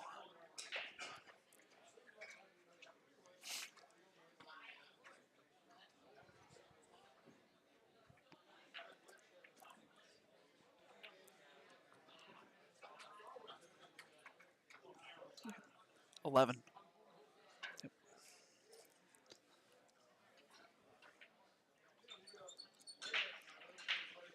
All right, let's take a look at Brett's break here, trailing 5-4 in this short race to 7, third round winner side action here at the 6th annual Black Friday 9-ball tournament at Bruce & Q's on the Boulevard. Anybody out there looking for something to do this weekend? If you have not decided what your plans are yet, I believe there are still spots available for the Maryland State 10-ball tournament starting tomorrow morning. Yes, there are. So doors will open at 9 o'clock tomorrow. The players' meeting will be at 9:45. You can contact On the Hill Productions on Facebook if you would like to sign up for that tournament. Or you can just, honestly, there's enough spots left that you could just show up tomorrow as long as you get here by 9:45 when the players' meeting starts. Nice shot there from Brett. Is this going to go a hair? Oh, wow. Oh, man. That was not an easy shot on that 2-ball to the side pocket from the angle that he had. And things not really going Brett's way. You don't want to call it a roll. I mean, he put the cue ball there. Yeah. But, I mean, it just seems like a couple things, you know. I think back to, I don't know. He's just had to jump a lot. I remember this is about the 3rd time he's had to reach for the jump cue in the match, you know. Thank you. So Joe Wright has defeated Brandon Ripien 5-1. This is about the part of the tournament, if I am on the winner's side, where I start looking at the B side, and really I'm so thankful that I did win the 2 matches that I won, because right now I'm seeing I could have been playing Joe Wright already, and then I looked over at the other one where I'd be real good chance if I do get past a Grayson Vaughn, I'd be staring down the barrel at Dylan Sporer. It's a couple rounds into the B side, so. Bobby Ambrose, Bruce Jones, table 7. Bobby Ambrose, Bruce Jones, table 7.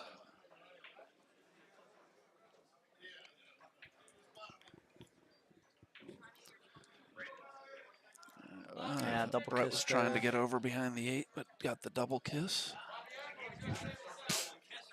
And that 5-8 is not sitting well. Is there a No, chance we not at see all. him bank the 4 and then bank the 5? Could.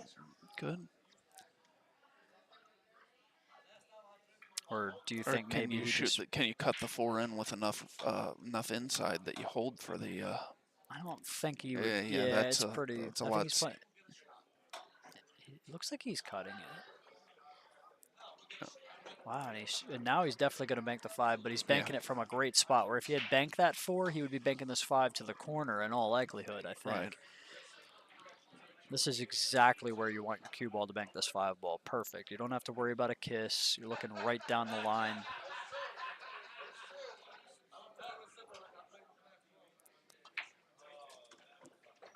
Watch that side pocket. He's going to be okay.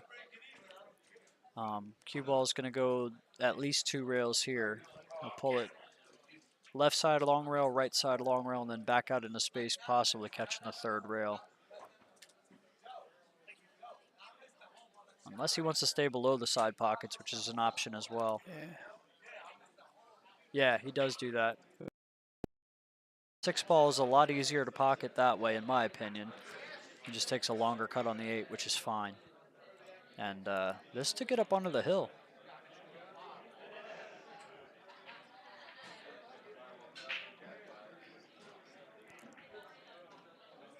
Lets a stroke out.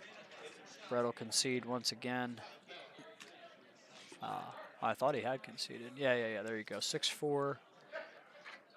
Tuan Chow has defeated Tim Spoor 5-0.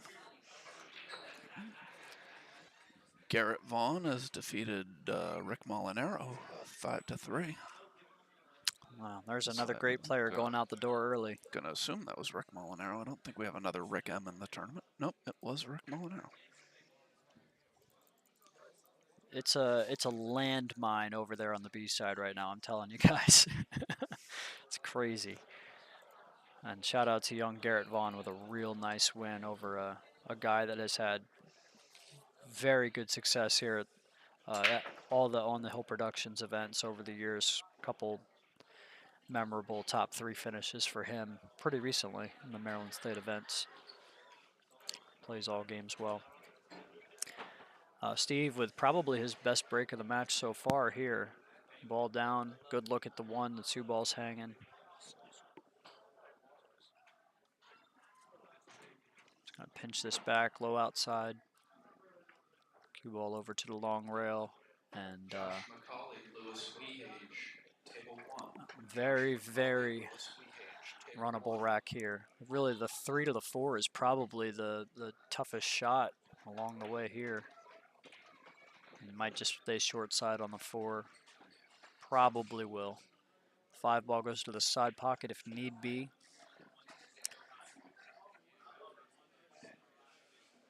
He might be coming back for the corner. Yeah, he does. To me, this actually made it more difficult from where he was. He's got a little back cut on the 4. Can take the cue ball over to the right side, long rail. But he's got to beat the 8 twice here. First time by, let's see how tough it is. Nah, it's not really in his way at all the first time. And if he hit it the second time, it wouldn't be the end of the world. Just take a little bit of a tougher shot on the 5.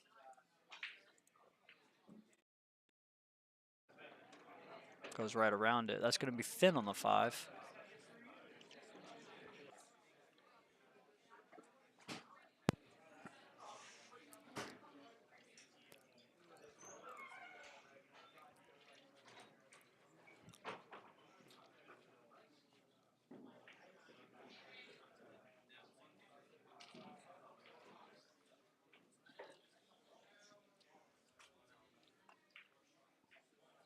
Oh, too thick. And he's not going to get a does roll not this get time. a roll. And the last thing that you want to do is let this gentleman right here smell a little opening. Yep. I mean, it's not even remotely out of the question that that might be the last time that Steve shoots in this match. Although I'm a little surprised by the way Brett played that ball. He just got into the cue ball a little bit more than he intended to. Got that cue ball going into the corner more flat than he would have wanted. Yeah, that's not the match that Brett foresaw as he was imagining, No. playing Steve here in the 3rd round on the winner's side. Steve didn't really anticipate getting the chance again in this rack, as you alluded to. So, what can you say? Even the best players at times make some mistakes.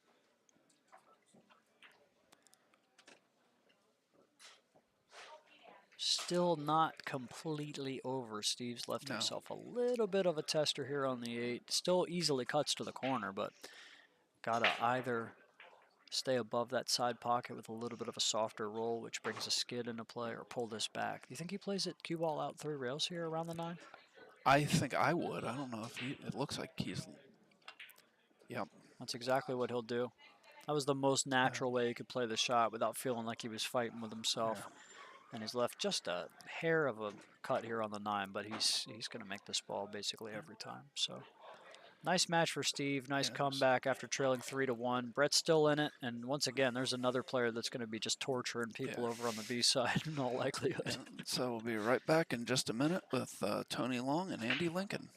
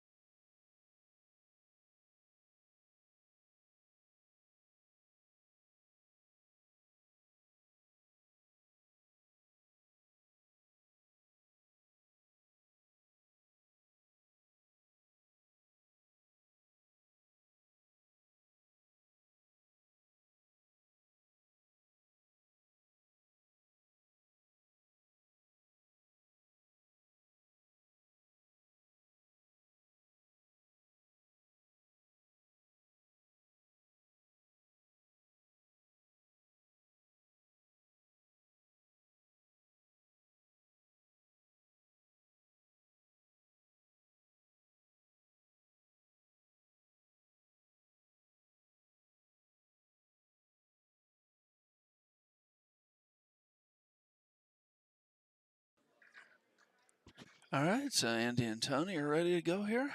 Looks like Tony has won the toss and will be breaking. Once again, this is a race to 7. This is the this is the 6th annual Black Friday 9-ball tournament here at Brews and Q's on the Boulevard in Glen Burnie, Maryland. The stream is brought to you by On the Hill Productions. Races to 7 on the winner's side, 5 on the loser's side. Winner break 9-ball, so a little different than what we normally bring you. Most of our tournaments are alternate break. We started with 64 great players today. We've cut the field, I believe, in half. Well, not quite in half. There's a few matches still going.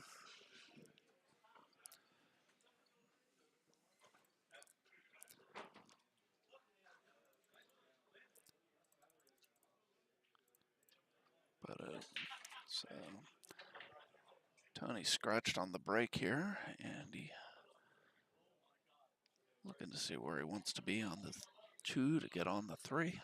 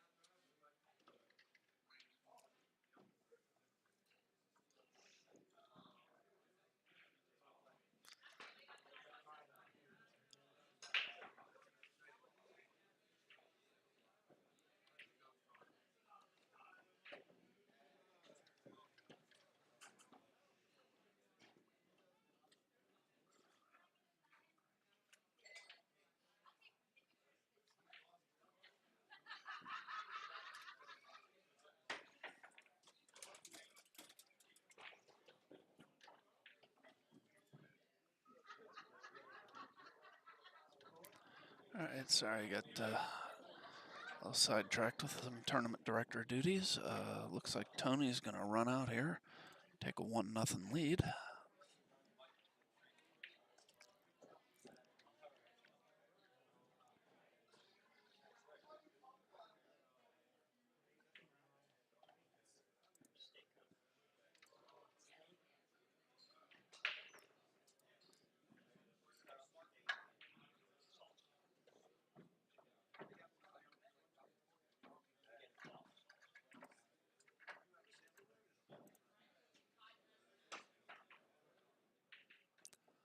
All right, yep, Tony takes the 1-0 lead. So as I said, started with 64 players. We're down to 16 on the winner's side. Well, actually, a couple of the matches have ended, so we're actually down to 14 on the winner's side. Steve Fleming and Sean Wilkie are in the final 8 of the winner's side. The winner of this match will join them.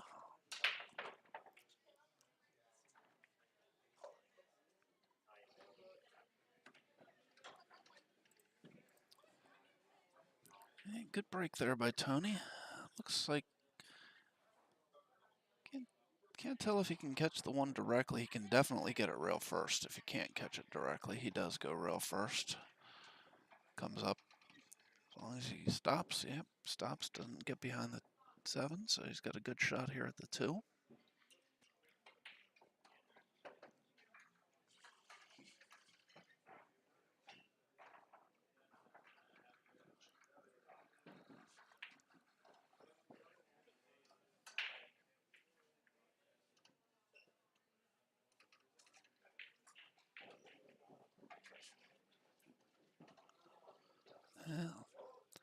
Well, Not really any trouble here. Looks like Tony's going to make quick work of this rack. Take a 2-0 lead.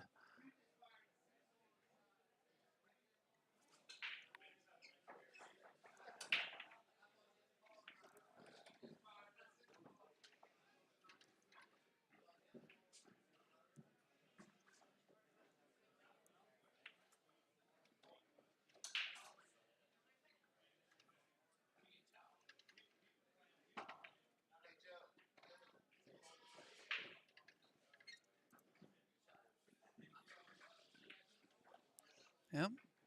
So, quick break and run there by Tony. Goes up 2-0.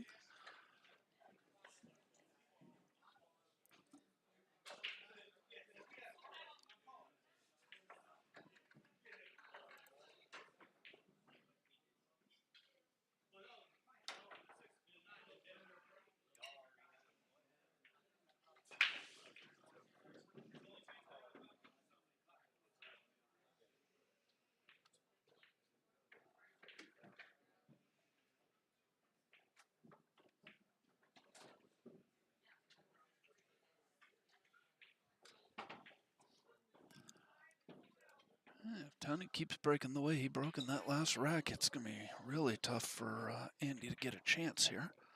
So let's see what Tony can do. He's pocketed a ball. Can see the one, but doesn't really have a shot. So I expect we'll probably be seeing a safety here from Tony.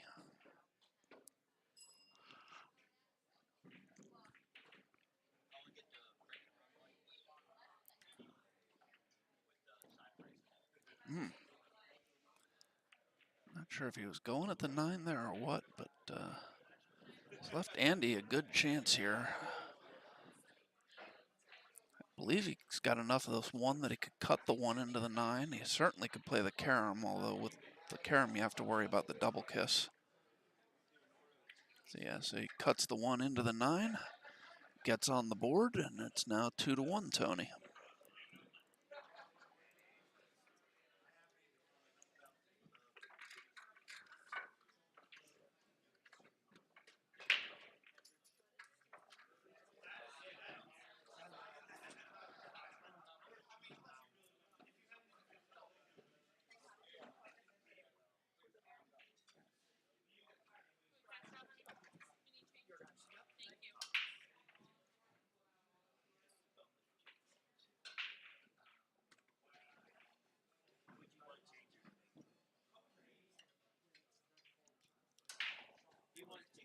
All right, so first time we get to see Andy break here in this match. Let's see what he's got.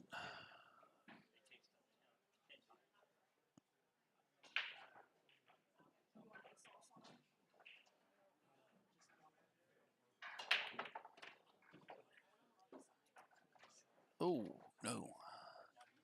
So he's made a ball, but he's also scratched. One ball's tied up with the 7, so I'm not sure that Tony is probably not going to attempt to play this ball. I'm guessing we'll see a save here.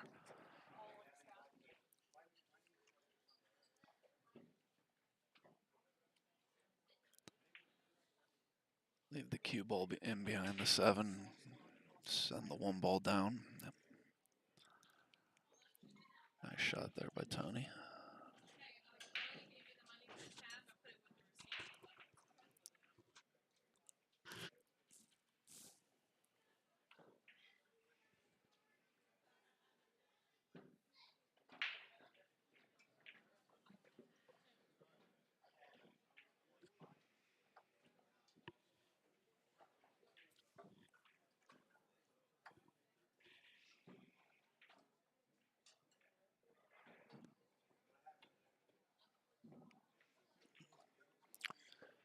And he comes a little bit long on the kick there.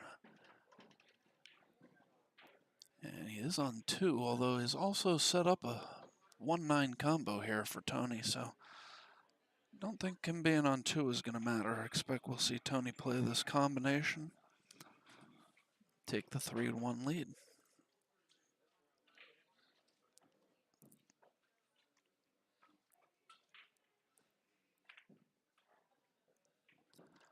He played it nicely. Would have been safe had he missed. But he makes it. Takes 3-1 lead. Be breaking. Trying to go up 4-1. And while he racks, let's get a word from a sponsor or two.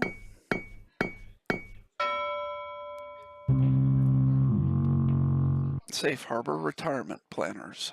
Results-driven fiduciaries dedicated to your goals.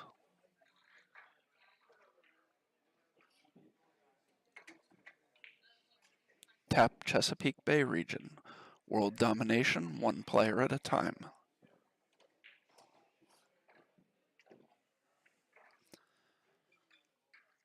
As last sponsor, Tap Chesapeake Bay region's owner, Charlie Brocklehurst, played in the tournament here today.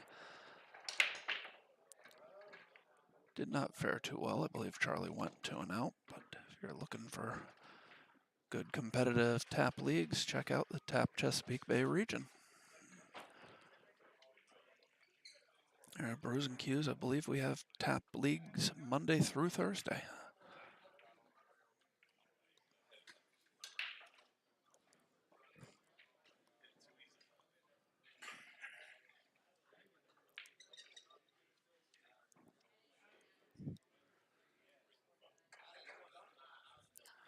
All right, so another scratch on the break here. I think this is the third one we've seen so far in this match.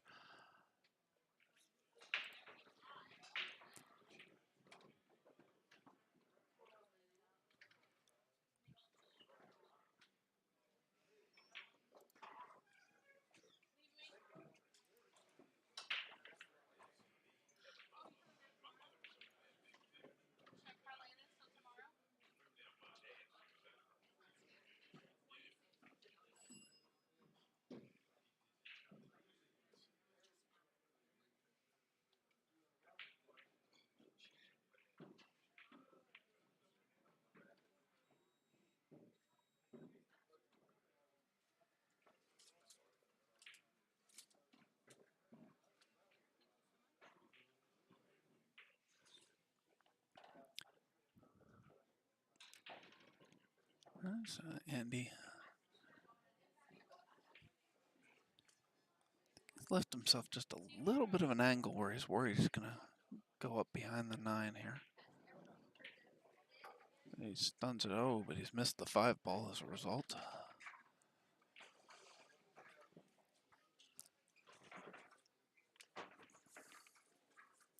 Hey, Randy Davis has defeated Miguel Tafano 5-3.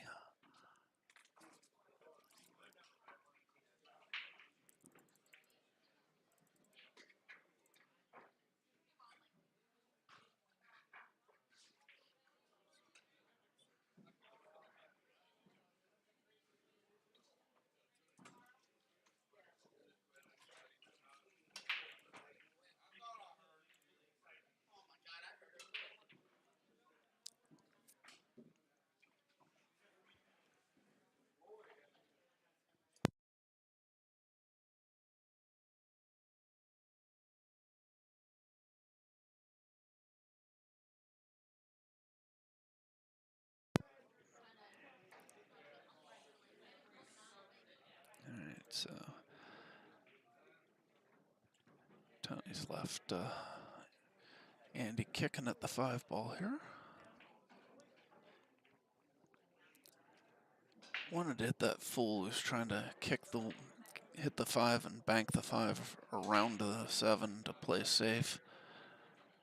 He's hit it too thin. He's left Tony a good shot here.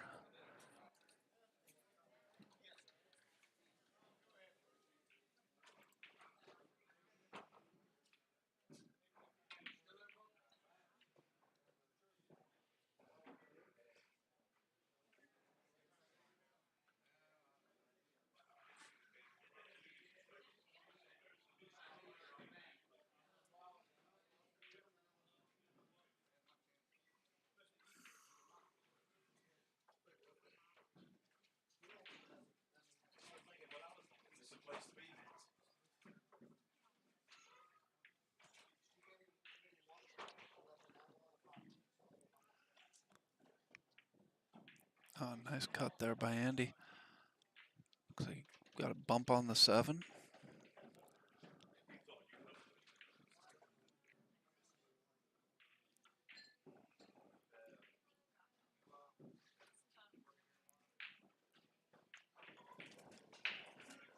Oof. Oh no. And he scratches, concedes the game to Tony. Tony goes up 4-1.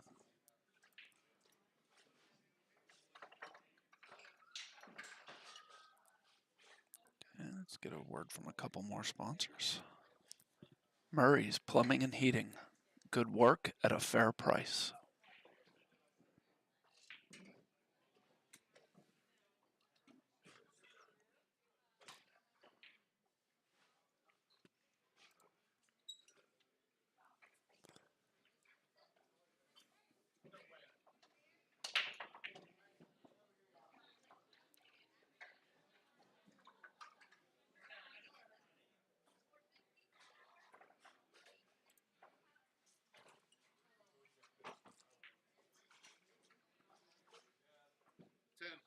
I got him. Thank you. He had me. He took.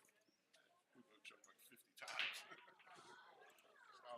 not on my mind. I couldn't shoot. How's that break been working for you today, young man? Working for you? Break it, but playing it. So you get the tournament is finally winning break and you can't find your own ass. Okay, Lance Tolson has defeated John Harrogate 5-4. I just lost enough. It happens.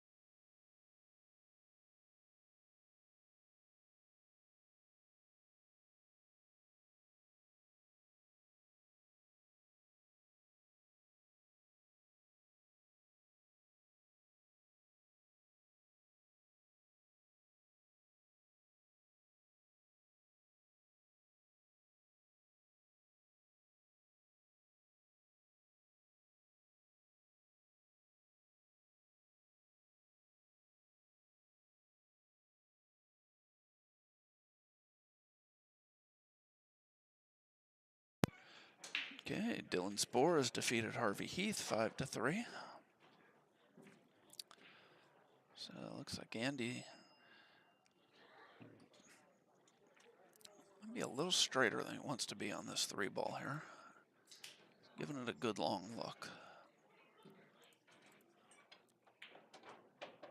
Okay, I guess he had more angle than I thought. He was able to come to the rail and up.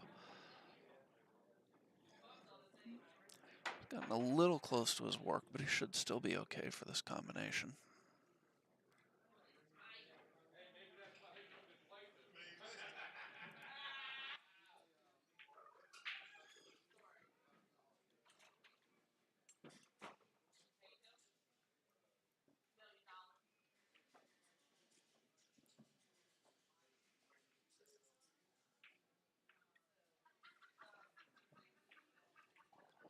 Yep, and he rolls the combo in nicely.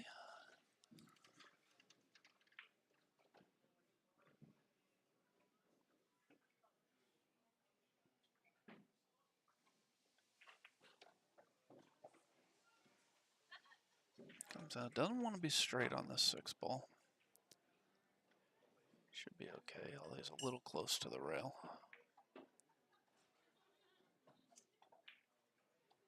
Yeah, it's fine. Leave himself a cut on the 8 here and pretty much anywhere is good shape on the 9, so knocks the 8 down.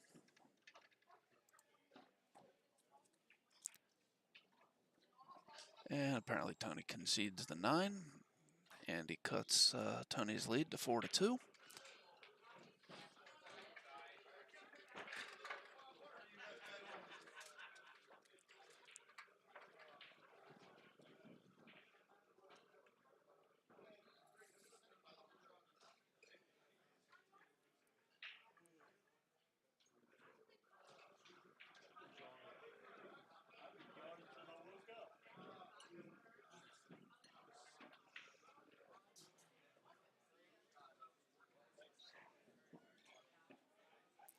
And he looks like he's having a little trouble with the rack here. I guess he was just inspecting it to make sure it was good. So, and he'll be looking to come with a good break here to try and get back into this match. Down 2 racks, but as we've just been saying all day in this winter break format, never really out of it. So.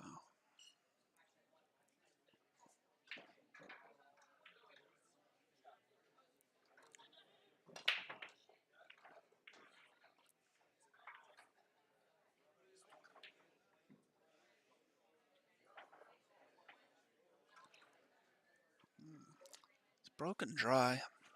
Tony definitely has a piece of the 1. I'm not sure he can cut it into the side, though. I don't know what he's going to try and do here.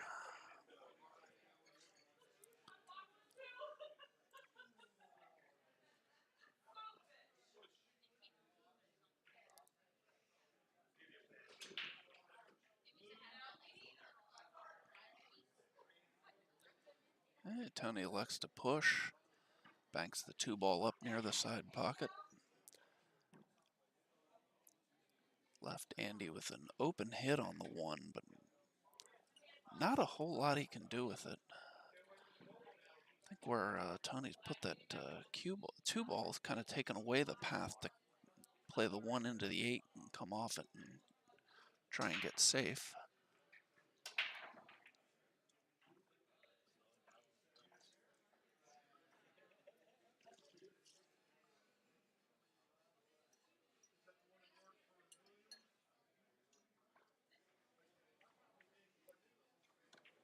He's made the 2 ball.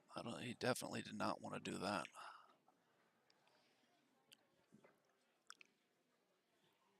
So now he's going to be kicking at the 1 because he was able to get down behind the 7.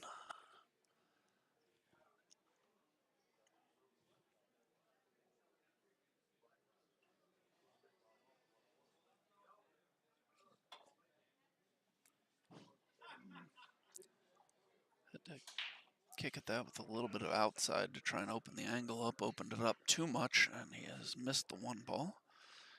So really good opportunity for Tony here to kind of seize control of this match.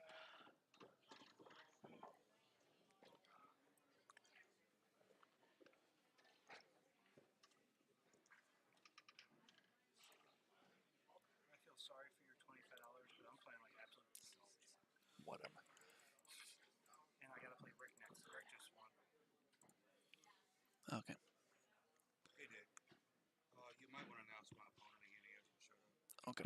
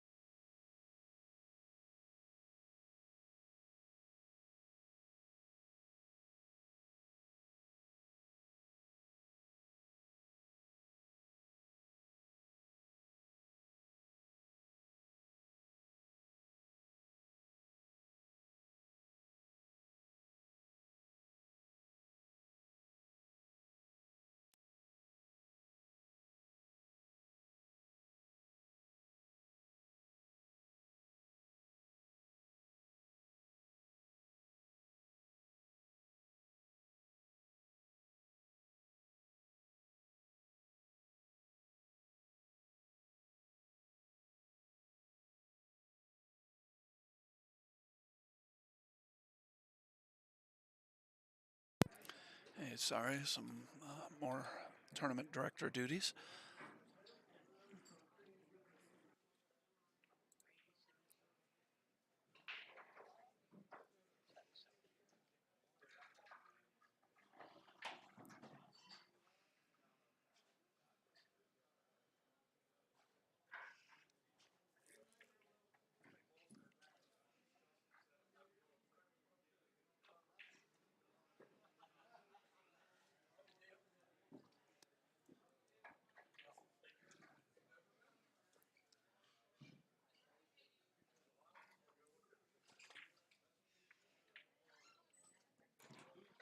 As Andy makes a good hit, but he's left pretty open table for Tony here.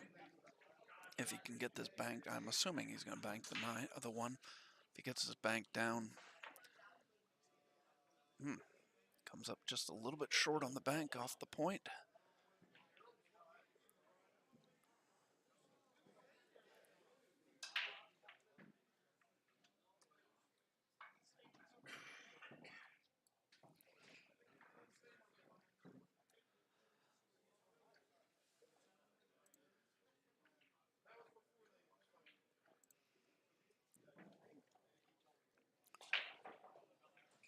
Not sure if Andy's trying to line up this combination or not.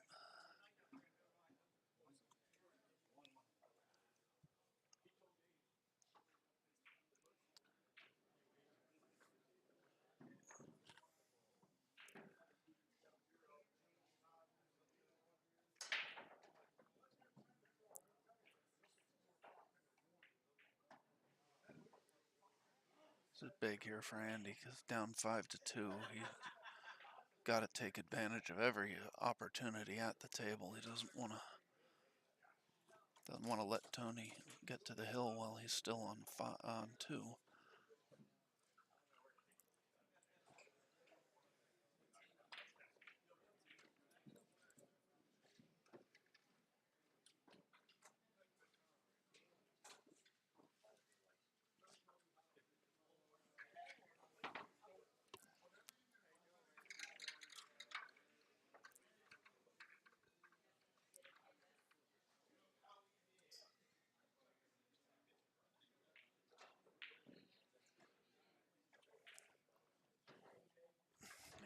Nice shot there by Andy.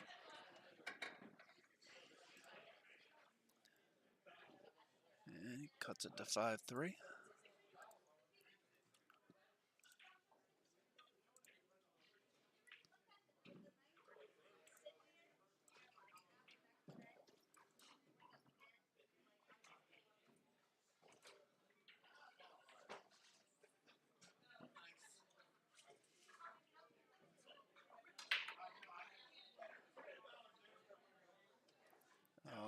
And he once again scratches on the break. He just has not been able to control the cue ball on his break.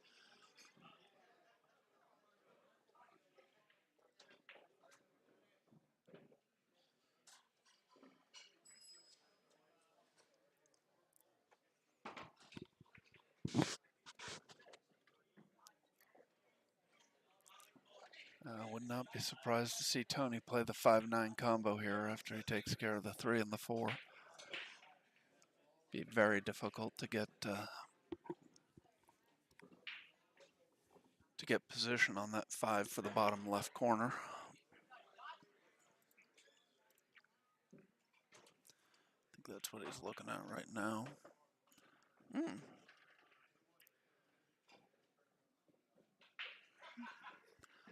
Not exactly what I thought he was going to try and do there.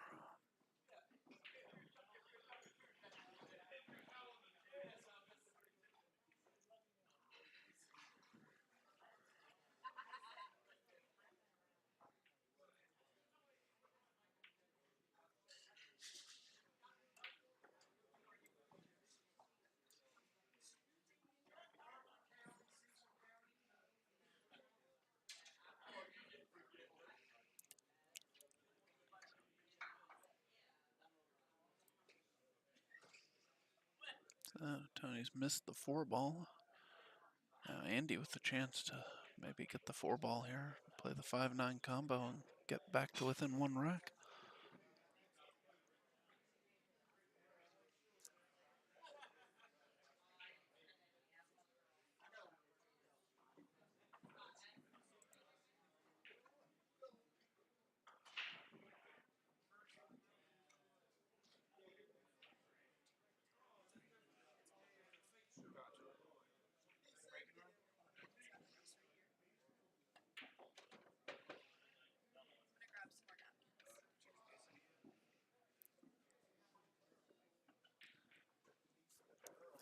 So Andy knocks the 4 down. Left himself a little bit more angle than he probably wanted on this combo, but he didn't really have a choice with the shot he was left on the 4. I definitely expect Andy to make this, though.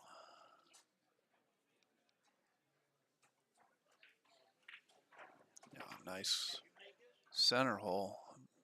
Played that very nicely. So Andy goes up. Andy cuts Tony's lead to 5-4.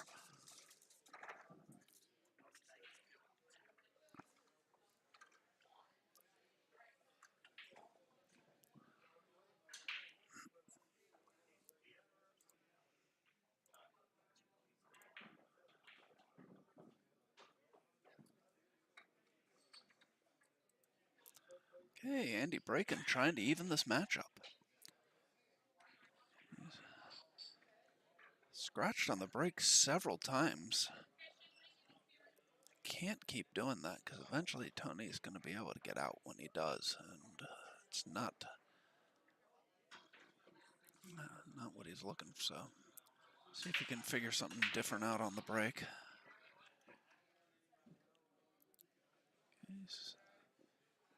There you go. He's lost the cue ball a little bit, but he's got a shot on the 1. He's made the 6, I believe it is.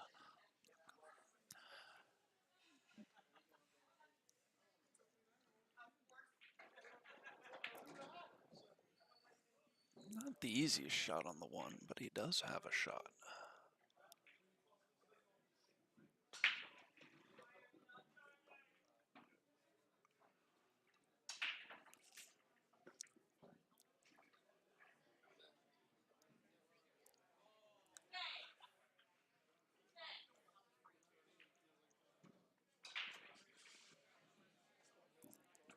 He cuts that in nicely.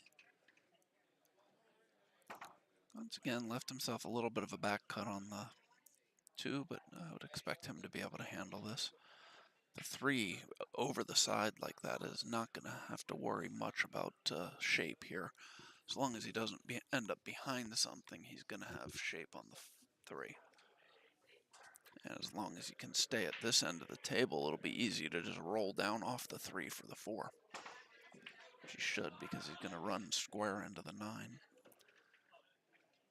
If he had hit that a little softer, he could have set up the 4-9 combo. But, excuse me. Might be seeing a 7-9 combo now, though.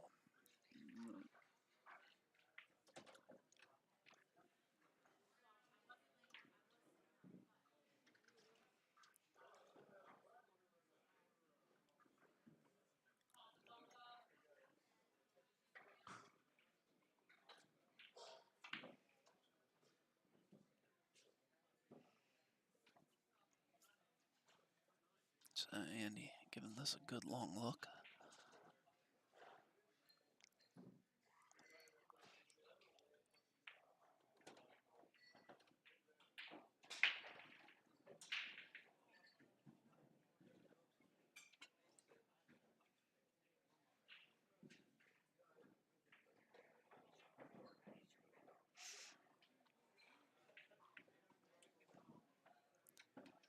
I'm not sure whether or not he bumped that 7 out enough for it to go. He's down on it awfully quickly, so it must go. Oh, yeah, plenty of room. And it's like Andy's going to knot this match up.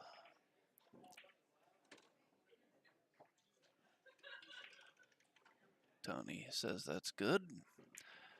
Andy's got this thing all tied up at 2, so all tied up at 5, so race to 2 with it being Andy's break. It's been coming from behind all match, but he's got it even now.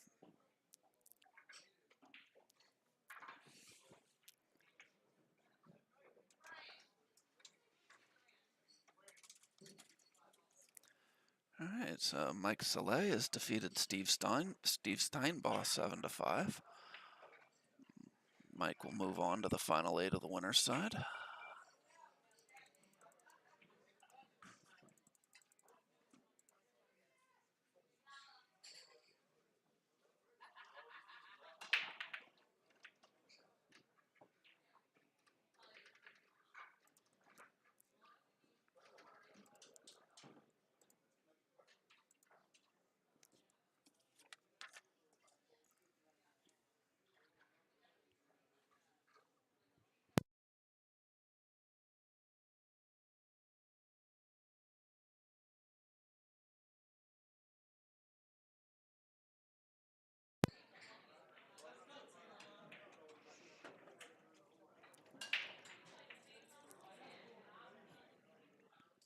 Okay, so Andy with a little bit of a bump on the 4 that he didn't want there.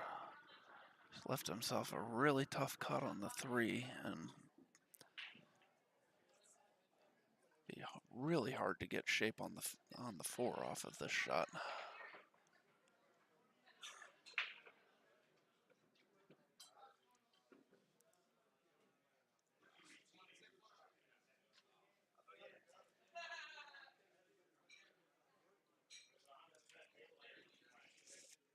Hey, Tom Zippler has defeated Josh Muhammad 7-2. Tom Zippler will be playing Mike Saleh in the final 8 of the winner's side. Josh Muhammad will move over to the one-loss side and be awaiting an opponent.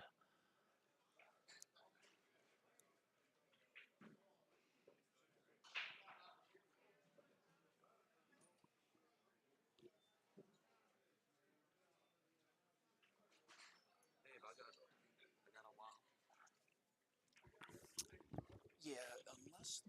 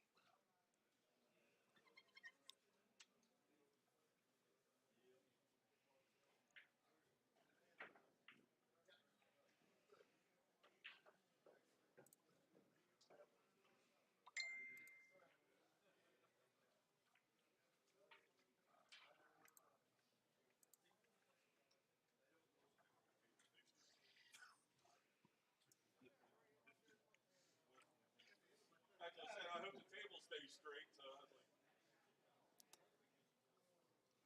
Alright, so it looks like Andy thinks he can... Looking at going below the 9. I just don't know. He cannot get below that 9 ball.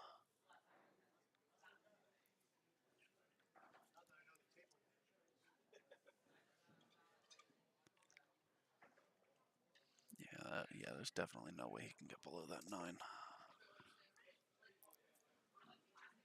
Sure, he was looking just to be sure, but yeah, no, he's looking again. I don't see that at all.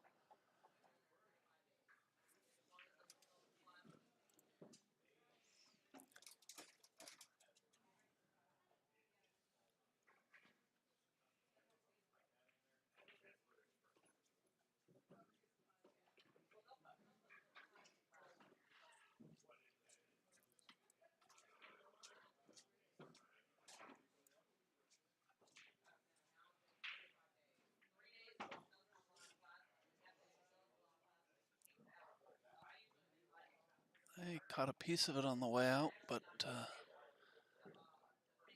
was not going to get a rail there. So Tony with ball in hand. Should just be able to roll up, play the 4 down table. Probably come out to play the 5 in the side.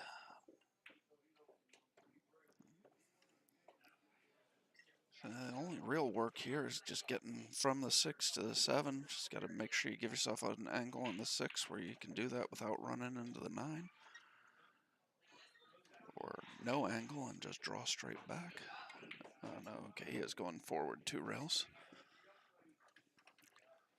Well played there by Tony.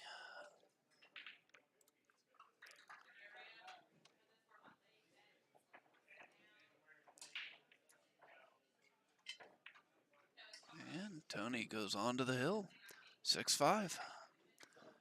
Be breaking with a chance to close the match out.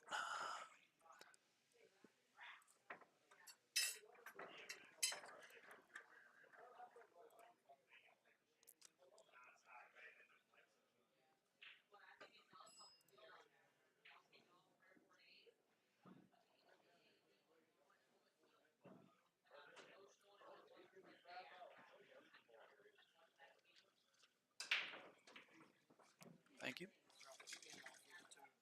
don't know how many y'all got.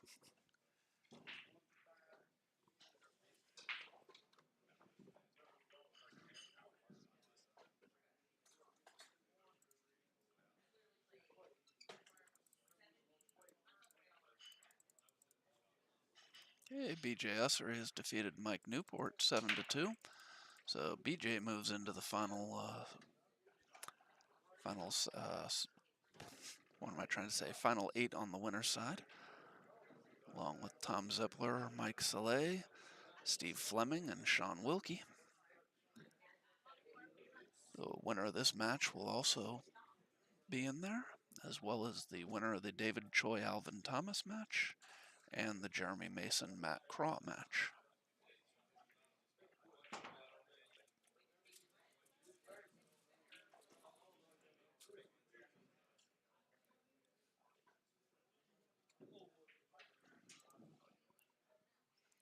Which the Jeremy Mason Matt Craw match has wrapped up. I do not know who was won, but they are both putting their cues away, so. Tony, we're going to have a bit of a tricky shot here.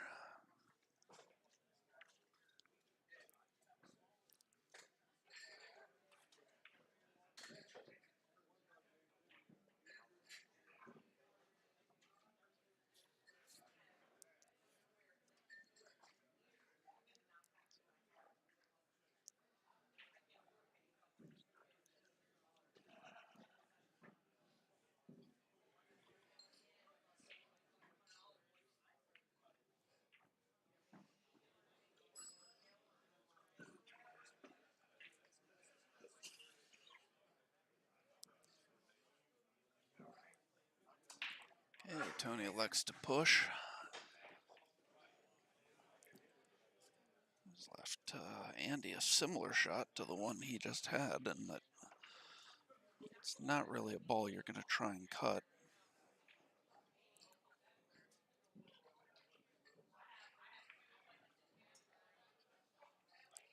And he plays a safe.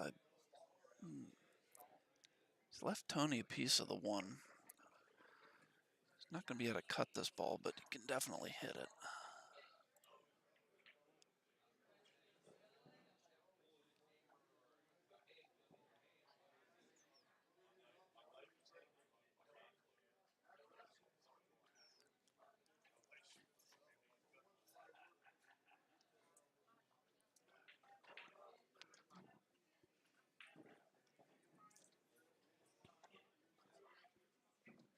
Thank you.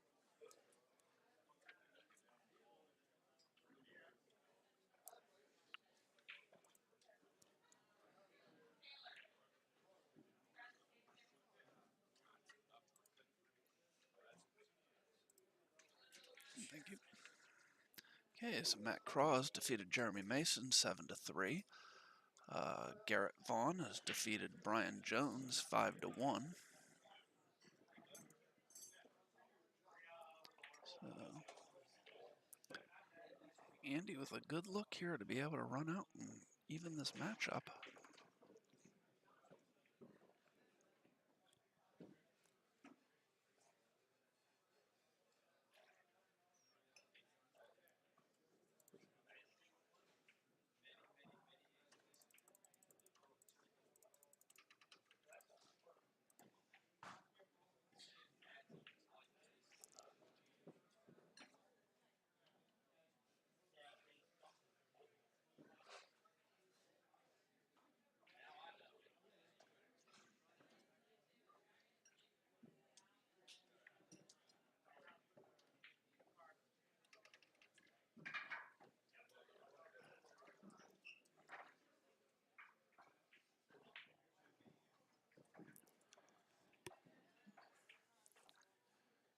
Okay, so Andy.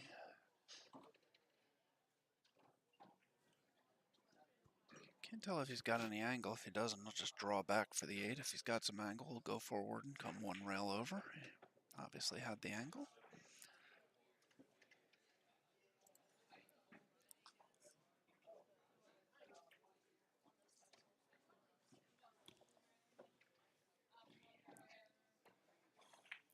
And we are hill here.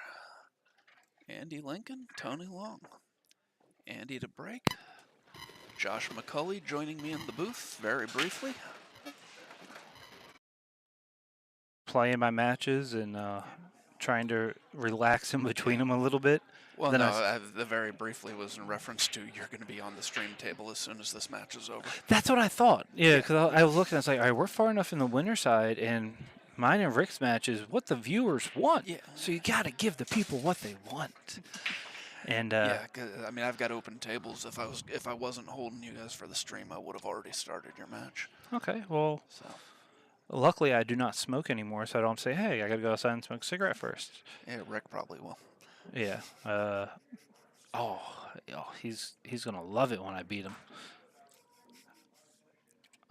Unfortunately, as confident as I usually am, I'm not confident right now. It's just, like, That's all right. If you get by Rick, you got an easy match. So. I know I got Rick, Brett, and then probably TJ Moore. Like, wow, did I mess up by losing my first round to Andy Lincoln, who is now Hill with Tony Long? Yeah. I mean, come on now, could I have a tougher draw? Yeah, your draw's been a little brutal. Yeah, and thing is, I played Charlie Brocklehurst. He misses like the 2 ball. I run out, I break run, I break run. I'm breaking and running out, and instead of stunning the ball, all I do is stun it and spin it a little bit off a rail. Somehow, the ball goes backwards. So I draw it right into a pocket. All right. And then that match ends up finishing 5-3. I should have been up 4-0 while with him not even shooting again. And ends up being I win 5-3. And then I just play Lewis Wehage, who actually went for more than me in the Calcutta. He went for $100. Really? Yeah. So someone knew something I didn't. As I say, I don't really know how he plays. I mean, he's been to a number of my tournaments, but I've never really gotten a chance to watch him. I offered him 15 games to 30. Okay. Yeah. That in a short race to 5, anybody can win, and Well, I yeah. do like it, especially winter break. I mean, it was nerve wracking. I was worried. I beat him 5-4, and I'm like, and he should have beat me. He was on the 6 ball. Hill made the 6 and scratched, in a scratch that never should have happened. So I shouldn't even be in the tournament anymore. All right, Rick wouldn't. If Lewis would have won that match, Rick wouldn't be on the screening table. Because Rick's supposed to we're supposed to win 5-0, 5-1. The skill differential. And me and Andy both apologized to each other after our match. We both played bad. He missed 3 8-balls, and I missed 2 9-balls and 2 8-balls. Oh, wow. Yeah, it was. And I think total we made 3 balls in the break between us, and it went 7-5. Oh, he makes the 4-ball and gets shape on the 1. I mean, he ain't great shape, but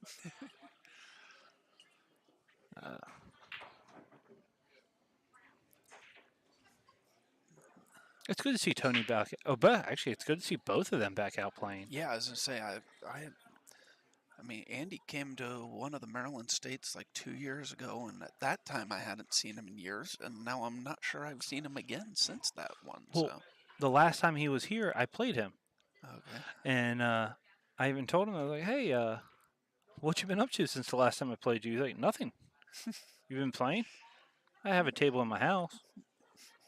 Because he used to be a great straight pool player, Oh, yes, very, very good straight pool player. and even as known as a straight pool player, he was still a good rotation player and a good. He was a good overall player. Yeah, back in the day, Andy was one of the people that used to run the Planet Pool Tour. Yeah. Who's the bald guy? Nick Prinsloo. Yeah, I could never remember his last name. It was Nick, but there's like 3,000 of them in a 2-mile radius here.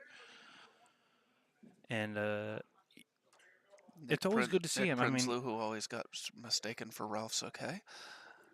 I can see that a little bit, although I like Ralph more. I've had less conversations with Ralph, but I like him. He's a nice guy. And even though I lost to Andy, it's not the fact that I lost to Andy. It's the fact that we both played absolutely horrible, and I was so mad. So my bar tab went from 0 to 37 to 60, like really quickly.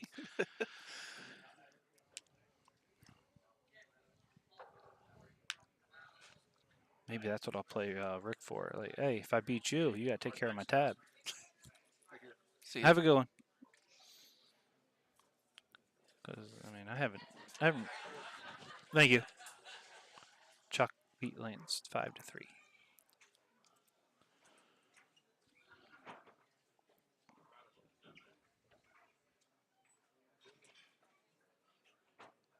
No, there they are. All right. Well, after Andy makes this 3-ball, I guess I'm gonna go to the bathroom and get ready for my match. Oh, he played 2 really jam-up safes on me. Both times he had to kick at a ball to do it, and he was able to kick and control the cue ball. And one time it ended up he was able to kick, control the cue ball to break out the one problem ball and freeze me to it, and I couldn't do anything. I couldn't hit the ball, nothing. And the other time he kicked, got a little fortunate, but you know what? As someone who gets really fortunate a lot, I can't really complain. And uh, left himself a dead combo that was able to help him get out because I couldn't hit that ball either. But both safes were really, really good. Hold on a second. I'm going to try something.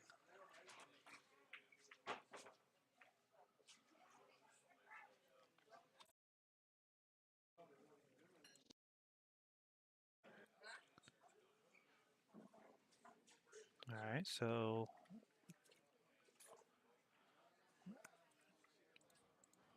Tony here is going to try and. Personally, I don't try and bank this ball. I skim off the right side of the 2 and try and create distance, but he's banking it. I can understand why he did it now. All right.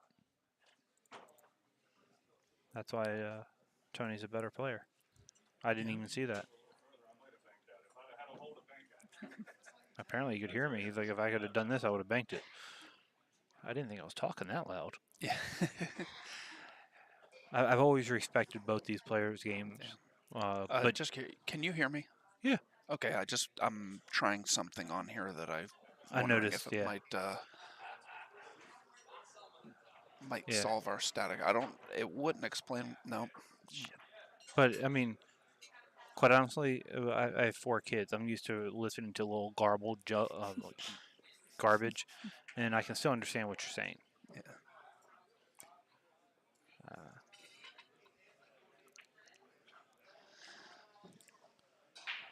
That's a tough ball to go at, and he hit it good. He did.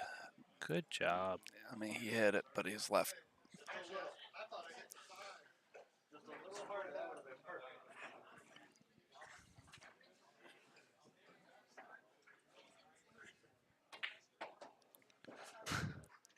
Tony hit that really well. Yeah, if he wanted to, he could have gone for the 9, but he didn't want to. Yeah, I mean, that's just dangerous because if you don't make the 9. Well, if you don't make it, I mean, oh, wow. Oh, wow. Surprised he went to it like that. He could have drawn that ball straight back. Yeah. And he tried to go rail first. This is not a very forgiving table. No. And he's left Andy almost the exact same shot. It's a little bit easier, but yes.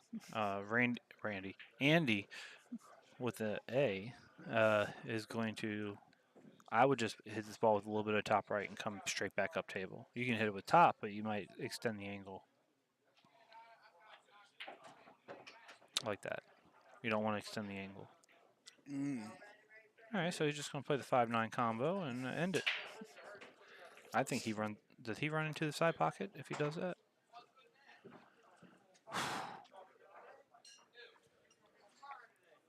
Nah, he should be fine. He's fine.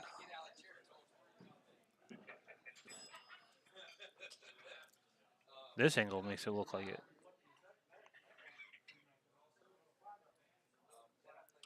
He's trying to think where he can put it.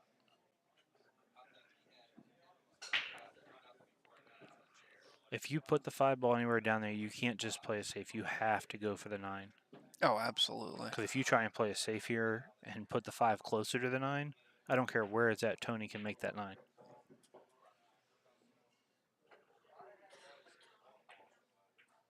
Oh, that's a good shot. It is. So, Hey, clap for him. That was a good shot. Andy takes the match down 7-6, and we will be right back with Josh McCulley and Rick Scarlato. I'm going to go to the bathroom.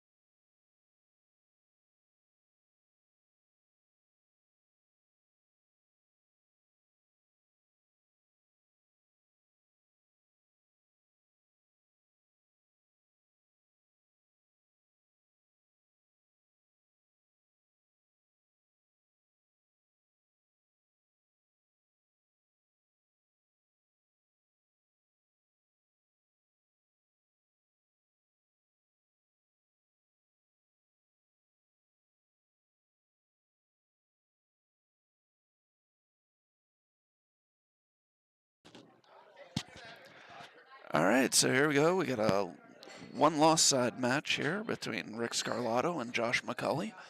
Have these guys met each other, or is this the first time? Taking a letting the loser side catch up a little bit. We'll be bringing you some more A-side action as soon as this Oh, what match a is kick over. that But oh is. man, that's sick. That ball was sitting down below the side pocket Yeah. and got kicked straight up into the corner. Yeah, it reminded me a couple years ago, first time I ever played Sean Wilkie in a tournament. It's a race to 5. He's beaten me 3-0. I come back, win 3 straight, make it 3-3, and I broke exactly like that and never saw the table again. Wow. Yeah, same thing. The ball just got kicked Yeah. straight up the rail It's into the crazy, pocket. man. So Rick's going to pull back towards that gap, but like if you drew a line between the 7 and the 3 for this 2 ball in the side pocket here. And pretty easy layout after that. I mean, I guess the 4... Ooh, he miscued. So the pool guides give a little bit back here if you're Josh McCauley. Yes. Rick's going to look at his tip a little bit. Rick makes the interesting decision of trying to 3-foul Josh instead. No. I'm going to take a break and eat my food, guys. We'll be back in a little bit. Thank you. All right. So Joe Wright has defeated John Bloom 5-2. Yeah, go ahead.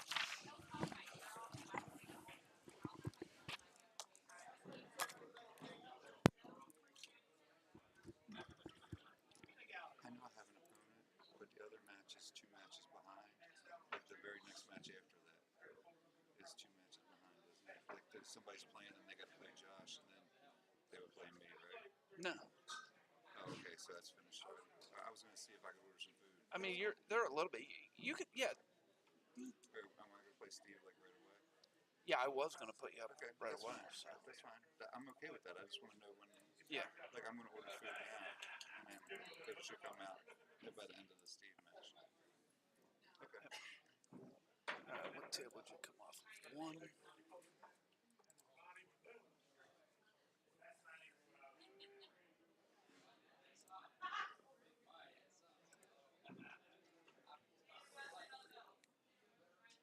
Joe Wright, Steve Steinbaugh, table 4. Joe Wright, Steve Steinbaugh, table 4.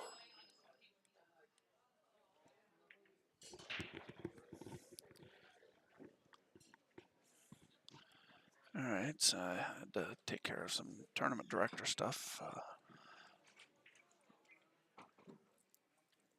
Rick has played a safe here. Pretty good one.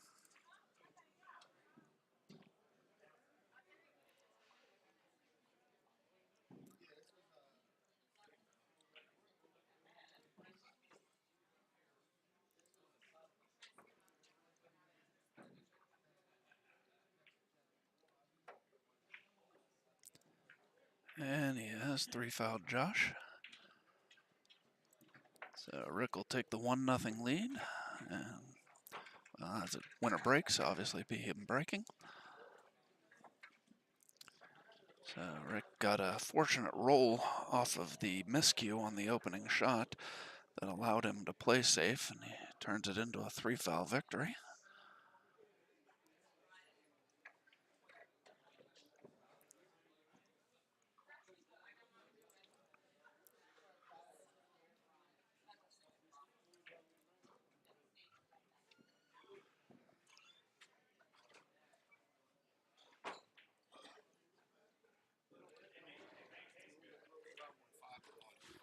Five more.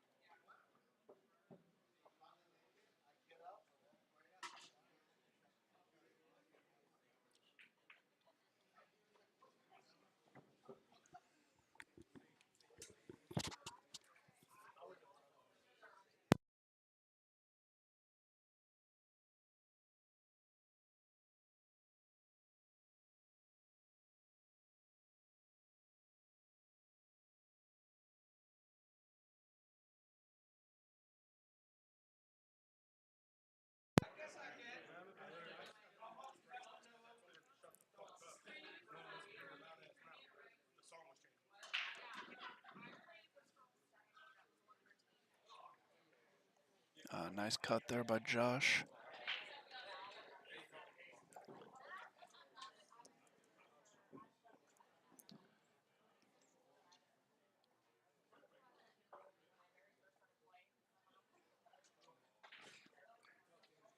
Tries to thin off the 2-ball and come back behind the 8, but misses the 2-ball completely.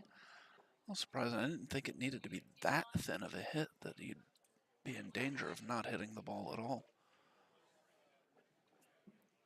But he did just tell us that he's not playing well today, so I'm surprised Rick didn't come out a little more than that. I mean, he's going to be fine. I just wouldn't have wanted to be that close to not getting out from behind the 6.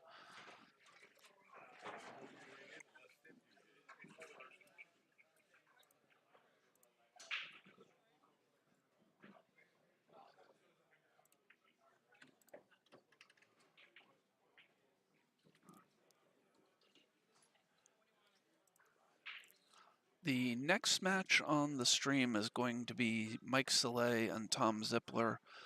BJ Ussery and Matt Craw will follow. We'll have both of those to you coming to you on the stream. All right, Dylan Spohr has defeated Roger Howell, our Hill.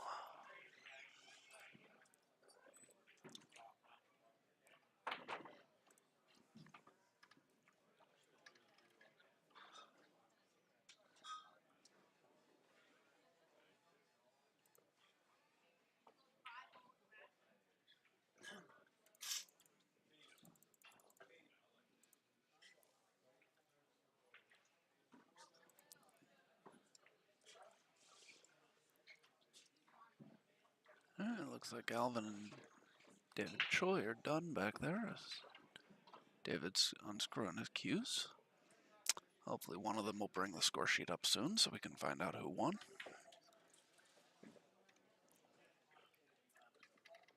Meanwhile, Rick making pretty short work of this rack.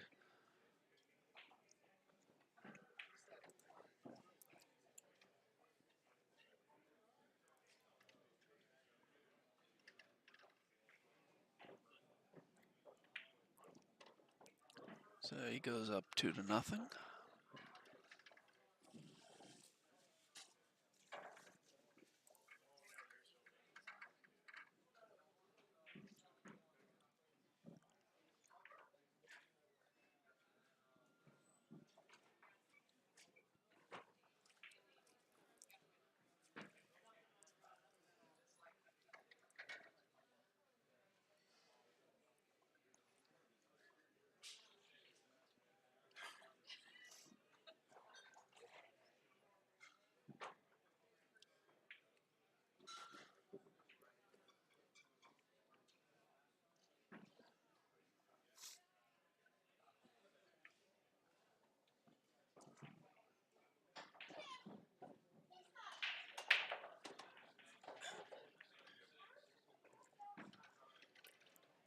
Nice break there by Rick. I'm not sure if he can go straight at the 2. I think he might have to come rail first here.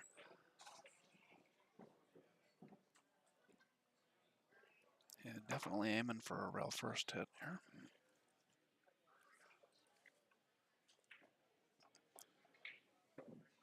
Oh, that was very well played. Judged the speed perfectly.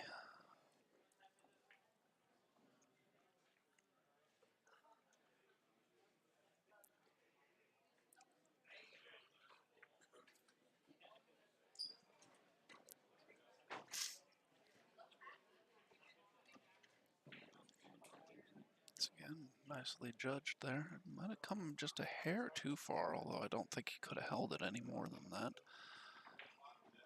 Slightly on the wrong side of the 5 to be able to roll down for the 6. So you have to come with something here.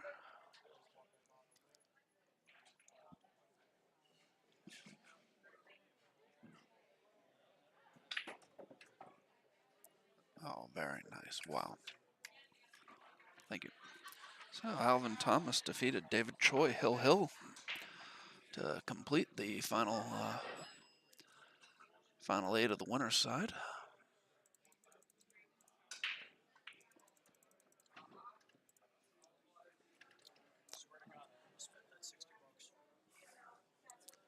So, and Alvin will be playing Andy Lincoln. Steve Fleming will be playing Sean Wilkie. Matt Craw will be playing BJ Ussery. And Tom Zippler will be playing Mike Soleil. That is the final four of the winner's side.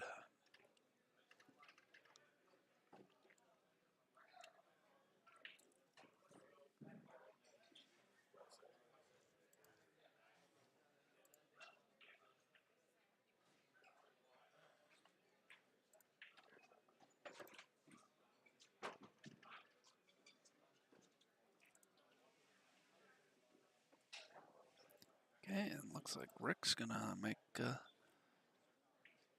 work with another rack here, take the 3-0 lead. And I will be back in just 1 second.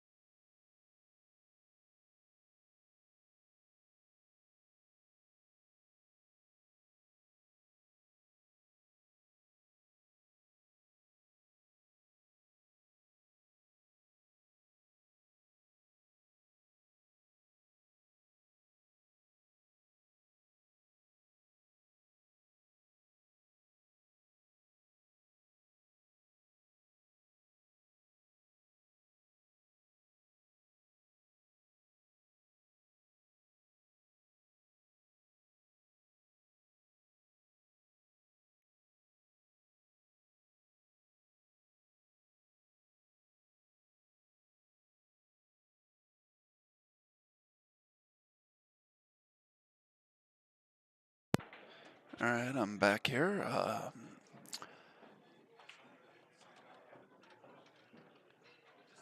few more results in. Tuan Chow defeated Randy Davis, Hill Hill. Bobby Baldwin defeated David Cooper, Hill Hill. And Chuck Roth defeated Tony Long, 5-0.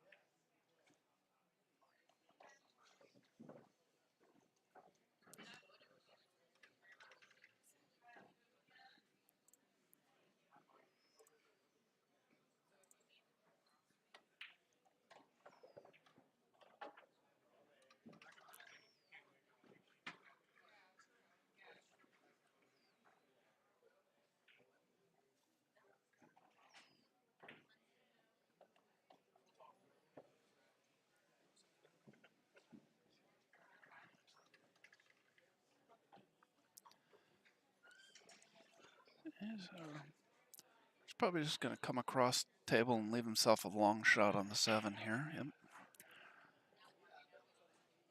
Played that very nicely. Just roll the 7 in, play the 9 in the bottom left corner, and he'll be on the hill.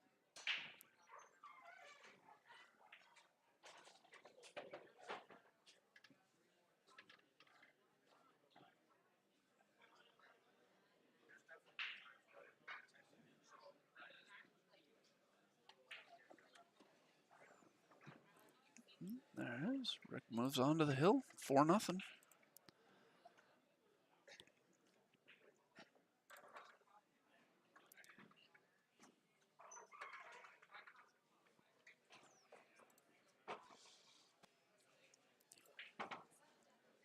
Okay, once again, thanks for joining us. This is the 6th annual Black Friday 9-ball tournament from Brews and Q's and on the Boulevard in Glen Burnie, Maryland.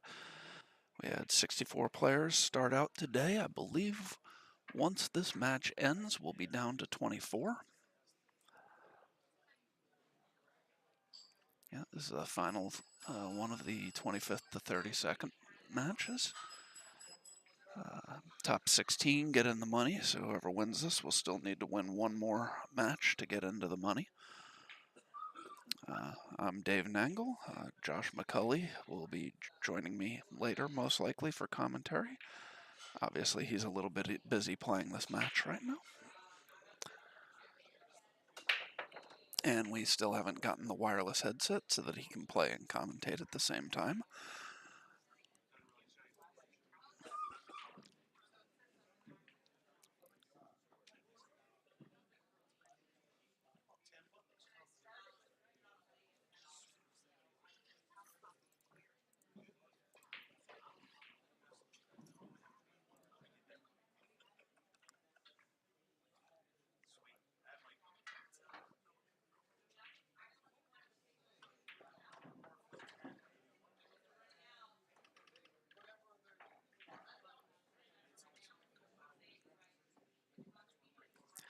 I don't really foresee any issues here for Rick. Probably the trickiest thing, and it's not that tricky, is, well, I don't really like that angle he's left himself on the 3.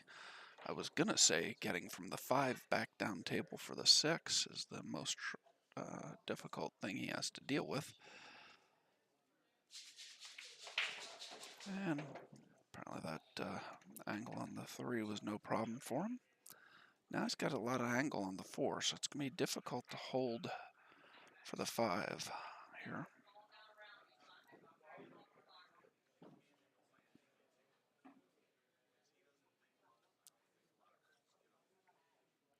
Apparently he brushed the 6 with his hand. Josh told him to just leave it where it is.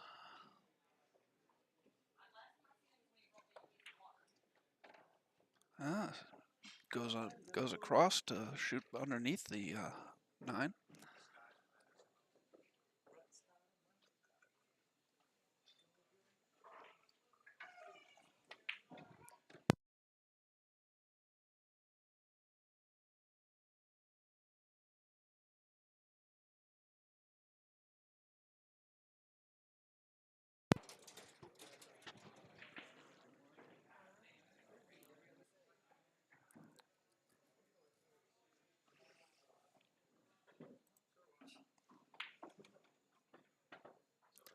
All right, so 2 balls left here for Rick to take this match down 5-0.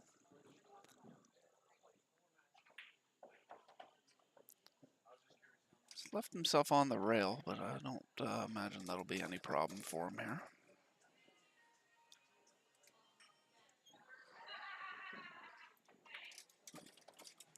There it is.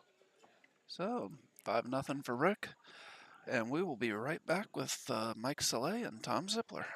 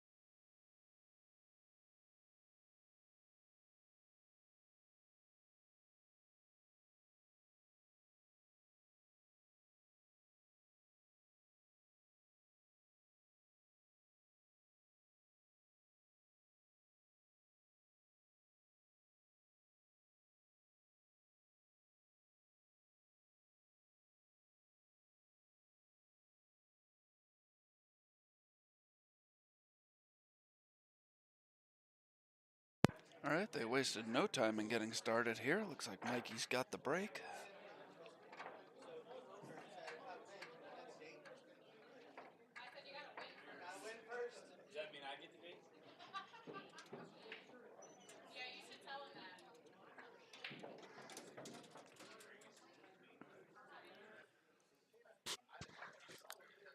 Okay, so like I said, it's Black Friday tournament here from Brews and Q's. We started with 64 players.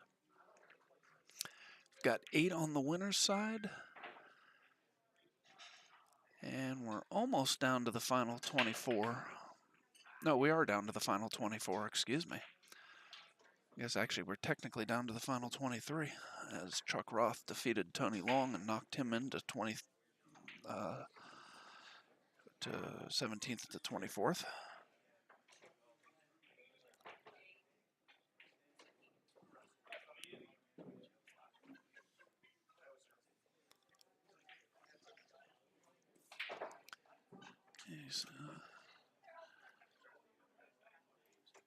I think he doesn't really have a shot here, so I imagine he's going to play safe. Oh.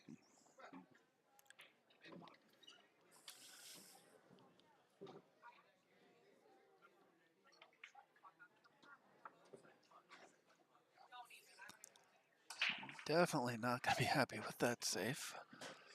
Try and see.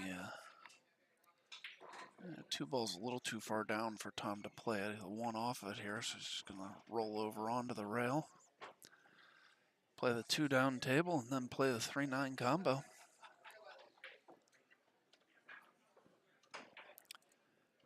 And Mikey doesn't even. I don't know. That 9 ball was not in the pocket. It was up the rail a little bit. I don't see me ever giving anybody that combination.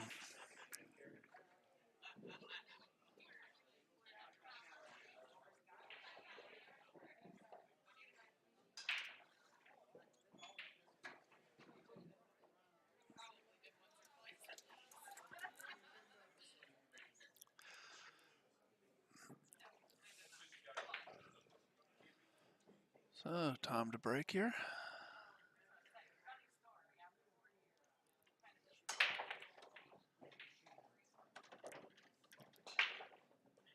He's made 3 balls on the break, including the 9. The 9 will spot up.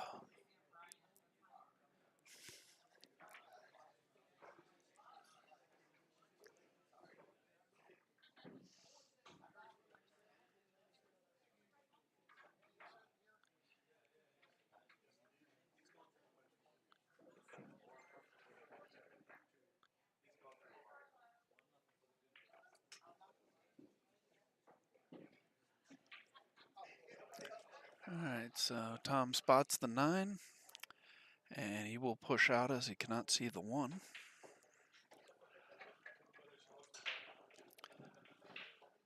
So Mike doesn't really have a shot on the 1 here, and I can't see him playing this combo on the 5, so I would expect that he'll be playing a safe here. Josh trying to knock the entire streaming table down as he tries to return to his seat.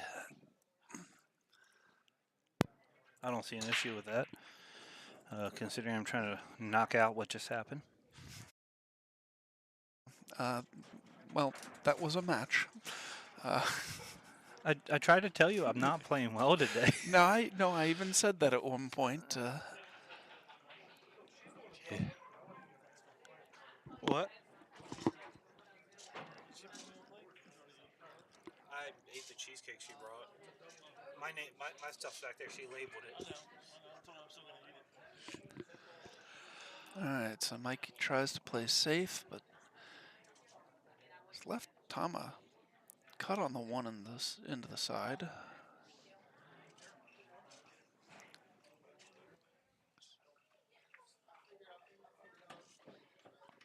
So in my absence of commentating, I saw Wilkie beat TJ 7-0. Yeah, TJ made a mistake in the first rack, was down 4-0 before he got back to the table. He missed a bank on the 1 and then never got back to the table. Okay, yeah, that sounds about right. Yeah. So it was certainly nothing that TJ did wrong. It was just did nothing wrong. Good. So, I like to see good pool like that. I mean, yeah. in my match, yeah, I made 2 mistakes, 2 pretty good mistakes, but 2 mistakes. But Rick actually, he played well. Yeah. Yeah, the one where I said that you had said you weren't playing well was the one where you tried to play safe, then off the 2, and you missed the 2 completely. Yeah. I'm just, for some reason, I'm just not seeing the balls well today. Oh, no, I understand that. It happens to all of us. I hope it's not like that tomorrow. And Happens to me more often than not. That's one of the reasons why I'm going to the eye doctor soon. And the thing is, I can't even say it's from a lack of sleep. I've been sleeping more lately. Oh, you're sleeping too much. I honestly think so. Oh, look at that safe. Oh, wow. Oh, it's not Oh, safe. no, came out. So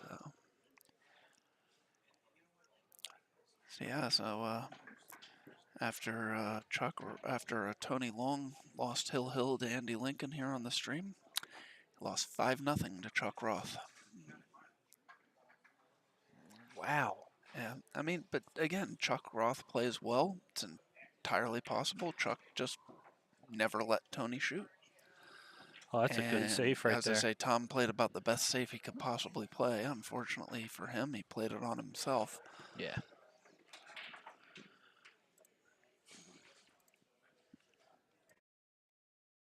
Are we near the end?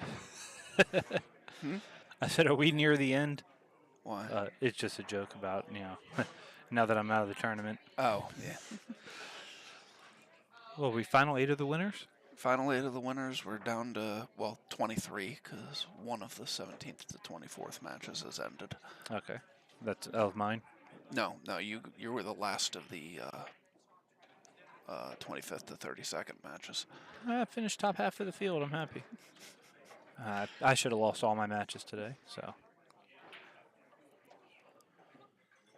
All right, so Mikey's going to make this 1-1.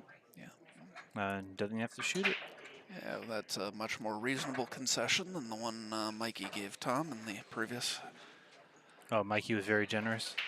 He gave Tom told him that was good on a combo when the 9 was on the rail about 3 inches up from the pocket. I'm sorry, I don't. That's what that he was. Yeah. I never give up that combo. Maybe if the 9's hanging, but it was far from hanging. Yeah, as you see, I didn't give Rick anything. Too many times I've seen people miss something they shouldn't miss, and Yeah. unless it's something that I know they're 98% to do, I'm not giving anything anymore. Yeah. After the first rack, when Rick's miscue led to him 3-fouling you, I wouldn't have given him anything either. Oh no, I was very upset by that, especially since I made a good hit, and then the cue ball somehow got through all the traffic, came down and scratched. I was like, oh, this is not going to be a good set. Yeah. I actually did not see you kick at that ball. I saw you scratch on the break. I saw him get lucky and leave you safe on the miscue, but I missed your shot. I Yeah, think somebody brought a score sheet up, so that makes sense because I know the one ball wasn't in the same place anymore. So yeah, I that makes kicked that and made a good hit, and then the cue ball came all the way down here and scratched in Oh, the bottom wow. right-hand corner. And Alright, so Mikey plays it safe. I knew playing a player of Rick's caliber, I was going to have to play really, really well, and that was going to be hard considering how I know I've played all day. And then when that happened, I was like, well, I need to get the rolls. If I'm not going to get the rolls, and with how I'm shooting, I had no chance. And then when I missed Yeah. a 6 ball, that was the end of the set. When I tried and cut the 6 in the bottom left-hand corner. Yeah. Yeah, as soon as I missed that ball, I was like, yep, it's done. Luckily, I think I only shot one more. No, I didn't even shoot after that. Tom going to the jump cue here.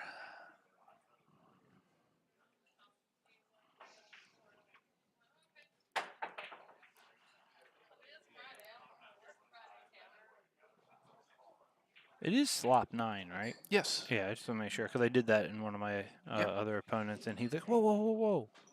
What are you doing?" Because I went to grab the ball. I was Yeah. like, "I made the 9." He's like, "You have to call that." No, I don't. Yeah. Now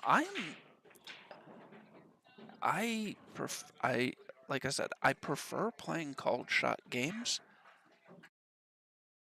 I prefer 10 ball to 9 ball. I don't think 9 ball is a call shot game. I've just always played it. Not.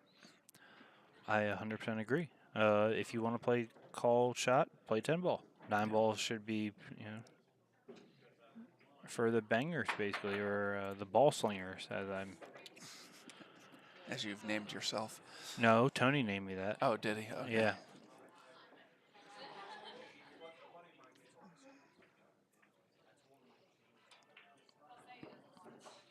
Kick at the combo.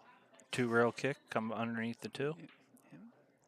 I'm not going 1-rail at it. 1-rail doesn't really send the 9 ball anywhere. I mean, if you get underneath it enough, it does. Yeah, But it's that would be so hard. You have to 2-rail yeah. kick it to get the Yeah. angle. No, I agree. The 2-rail was the better way to go. But Are you playing tomorrow? yes. All right. I know with you running the tournament today, you weren't going to play unless it was a small field, but No, actually, that doesn't even help. Honestly, small field actually makes it worse. Because if you win, you're right back up all the time. At least with the bigger field, you end up with some pauses. But well, not at this stage, right? You're not gonna, at this stage, yeah. no. But early on. If I would end up beating Rick, I mean, and kept winning, I wouldn't have been able to sit down here at all. Yeah, no, at this stage, the only people that get any pauses are the people on the winner's side. Yeah.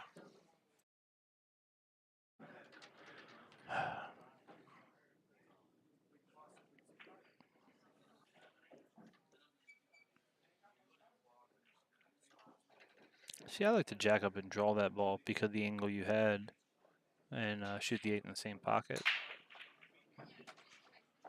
But, yeah. Wonder if he's going to get concession, and he did. Yeah, he did. So Mikey goes up 2-1.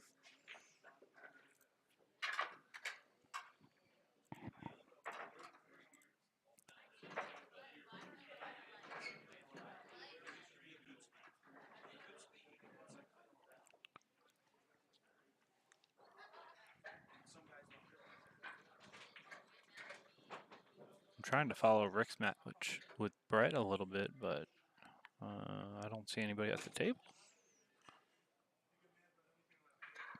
Brett standing up at the head end of the table, as you can see there. Oh, yeah. Just kind of staring at the table.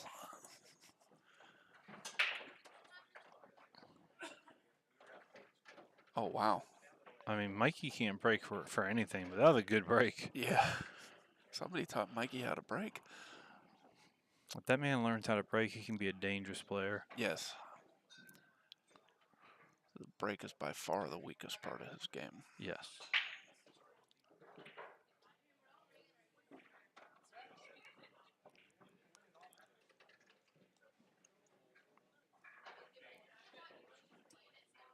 Especially in 10 ball. So. Especially in any game that involves a break. And his 8-ball break leaves about 7 balls still in the middle of the stack. Yeah. Joe beat Steve. 5-2. The Stein ball? Yeah. 5-2. Joe Wright, that would be, for those of you wondering. Let's see. Are we able to update scores from previous matches if I entered them wrong? Yes. All right. I was asked to fix Johnny Bloom's score with his first round match. His very first round match. Very first. I had it in there as 7-0, and he lost 7-2. Ah. There you go. Yeah, there's just an extra step it asks if you're sure you want to update this completed match. Yeah. So. Which I've had to do a couple times, not because I got I got the score wrong. I've put the scores in backwards a couple times. And apparently Tom won a rack while we weren't watching. Did you see how that happened? No. And neither did I. And Mikey got good on the 5-ball. And they're laughing about something. So Yeah. Mikey must have made a...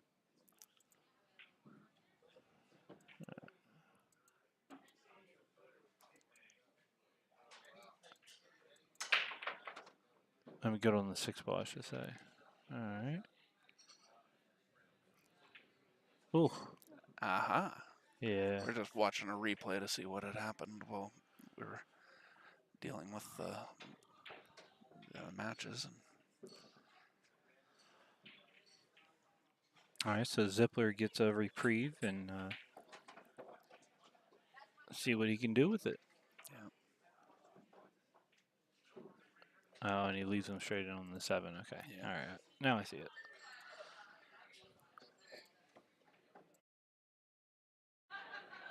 I think what I'm going to try to do tonight is not sleep at all.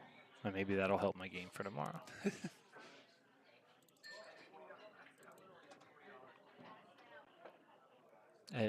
No matter what, it can't hurt. And I feel bad for the 2 people I beat for what I'm about to say, but I don't think I've played this bad in years. And I mean, with Charlie, I did play well for 3 games. I mean, he missed a 2 ball. I ran out, broke ran.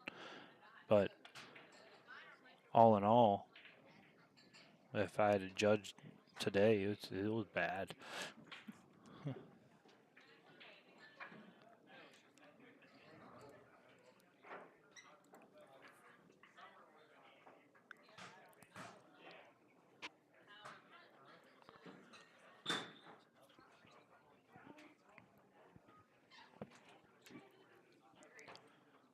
Is Andy still on the winner side? Yes. Last match? He hasn't played again since since beating Tony Long. Okay. That was his 3rd match, right? He beat Yep. me, Rick Molinaro, and then Tony. Yep. What do you have to play? Hmm? What do you have to play, Sean? No, I believe he plays Alvin Thomas. Yep. Okay, then. Did not see Alvin beating David. He beat him hill. Yeah, well, good for him. All right, so Tom looking good to go up 3-2 here. TJ wins bringing us a 5-3 score sheet. over Bobby Ambrose. That is just Somebody named Bobby. Bobby. Oh, it was just Bobby, not used to Bobby Ambrose playing in the tournaments. Oh, yeah. All right, so Tom goes up 5-3. 5-3. That was the score of the match. I'm That about to we say just neither entered. one of you guys have 5 or 3. He goes up 3 to 2. Yes. So, all right. Oh, it's only 5:45, and it's already been a long day. Yeah, it couldn't be any longer. I don't get mad at pool a lot, but I'm extremely frustrated. I will try and not take my frustration out on you guys or the players playing. I'm pretty good at that. And he gets to come to the table.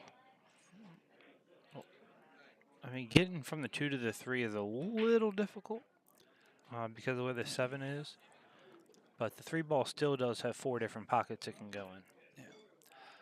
Taylor, this is the first of the final 8 of the winner's side. We'll also be streaming the BJ Ussery Matt Craw match. The other 2 will not be streamed. It would slow the tournament down to try and play them one at a time. So. Yeah, Alvin and Andy's already been on the stream anyway. Yeah. And Wilkie. It would be Wilkie and Fleming, both of them have been on. So.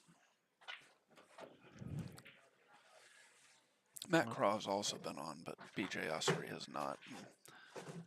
Given that he went for the most in the Calcutta, I've been trying to get him on. It's just the timing and the caliber of match.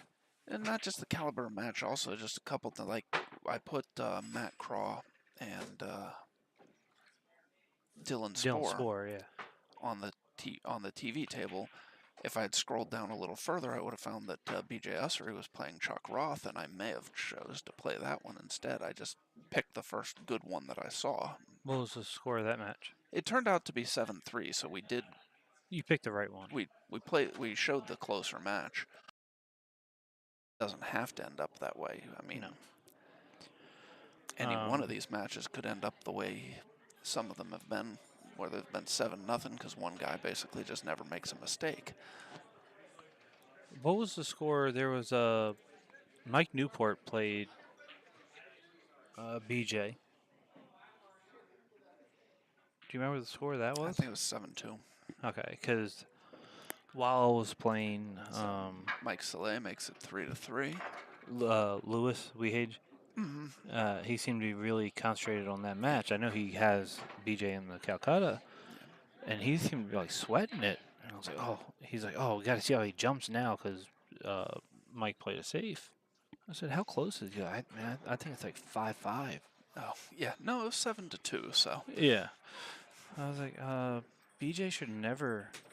He might be able to cut off one of his arms and still beat. Just because of how good BJ is. Has nothing to do with. I mean, Mike's an average player. BJ is the best player in the tournament. Now, yes, can he be beat? Of course. Even though he's scratched, he's breaking so much better. He is. But in this case, with scratching, that's unfortunate for him because left a relatively easy out for Zippler here.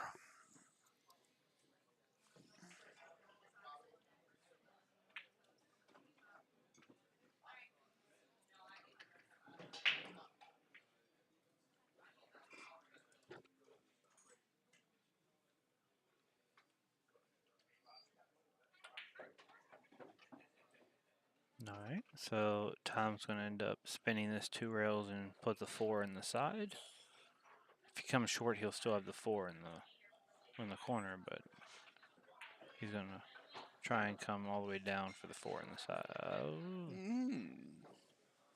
He was trying to come for the 4 on the side. That way he could just roll it up, have the 6, 7, and be good.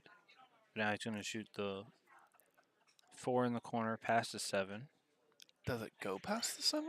Looks like it. Oh, he's shooting that ball on the side. Still looking at cutting it on the side. Yeah, I'm not convinced that ball goes by the 7. I'm not either. It plays safe. Yeah. Not a good save. No. He can actually cut that ball on the side. Almost left him enough of it to shoot it in the corner. But Thank you, sir. All right, Dylan so reports a winning score of 5-2 over David Choi. Mike Newport reports a winning score of 5-3 over Garrett Vaughn.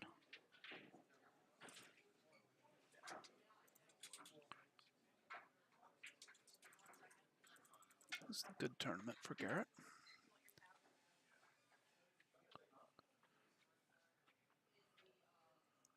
And it doesn't want to move Mike over. There it is. It takes it a second. All right, so it looks like Joe Wright's going to end up playing Ton Chow unless Josh Muhammad can pull the upset.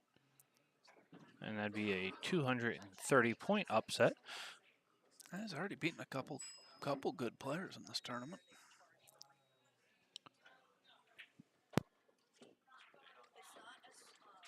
Chuck Roth and Dylan Spohr, table 5. Chuck Roth, Dylan Spohr, table 5. All right, and Mikey's going to go up 4-3. In this race to 7 winner break format, which I really do like the winner break format. I mean, I didn't like it during my match because I really didn't see the table. Yeah. I mean, I can see good points about both winner break and alternate break, but it's nice to mix it up and Yeah, no, I absolutely love winner break format because even at the end when I was down 4-0, if he makes a mistake, I now control it. yeah. I never have to give it back. If I give it back, in my mind, I'm losing. Like so, if it's 4-0 alternating break against a player of Rick's caliber, Brett, TJ, any of them, I've lost. 80% of the time I've lost. I mean, yes, I can fade a couple breaks. Jesus, you gotta stop scratching, kid.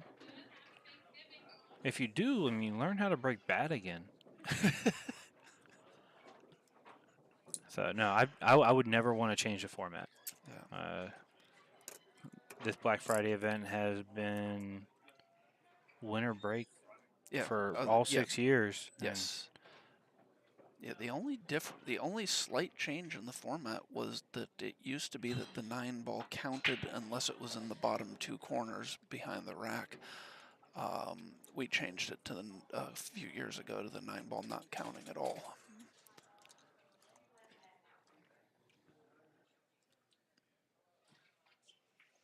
And then we also added the cap of 64 players once we started having the Maryland State 10-ball the next day. Yeah. We used to take as many players as we could get for this tournament. Because I believe when it first started, Steve and I ran it. Yes. Yeah. And then the second year, I think it was just me, and then you took it over the third. And. Right? Yep. Yeah. Actually, I think the third year the 2 of us ran it together. Yeah. And then I took my hiatus from pool, which I'm not going to lie, I might be really close to doing again. I'm always negative after a bad outing. All right, Zippler looks like he's going to be able to take advantage of the scratch by Mikey and even this match up at 4. As I say, I'd be very surprised if Mike doesn't give that to him because Mike doesn't seem to ever want his opponent to shoot a money ball. That and poker's been decent lately, so I mean not Chinese, but regular poker. How'd you do in the tournament the other night? Oh, I did horrible. That's why I texted you. It's good. No, to I think know. Brett has beaten Rick 5-1.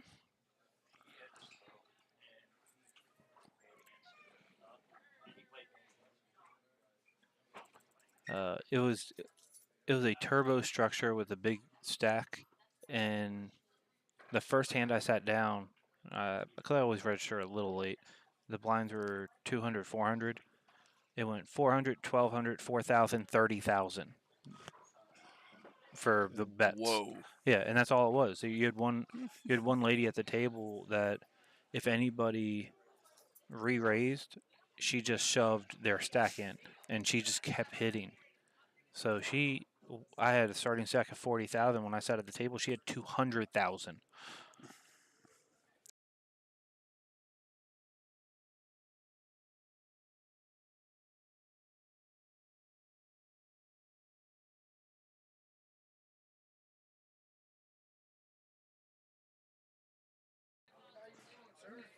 All right, so they're taking a quick break, and while they take a quick break, I'm going to take a quick break because right now I feel really antsy in it. So I'll be right back.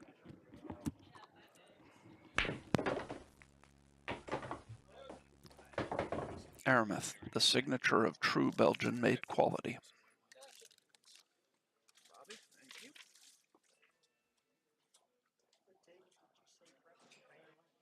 9.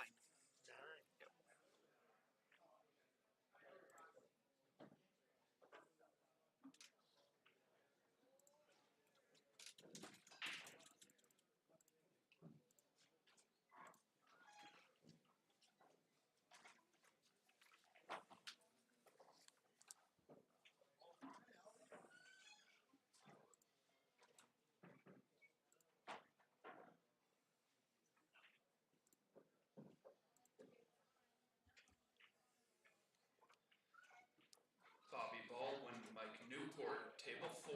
Bobby Baldwin, Mike Newport, table 4.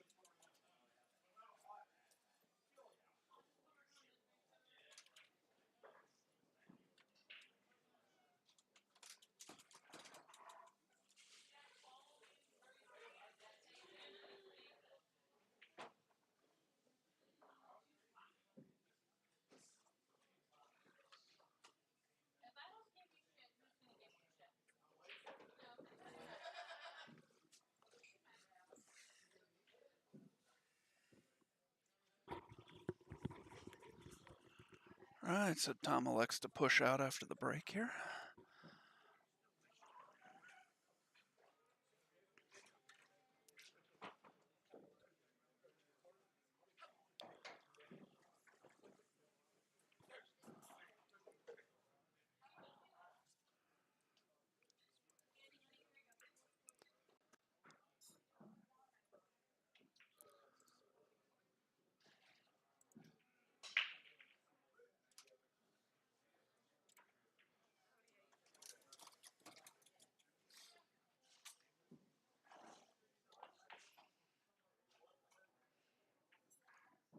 Tom tries to bank, misses the bank. He's left Mikey a good shot here. I believe that one ball will go by the 7. Yeah, it does.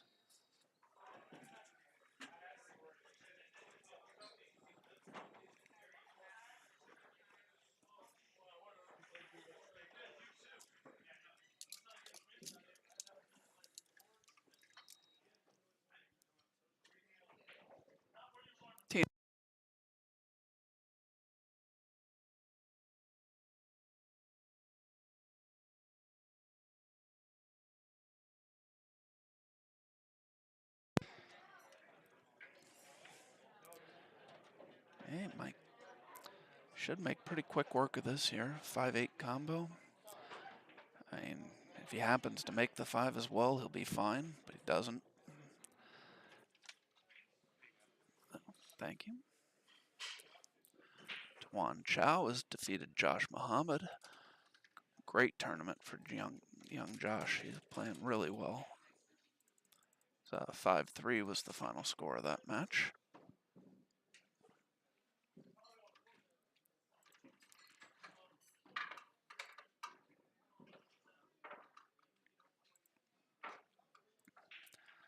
All right, so Mikey takes the 5-4 lead.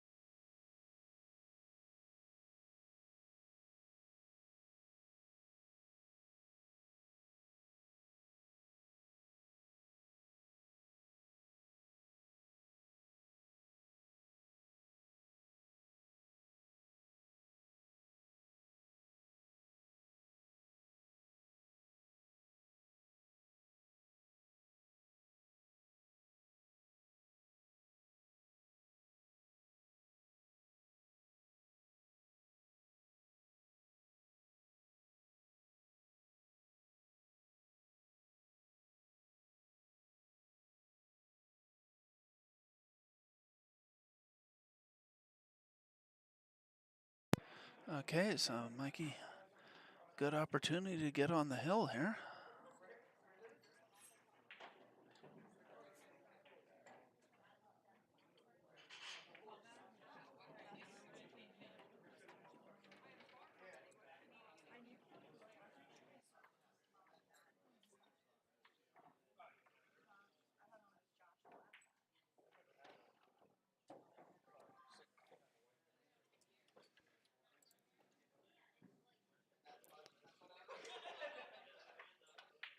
All right, Mikey gets on the hill. He's up 6-4. As soon as this match is over, we will be bringing you Matt Craw and BJ Ussery. The first time we've been able to get BJ on the stream today. BJ definitely one of the favorites in this tournament. Matt Craw also with an excellent chance. He was the runner-up in this tournament last year.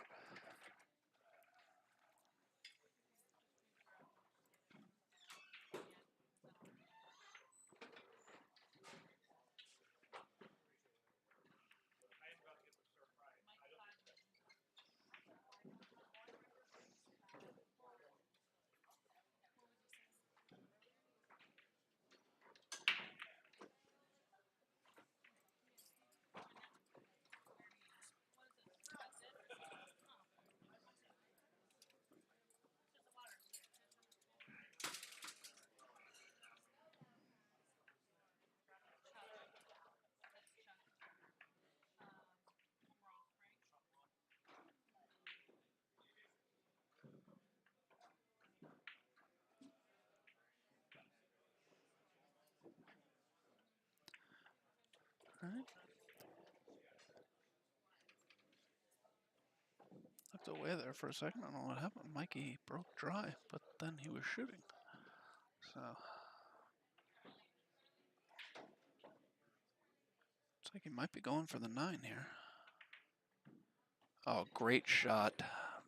Great shot there. And Mikey takes his match down. 7-4. Let's take another look at that shot.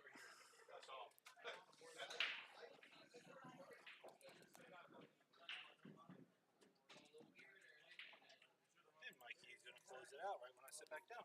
No, that was the replay. Oh, okay.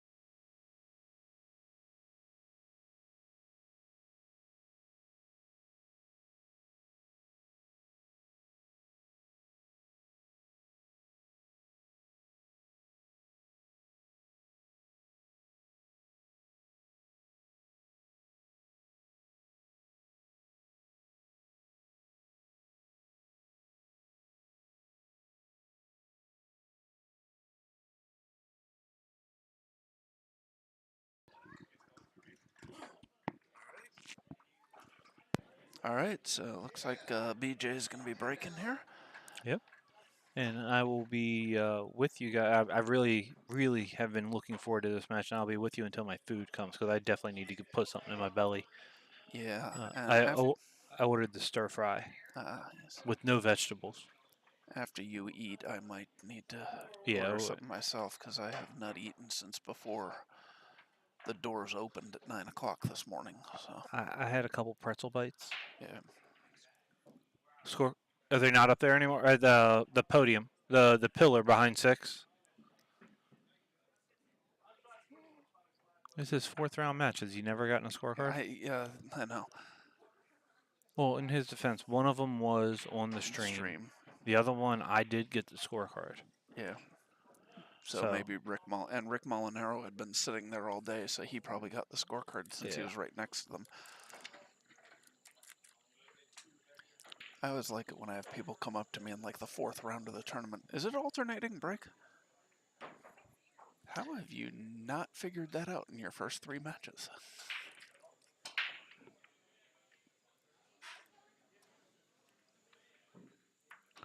Jeremy was not successful. Oh, yeah.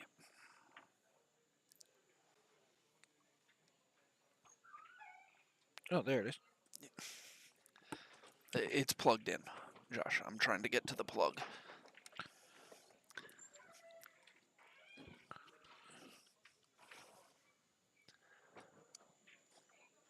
All right, and BJ to start this off. It's really hard to break in run 7 when you break dry on your first one. Yeah, that is true. It is definitely not a winning formula.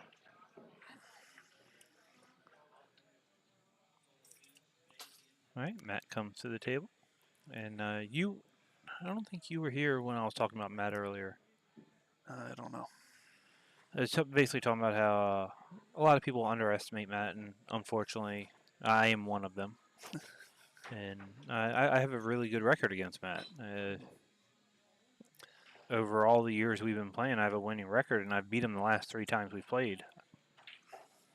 So he's always there in the end, though.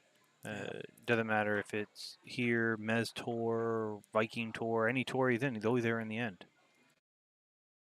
I definitely do not have a winning record against him. I believe I've only played him twice, but he's gotten me both times. And I think I've only won 2 racks. I think I've played him 6 or 7 times now, and he's beaten me once or twice. And it just happens to be sometimes the balls roll that way sometimes.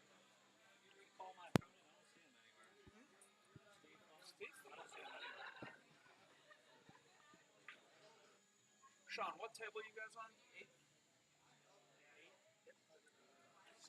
Steve Fleming to table 8. Steve Fleming, table 8. Look outside and see if Steve's out there.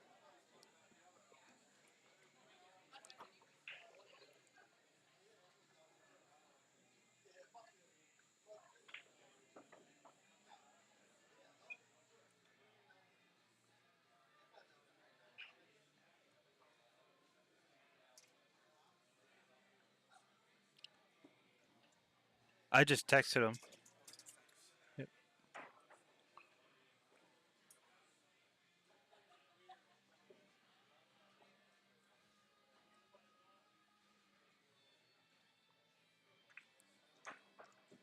All right, so BJ's.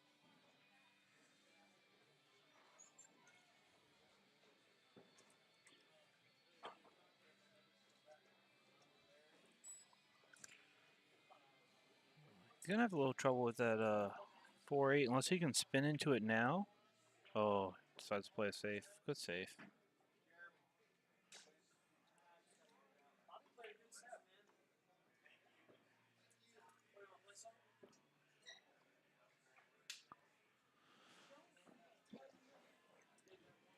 So let's see, of the people we have left in the tournament, on the winner side, Mikey Slade did just beat Tom Zippler, so he's in 5th, 6th. We have the Matt Crawl BJ Osprey match that we are showing you now, which Matt just made a good hit, but left BJ perfect on the one. Steve Fleming and Sean Wilkie are getting started right now. And Alvin Thomas, Andy Lincoln are underway. Then on the loser side, we still have Mike Newport, Bobby Baldwin.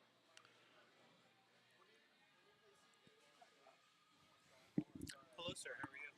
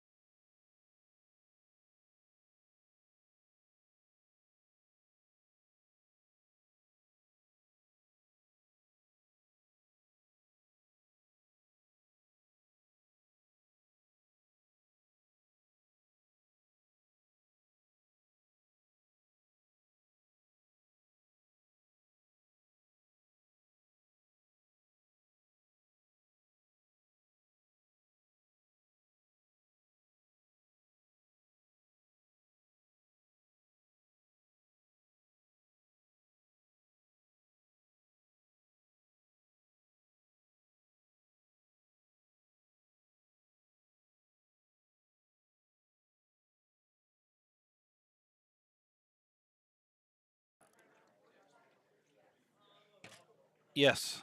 Yes, it is. Wow. Yeah. So Joe Wright and Twan Chow are playing. Chuck Roth and Dylan Spoor, which I expect Dylan to come with that. It's your food. Thank you. Okay. There was one that was a lot more important than so Chuck Roth, Dylan Spoor, and then TJ and Brett. Whew.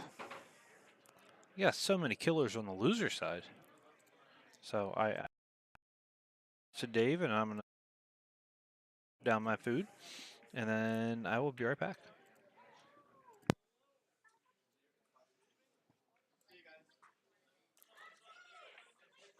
should have waited a minute if I remember correctly. This shit's hot as freak.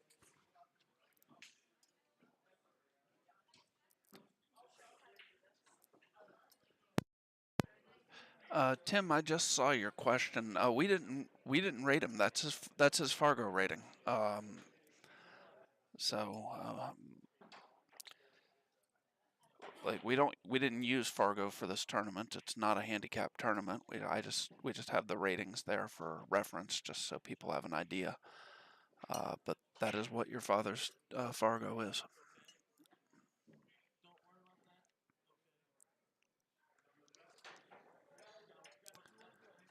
It looks like BJ is going for his jump cue here.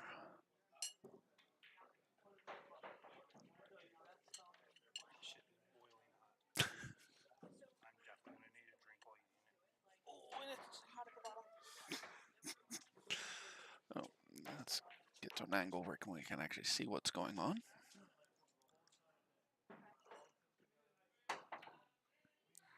Oh, wow. Great try there by BJ.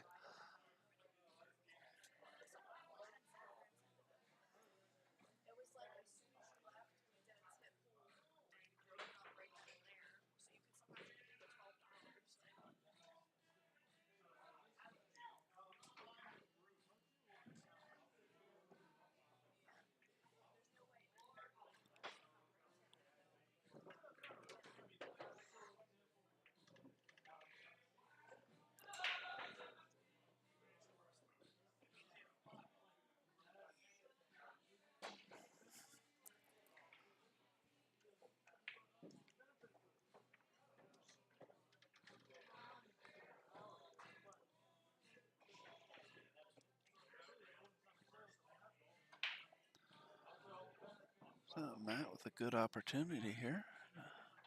Jump out to the early lead.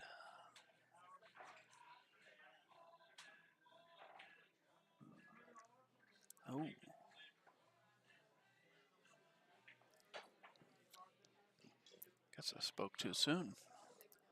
Now BJ, let's see. I don't think he can get by that ball. Okay, he can definitely hit the 4. I cannot get by it to cut the 4 in, I don't believe.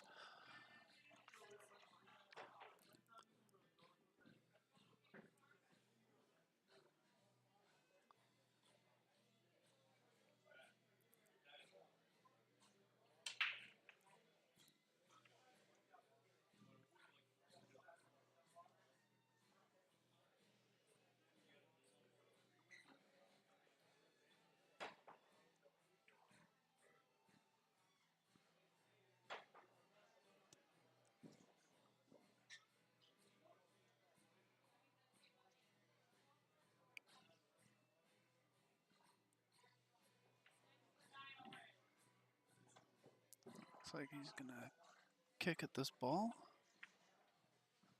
Oh, wow, how'd he hit that? Great kick. Left himself shot at the 5.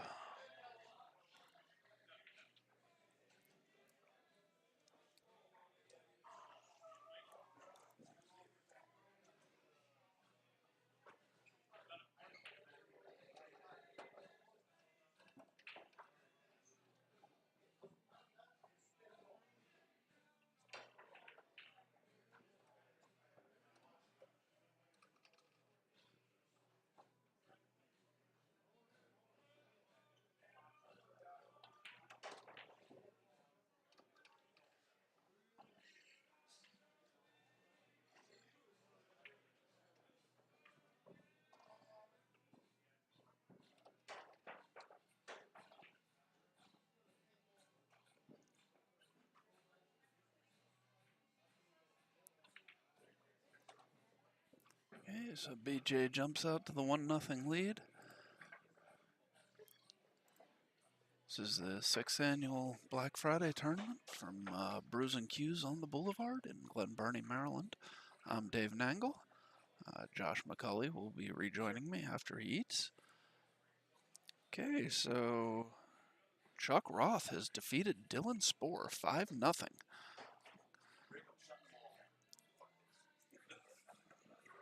That puts Dylan into 5th, 6th. Excuse me, 13th, 16th. And Dylan is our first person eliminated in the money.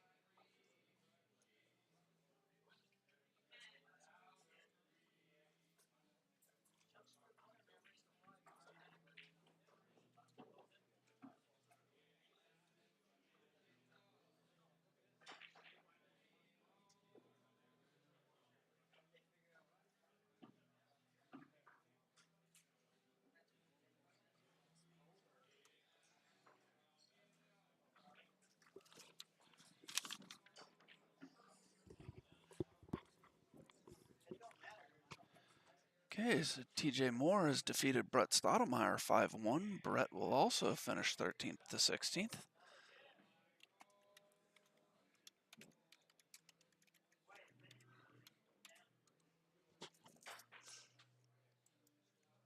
So down to 14 players left in this tournament.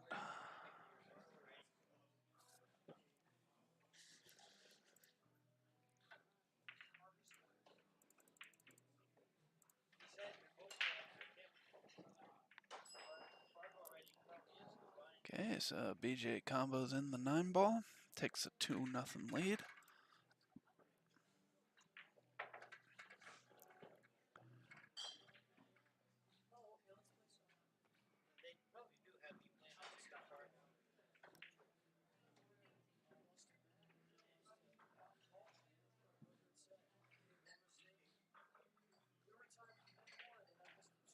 So, Tim, I just realized with your question, it's possible we used your ranking for your father, because I think only one Tim Sport came up when I looked for Fargo rankings.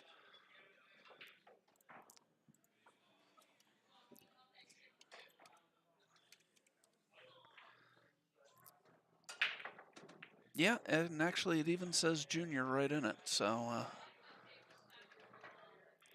let me fix your father's entry. Hopefully it'll let me.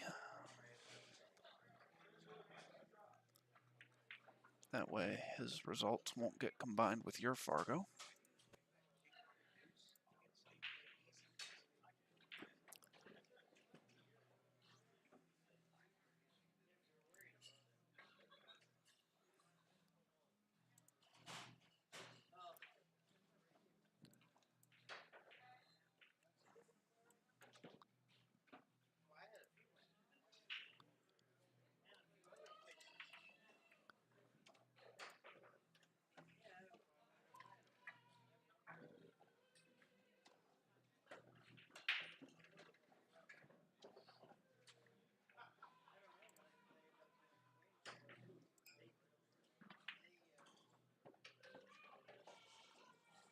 All right, well, I'm trying to fix Tim Spohr to be Tim Spohr Senior.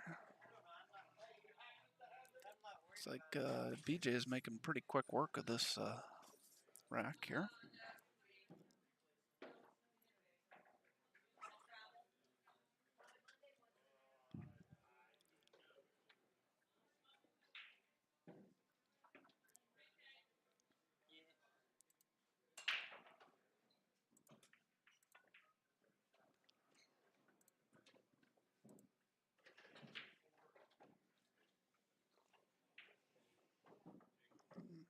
BJ got a little out of line there.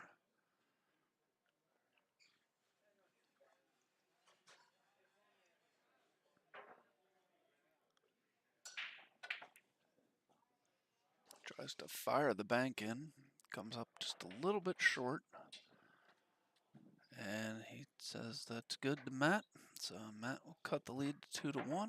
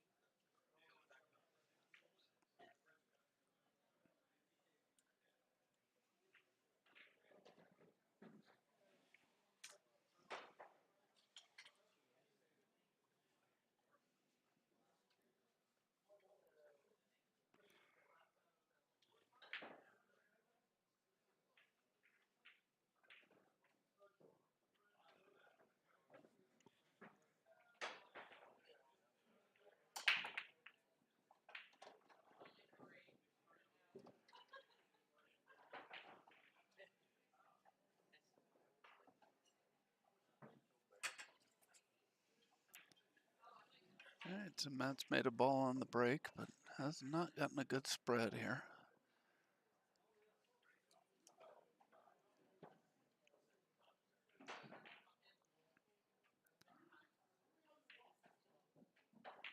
I'm gonna play this with a little bit of high left and come 3 rails around. Play the 2 in the bottom right corner.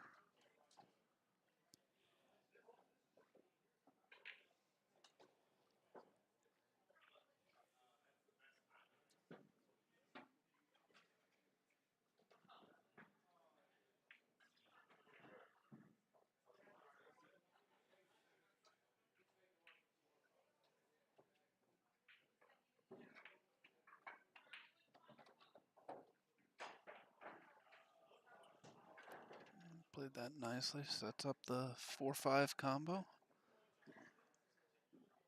After he's played the 3 ball. At an angle, he might try and spin 1 rail into the 8 as he comes off this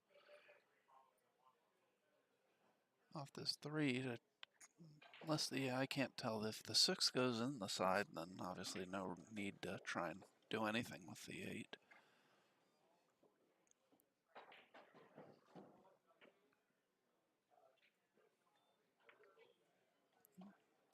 That 5 must have been over along the rail a little bit more than I thought it was.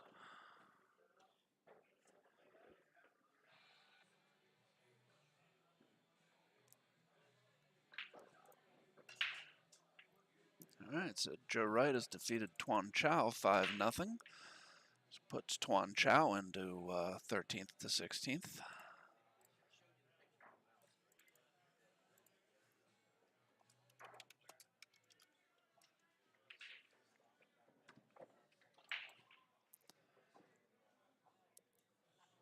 Okay, so not sure about this here by Matt.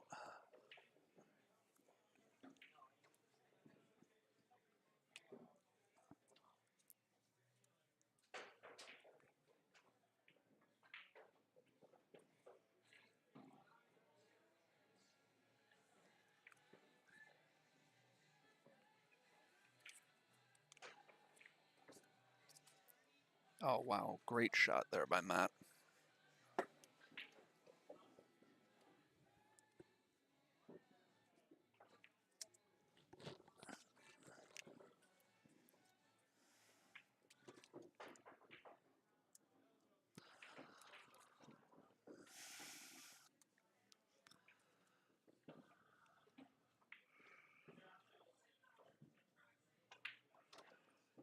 And Matt evens his match at 2-1. Or at 2-1, at 2-2. I'll be right back in just a second.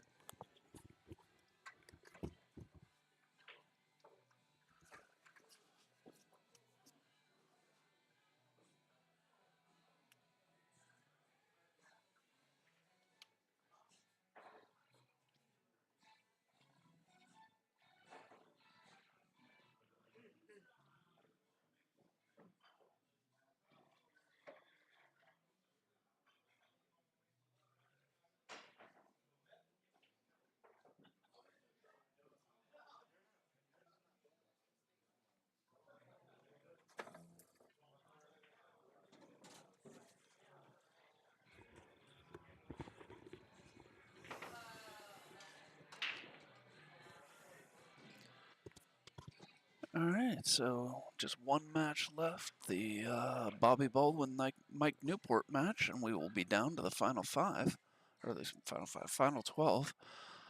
I'm having trouble with numbers today.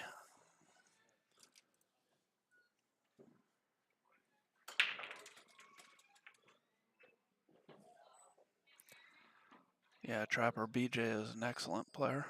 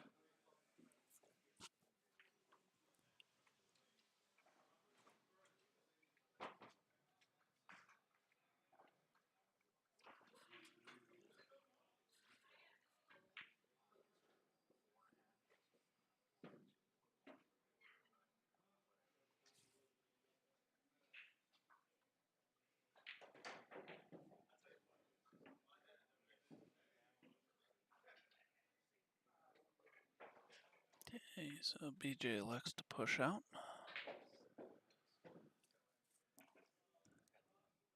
Doesn't seem particularly pleased with his push.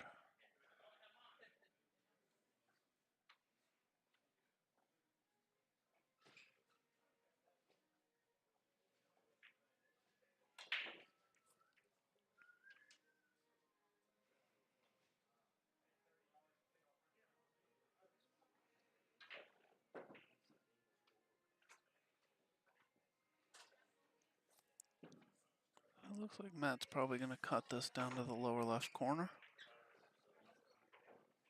Slight overcut. Left BJ a shot. This is a good opportunity for BJ to retake the lead here.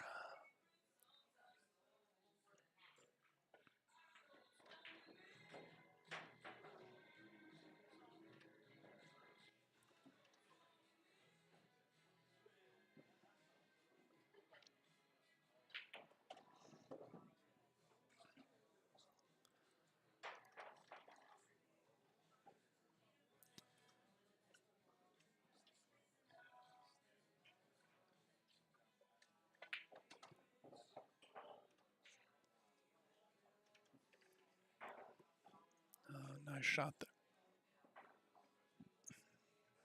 Gonna draw back for the 5.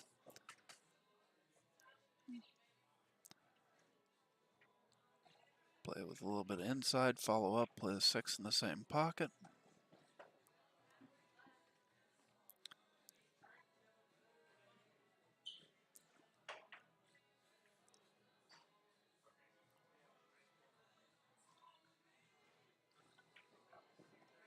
Two rails across. A little short of where he probably wanted, but he should be fine.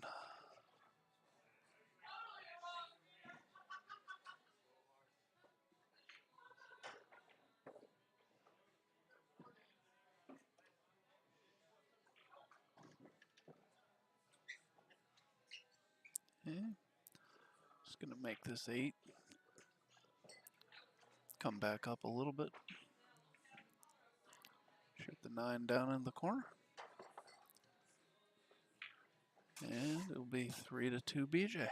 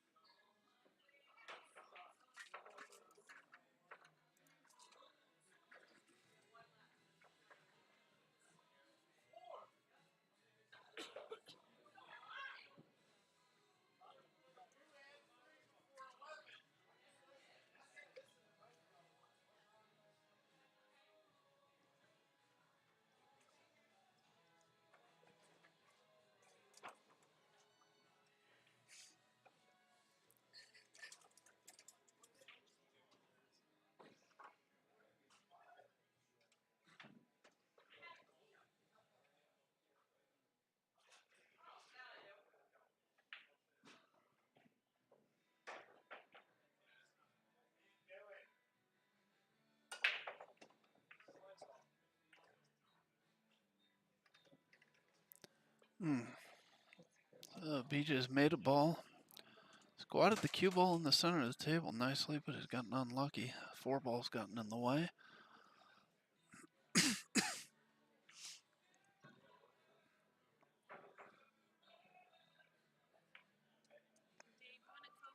No.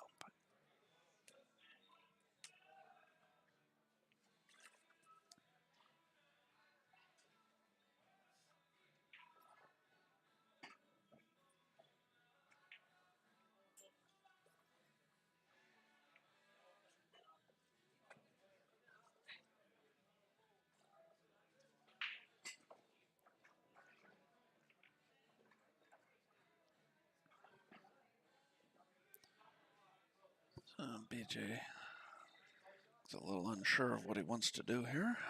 He was also just waiting for Alvin to move out of the way.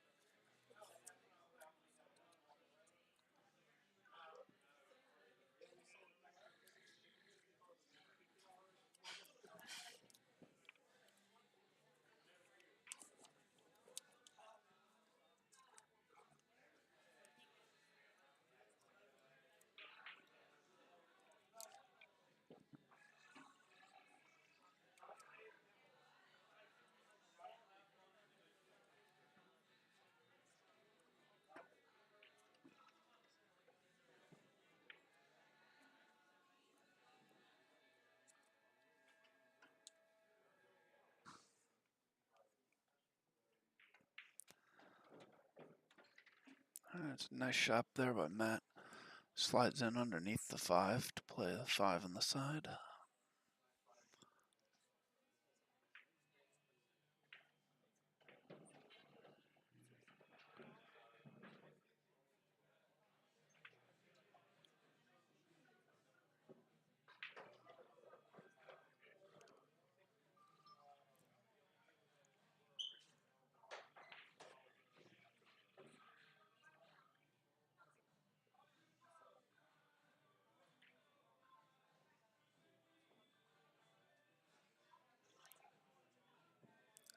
Taking a look to see where he wants to get.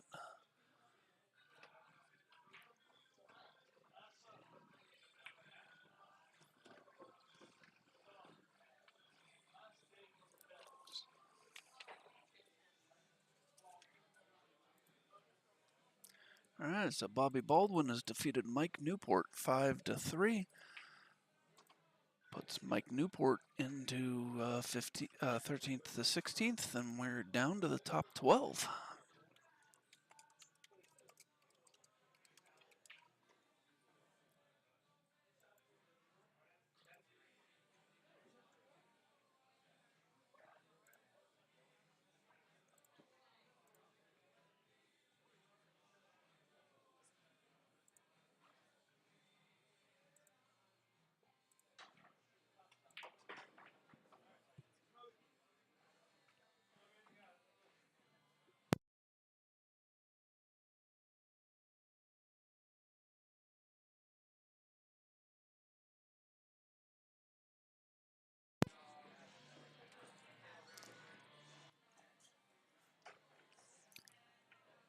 All right, so taking care of some tournament business there.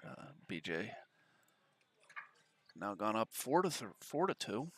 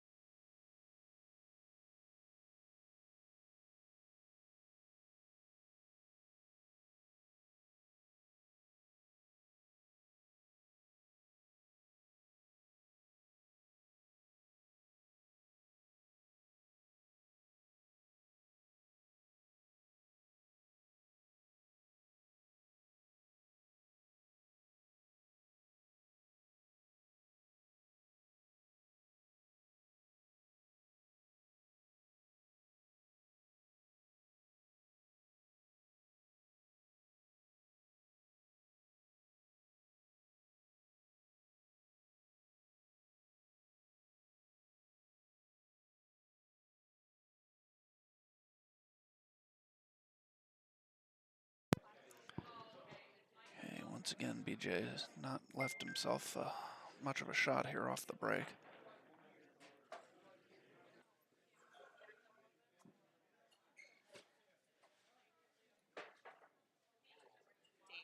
We don't have any out here open yet, do we? 1 and 2.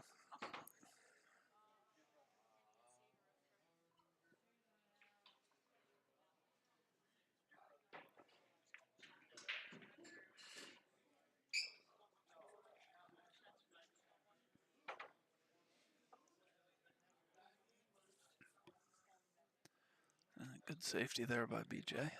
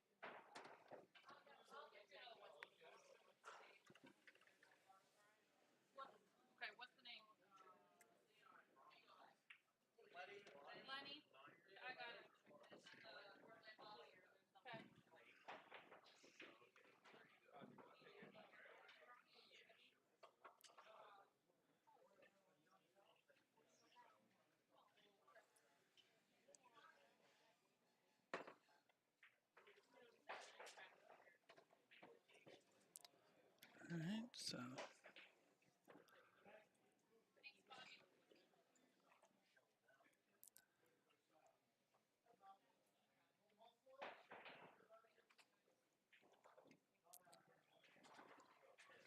BJ doesn't seem real happy with the leave here, and I can see why.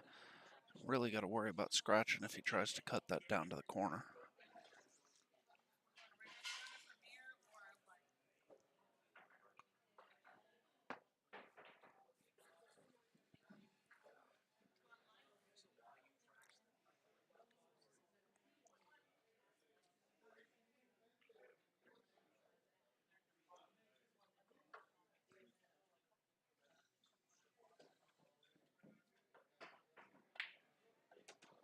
Oh, nice bank there by BJ. Great shot.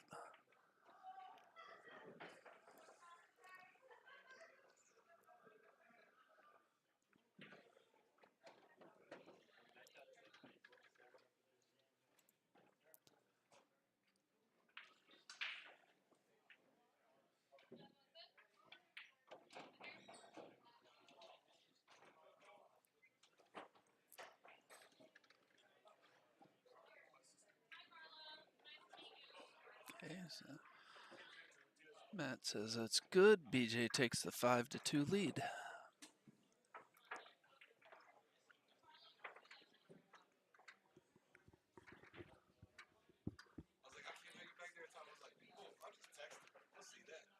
was just curious. I didn't. I didn't have your update on it. Yeah, no, I was just curious.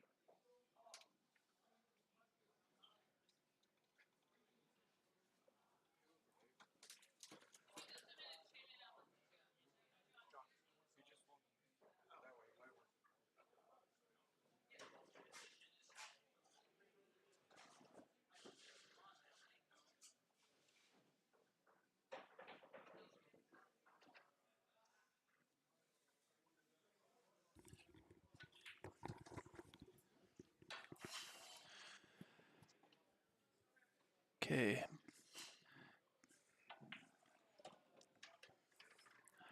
BJ looking like he's going to go up 6-2 here.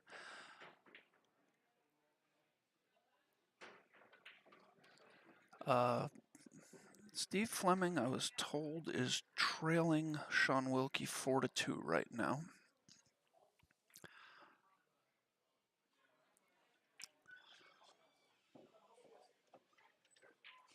As we do not have another match to put up when this one ends, and we weren't going to be able to get it through the entire tournament without resetting the stream anyways. I'm going to take advantage of the break and reset the stream after this match. Might not be back up for another 20-25 minutes until we have another match, but look for the link wherever you found the link to this stream. We'll get it out there as soon as we get this back up. Or you can just check back to On the Hill Productions on YouTube in, like I said, probably 20 to 25 minutes. So BJ on the hill and breaking.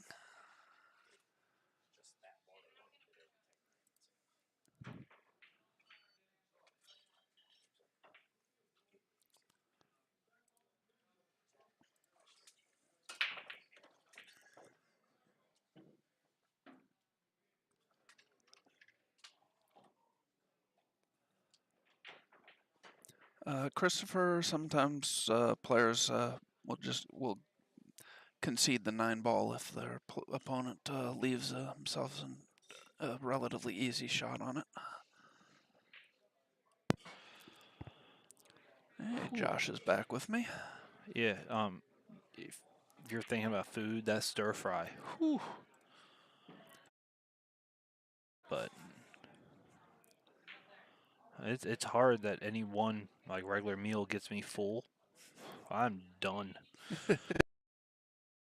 Yeah, so I was just telling everybody I'm going to stop the stream after this match because I won't have a match to put up on it immediately, and because Well, we have to restart at some point tonight. So if I don't have a match, it's always a good time to just go ahead and do the restart then. yeah, 100% agree. Yeah. So BJ plays safe.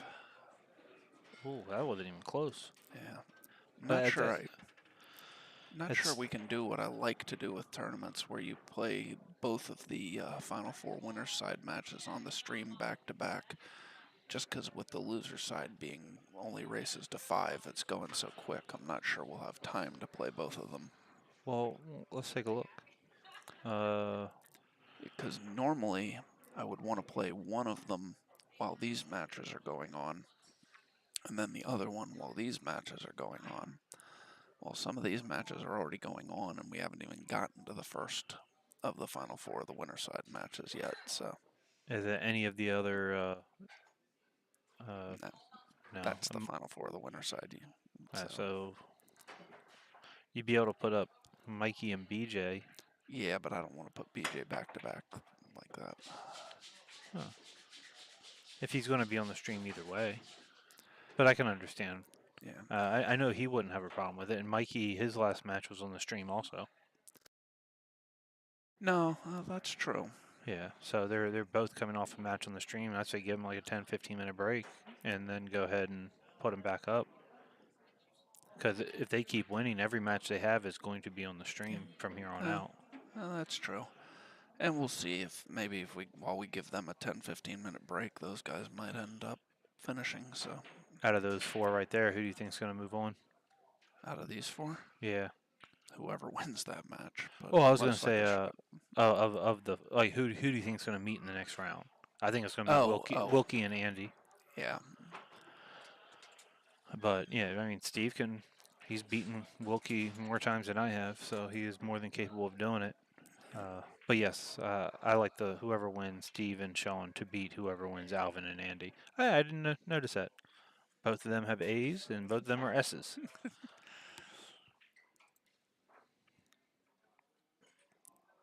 Yes, Christopher, the other player's conceding the rack when they don't shoot the 9. Oh, That's very just nice too shot. good. Wow. BJ just looked at him like, yeah, what? Good luck. I mean, it's a ball that Matt should hit. He can go 1 rail straight at it. He can go 2 rails, come behind it. But either way,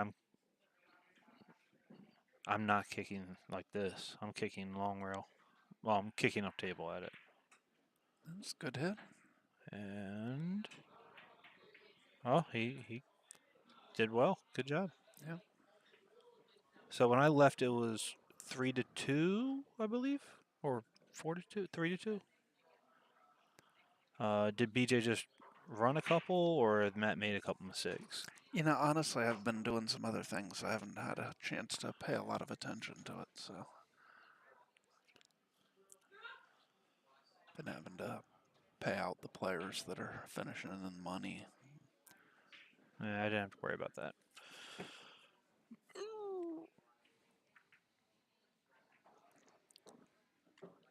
Also realizing I shut my laptop down, and that's where I have who bought who in the Calcutta, so I probably need to fire that back up and get that information. In a couple minutes, yeah. Yeah. Because we're getting down to the 7th, 8th after this round of the loser side, right? Yeah. Yeah. We're everybody left is 9th, 12th, so after one more round, we'll be into the Calcutta money.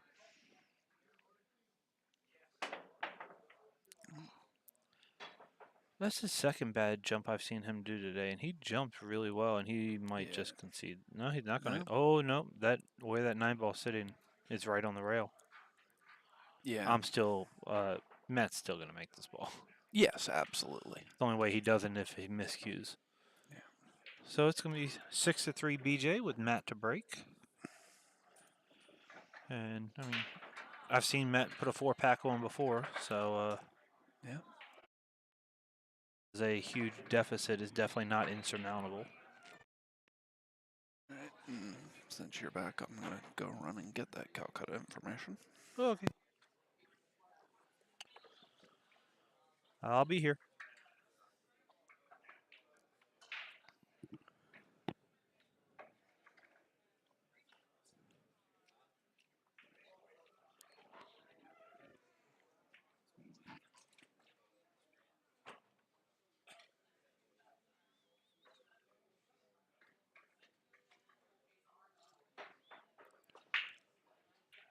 All right, Matt to break.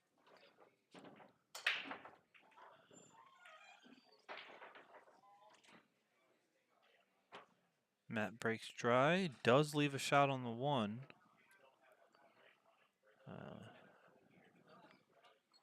I don't know if BJ's able to get shape on the 2 from that, but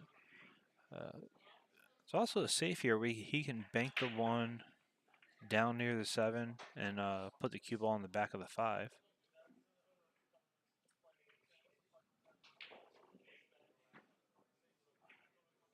Just like that.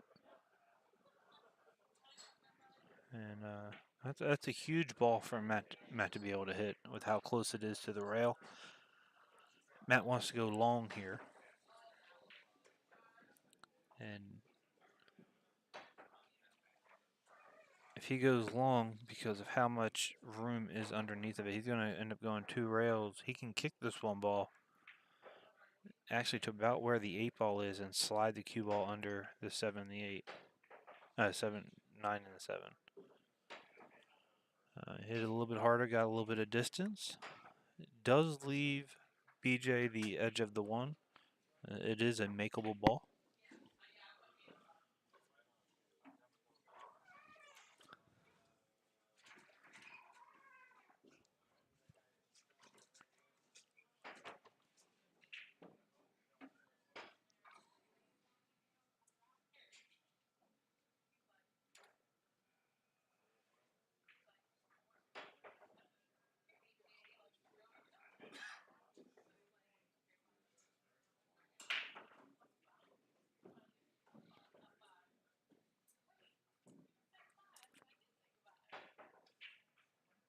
While this is a tough shot, I do expect BJ to make it, and he does.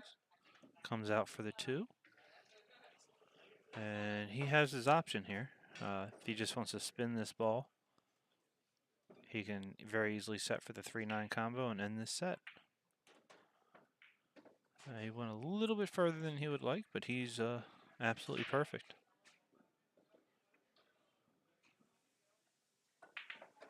And that's going to be all she wrote. BJ is going to win this 7-3. He is going to move on and face Mike Soleil.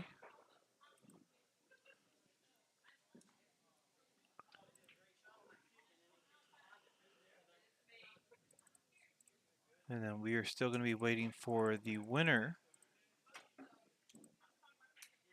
of,